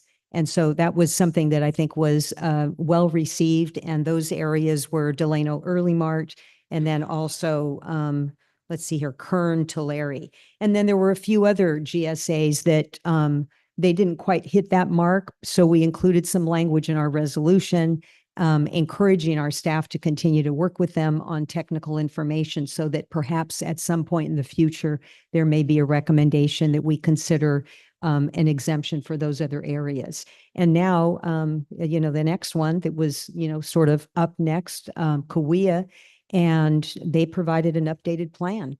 And that updated plan, our staff took a look at it. We've had a number of briefings. And the sense was just doing a quick red flag review that they seemed to be on the right track. And so we felt that it was important utilizing our discretion to just kind of, put the pause on things, cancel the hearing, spend the time to thoroughly go through the plan, and fingers crossed. Hopefully we will be meeting at some point next year to have a review. And if things go well, we're going to send everything back to Paul and his team over at the Department of Water Resources. And then the other basins, we've got the Kern sub-basin. That one's going to be a challenge, I think, just because of the sheer size and the number of GSAs. And they've kind of gone from, I think it was 13 GSAs to 16, and I don't really know what it is right now, but they're really working with our staff. And I think the issue there is going to be the technical underpinnings. Connect the dots for us. Work with us to show us how the information is showing that you're truly going to come into sustainability. And just know that we do have discretion as a board, but I take what the legislature, I think we all do as a board. We take it seriously. This is an important role, as Secretary Crowfoot said and the governor before. This is how we are going to manage resiliency going forward. And so I don't think we'd be derelict in our duties if we said, this is going to be really challenging for certain areas of the state. Let's use the other authorities that we have, like, on permitting, groundwater recharge, working with our safer drinking water program. Is there some areas where if we take the irrigated lands program that we are also running or managing through our regional boards, CV salts, management zones, is there a role for some additional funding that can help those groundwater mitigation programs that they have, where maybe we could do some additional well testing and that sort of thing. So let's look at other pots of money and other resources that we have so that we can, in partnership, work with the GSAs. But aside from that, we really don't have discretion to say, no, the deadline is, we're going to blow past that deadline and you have a different deadline in areas where it's super challenging. I think the response really is, how do we work through those challenges together? Thank you. I heard Secretary Ross this morning say that she expects in the agricultural industry in California, the march to consolidation to continue. but she hopes that there's a way, as that happens, to protect small farmers. You know, Dawn and Jeff in particular, and Brian, I would love your thoughts on how the ag industry in California will be reshaped in the next 10 to 20 years.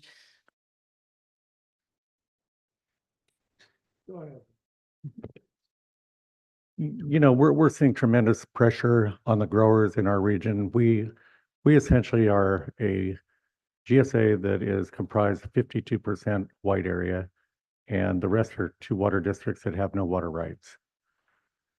Our growers put up $19 per acre. Some wanted to put $100 up per acre at the beginning of SGMA. We have been able to cobble together projects. We know that we're looking at having meters on all of our wells by the end of the year, along with well registration that has been completed already. So when you start talking about the kind of money that's involved in coming from growers to support SGMA, it is extremely difficult for small growers to be able to pass these fees on. And really all growers have a really difficult time. Agriculture has been tough the last 5 years, and we've seen low prices. I see a lot of pressure, not only on small farmers, but large farmers. I think that we are seeing some of the land people are trying to sell isn't selling. People are trying to get out, and you know, you will see land that will be set aside in the future. We hope that the small growers who are extremely valuable to our region remain in business. We try to help them out any way we can. We've had programs with for NRCS to help purchase part of the meter cost. We've been bringing additional money in to the area through grant programs. We need more. We know that the majority of the recharge was done on and through water districts that already had conveyance in place. I think some of the white areas, some of the areas that don't have the infrastructure need some help as we move forward, so that the whole burden isn't shouldered by all the growers in the region. So I think it's going to be a difficult time, but we've had good support in our GSA. We've had stakeholder meetings. We've had technical advisory committee members that on our group, all really pushing in the same direction. And we have a water bank on the board as well for additional help. We've overpumped so well that we have room for 1 million acre feet within our GSA. That's one way to look at it. Jeff? Yeah, I wish I had a more optimistic view on this, but I think the reality is, you know, the small farmers are in the most vulnerable position to be able to handle the regulation. And you know, with all due respect to the state board, that hearing in Tulare Lake was in April.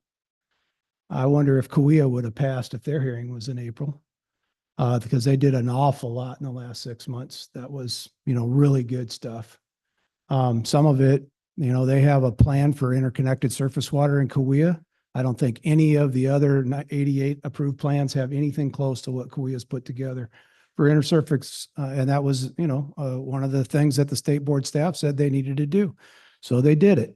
And they had some really good consultants and some really dedicated both staff and leadership in their, you know, in their farmer and board member leadership. So hats off to Kauai. They did the work. They deserve to get approved. I will say Kern also deserves to get approved. The amount of, there's a lot of sophisticated players in Kern. They had a lot of reason early on not to work with each other. And that didn't work. They got roundly criticized for that, rightfully so, but they've gotten their act together. So I hope that that Kern is in a similar position as Kauai, because I think they deserve to be. But, you know, if you look at Tulare Lake, I mean, you got two major landowners there, Boswell and Vidovich. They're not, you know, they're like bulletproof. But then you have two GSAs that, hey, granted, slow to the party. I mean, they didn't have anybody to get them really organized. One of them didn't even really have a general manager. And it's all small farmers around the Lemoore area and the small farmers around Hanford. And so, yeah, they got put in a probation and they had a requirement to come up with metering. I mean, the hearing was in April and the requirement, was to have meters by the 1st of July. Don's GSA has been working for 3 years with millions of dollars of USDA grants to help progressive management, progressive board members, and it's still going to take them 3 years to get everybody metered up.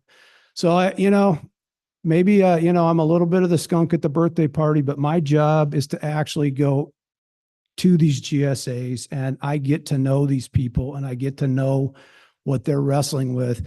What they've accomplished is enormous, but we are, we can make this a lot worse or we can make it better depending on what we do over the next, really year. And I think the state board, I hope they learn some things out of Tulare Lake. I mean, when that Tulare Lake subbasin went into probation, it blew up one of the GSAs. They've gotten reconstituted and, they finally formed a stakeholder group and they're going to get going. As I understand it, the state board staff is not returning any calls or talking to the Tulare Lake. Maybe that's what the lawyers say, but it wasn't the GSAs that sued the state board. Those GSAs are looking for guidance on how do they update their plans. They're not getting any right now. So, as we take time to celebrate, we also need to look at this thing. We're all in this thing together. And I think the most vulnerable is the small farmers. They have the least ability to deal with more costs and more uncertainty. And then the last thing I'm going to say, and this is really just starting now to actually hit the press, and there's been the appraisers and stuff have been, writing some articles, but there's been a tremendous reduction in the market value of this land. And most farmers, have debt and they rely on that equity in their land to get operating loans, to be able to function, to be able to do things. And when you cut those land values by half or more, which is what's happening, suddenly even a farmer that was relatively in good shape with his loan to value rates is upside down and no more operating money is coming forward. So that puts an enormous amount of pressure on that farmer to, probably liquidate. And who do you think he's going to sell it to? So there's some really big issues that are right here. And I hope, I'm very appreciative of getting invited to be part of this panel. Maybe I never get invited back, but I wanted to take this opportunity to communicate that the people with the power in the state board is enormously powerful, has a tremendous amount of responsibility to all of us. And I know they take it serious. Sometimes you just have to hear kind of the reality of what's happening out in the field. I'll just add that, well, of course, I'm not a grower. I'm a hydrogeologist by training and a general manager, but we see some of the similar trends that you've heard about. Everything in Pajaro, and I had a slide on this at the very beginning, but we didn't do the slides. But we're small at about 120 square miles, 28,000 or so irrigated acres in agriculture. And we're the simple case, really, in some instances, one basin, one GSA, one approved plan. So that allows our board to act effectively. We hear from our community members. We see some trends in agriculture. We've been seeing sort of consolidation, which I think is happening everywhere.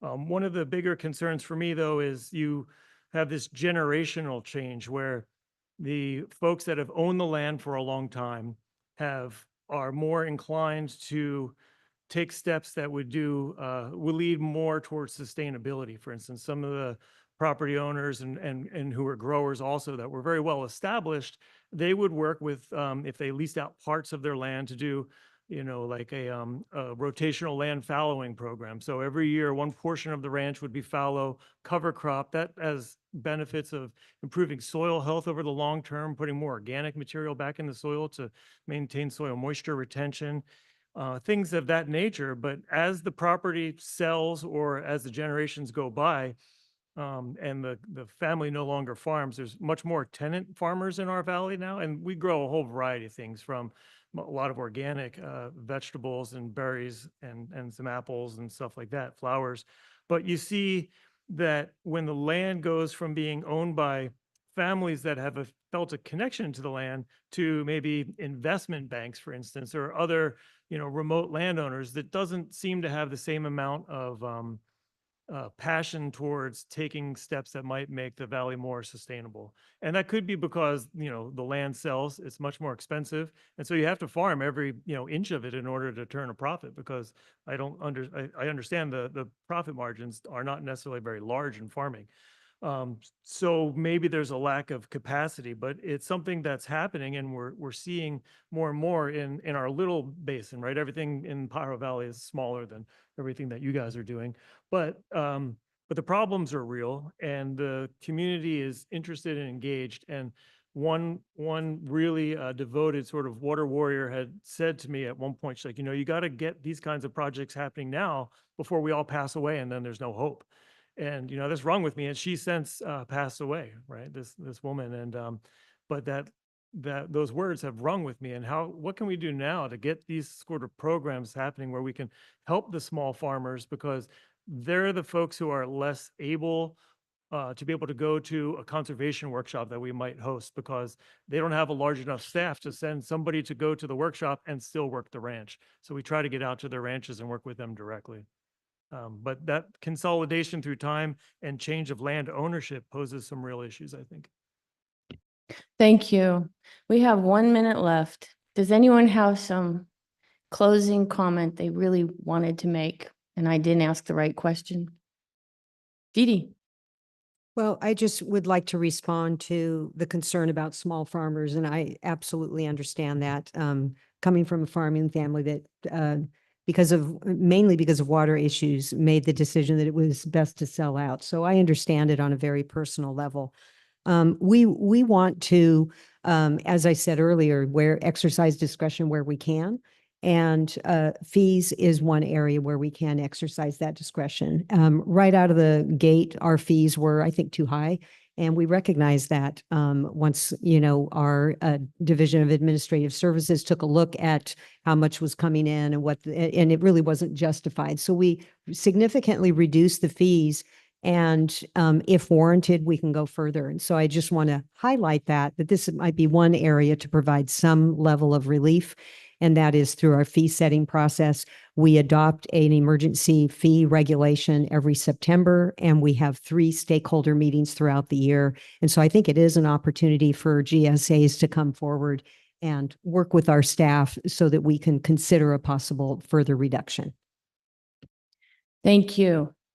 Well, you've probably noticed that hundreds of people don't gather to celebrate the 10-year anniversary of trivial laws, right? I think we're all here today, and we devoted the time today because we understand how important implementation of SGMA is to the future of California. So let's do this again in 10 years, and we're going to get together and we're going to talk about how SGMA implementation has revolutionized water management in California for the good. And let's give our panelists, please, a round of applause.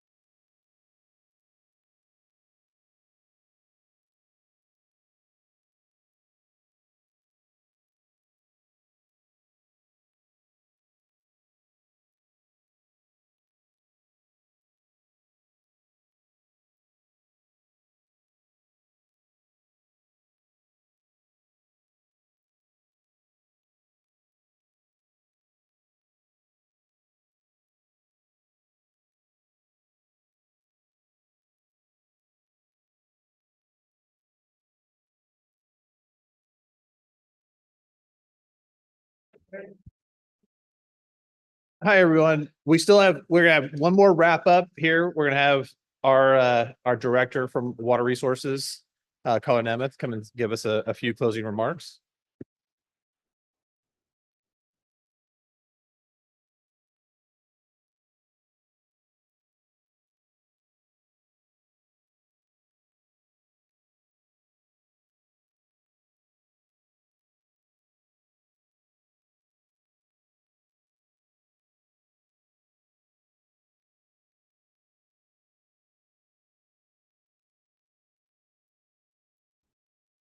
Okay. I sense we're kind of, we've had a lot of groundwater, a lot of incredible speakers with just enormous guts and leadership skills and creative thinkers. And I understand that we've put our fingers on some of the really tough topics that are coming at us as we move into implementation. And so, given all of that, I want to talk a little bit about, I think, where we need to head. And I'm going to start from the lens of the Department of Water Resources. But I can't do that until I acknowledge again just how much is happening at the local level, how our sort of failure or success is going to be determined by leaders at the local level who really care about their communities, who understand the challenges and want to do something durable for their communities. And to me, the overall goal of 2040 is, although we're going to have some significant impacts on communities, especially in the valley and agriculture in the valley, but what exists in 2040 will have orders of magnitude more reliable water supplies than they do today. And we have to stay focused on that as an outcome. And so many people have been awakened to the fact that their situation today is not as stable as they might imagine because we can't see what's happening under our feet.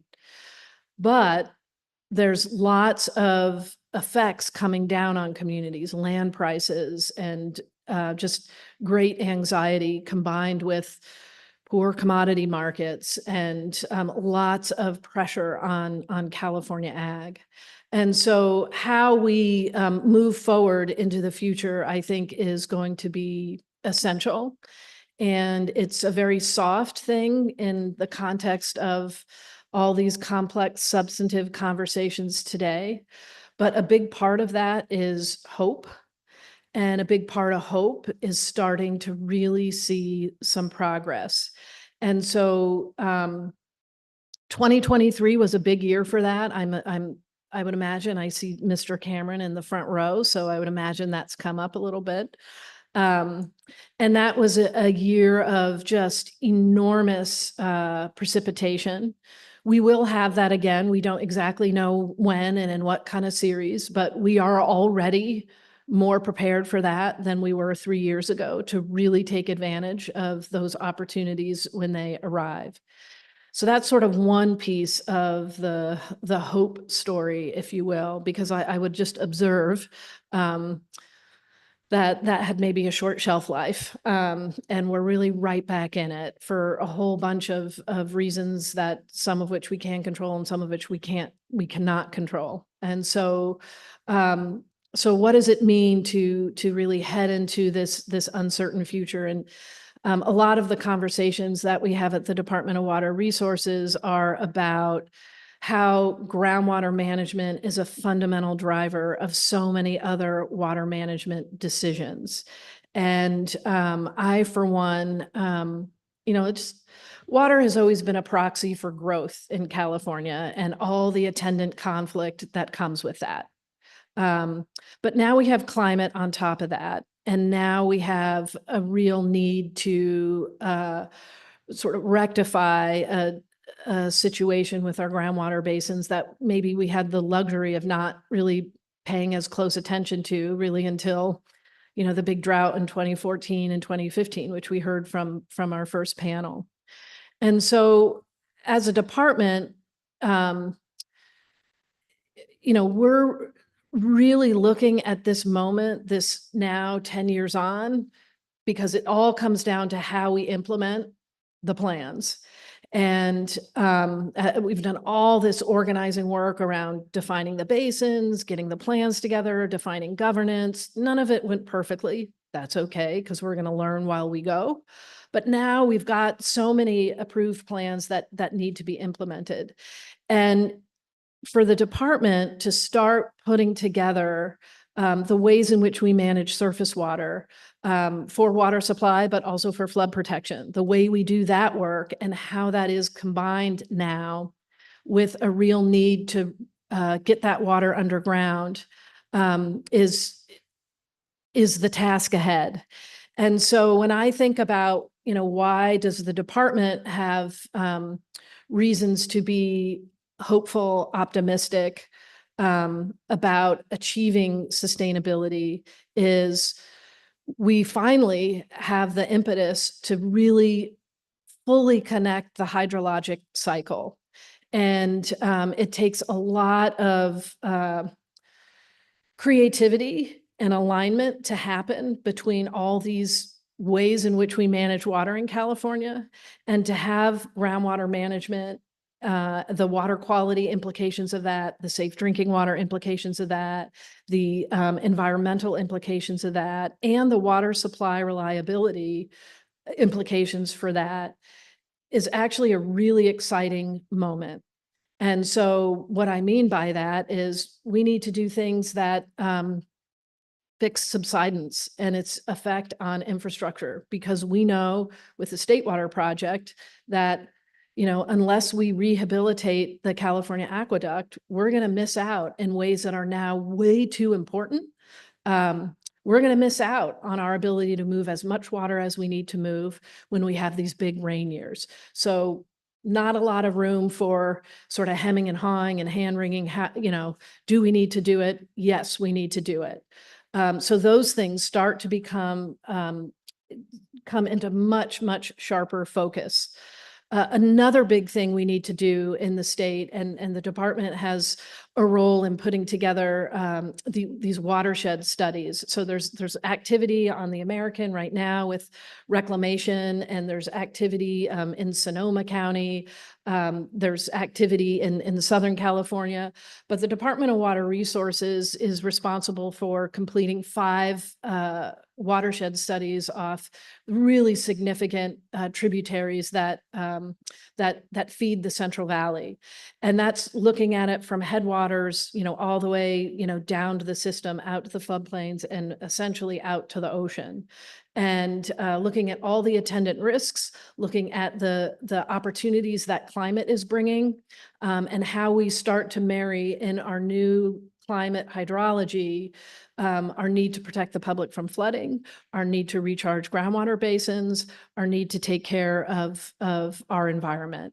And so those studies, connecting those studies, I think of them in my head as like, that's the east side of the valley. So we've got, all of those systems coming into the valley. We have really important partners with the Army Corps of Engineers.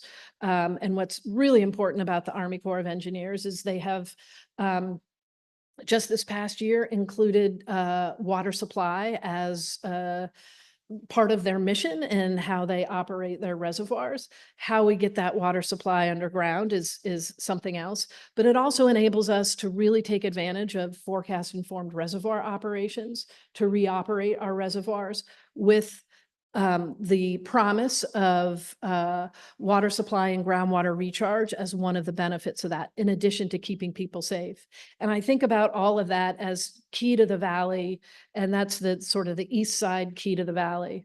And then I think about the west side key to the valley, and it's making sure the state and federal water projects are operating the way that they need to operate. One part of which is really dealing with this subsidence problem and the impact it's having on our water conveyance infrastructure. And then in between the two, and we do have a climate action or adaptation plan for the state water project. So we understand pretty well what we think is coming and what the effect of climate is going to be on our ability to deliver water through that system. And then I think of the heart of the valley, and that is a final study that the department needs to do, which is, some of you may remember in the original legislation, Aqua was a real proponent of, calculating water available for replenishment. And so that was now many years ago. And now we have a second study that's really taking a look at that, understanding climate, and thinking about what kind of regional conveyance could be required in the valley to move water where it needs to go to really maximize our ability to recharge groundwater. And I think as all of those pieces come together, in an organized way where we're not all looking at the same drop of water, but we're actually understanding what's available and understanding who needs what and where to get it underground, that is the fundamental task we have to do collectively, because I'm sure there are folks from the water board here, but because we're really wanting the water board to help us step forward and permit these kinds of groundwater recharge projects.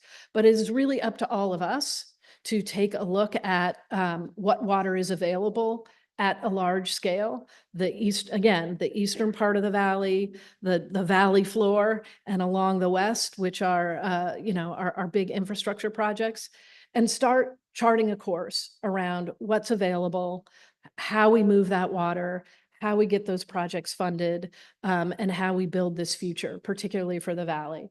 I say the valley just simply because that's where we have the most acute challenges, but we have, similar challenges in the Sacramento Valley, not nearly as acute, but all of these principles of how we connect the hydrologic cycle and how we understand what happens with our groundwater basins during times of drought, but also, so importantly, what happens in our groundwater basin during times of very intense flows, is going to be essential to managing our water resources better and creating this future that we all want and that we all deserve. It's not going to get done without partnerships. So my pledge to this group today is that the Department of Water Resources, across all those different areas of our department, you're going to hear us speaking with one voice. And I don't know where my DWR folks are, but that's the plan. It's hard sometimes for a bureaucracy to speak with one voice, but we're working really hard to lean into these ideas around integrated solutions, because that's what's going to make us a better partner for our colleagues at the Water Board, and it's going to make us a better partner for you all who are in these communities, part of local governments, rolling up your sleeves and doing the work. And I think if we consider our ability to have multiple benefits when we think about the solves, if you will, for groundwater, making sure they're working with the SAFER program, making sure we're really exercising the transfer market and really opening the water transfer market so we can get water from our big infrastructure projects to where it's needed in the state. Those are all the tasks that are before us. They all require partnership, new kinds of partnership. It's always, the temptation is always, let's see if we can solve this problem with sort of all the rules and all the relationships we have at this moment. I'm here to tell you that will not solve this problem. This will require new partnerships, and the department is with you the entire way.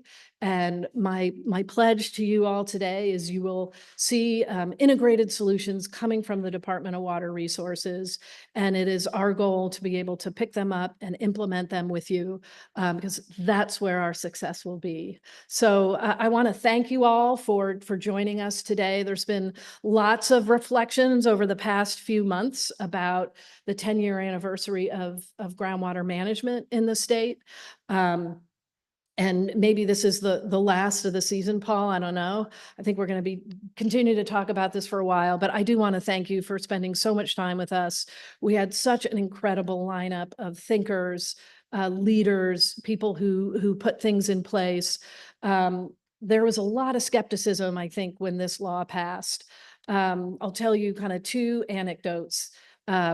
One was towards the tail end, some of you might remember this started as a different sort of beast, if you will, and the water board had a more front and center role in regulating, and then it went to the department, and then was vested more at the local level. And I remember a moment in the old Horseshoe over there where somebody said, from one of the communities, like started looking at what it meant to be a local government that was going to have to sort through all this. The initial but honest reaction was fear. You can't, boy, this is a political football. You can't expect us to solve this. And that's when I knew we'd come full circle around the debate. We had tried every element of a regulatory approach, investing it at various levels in government. And I say that with an enormous amount of respect for those local leaders, because that was the real unvarnished point of view, is like, this passes and then suddenly we have to do it. And I don't think anyone imagined it has not been without its difficulties. And I don't want to downplay the disruption in the Valley or the intensity around issues that are yet to be resolved in the Valley. But I, for one, could not be prouder of the work that's occurred over the last decade. I don't think people anticipated that we would be able to get this kind of work done and be on a path. There was lots of conversation about just this impending massive implosion. Again, not to diminish the very challenging set of issues, and that we have lots of problems that we need to solve. I would say, what was my second anecdote there? End of the day. But the second anecdote was me bumping into Associate Justice Roby, as you know, former water board member, former DWR director. And he stopped me and he said, lots of people were unsure whether or not DWR could rise to the occasion. And I told them, yes, they can. And which, many of us in these positions, it really is a baton that gets passed, and you are a steward of an expertise on behalf of, that you want to leverage on behalf of the people of California. And it has been my extraordinary honor to help the department create a new identity, a new regulatory identity, which was brand new for the department, and be able to get these plans into place with you all, to approve those plans, and then really roll up our sleeves and be your partner in implementation. So I have to be an optimist. I think the future is bright. I'm not going in overly Pollyanna-ish. There's a lot of important things we need to do, but we've never had, as the talent that we have now, the resources that we have now, and the intense focus to achieve really important groundwater sustainability for everybody in California. So thank you again for spending the day with us. And I know I will see you in the near future, and let's get it done. Thank you.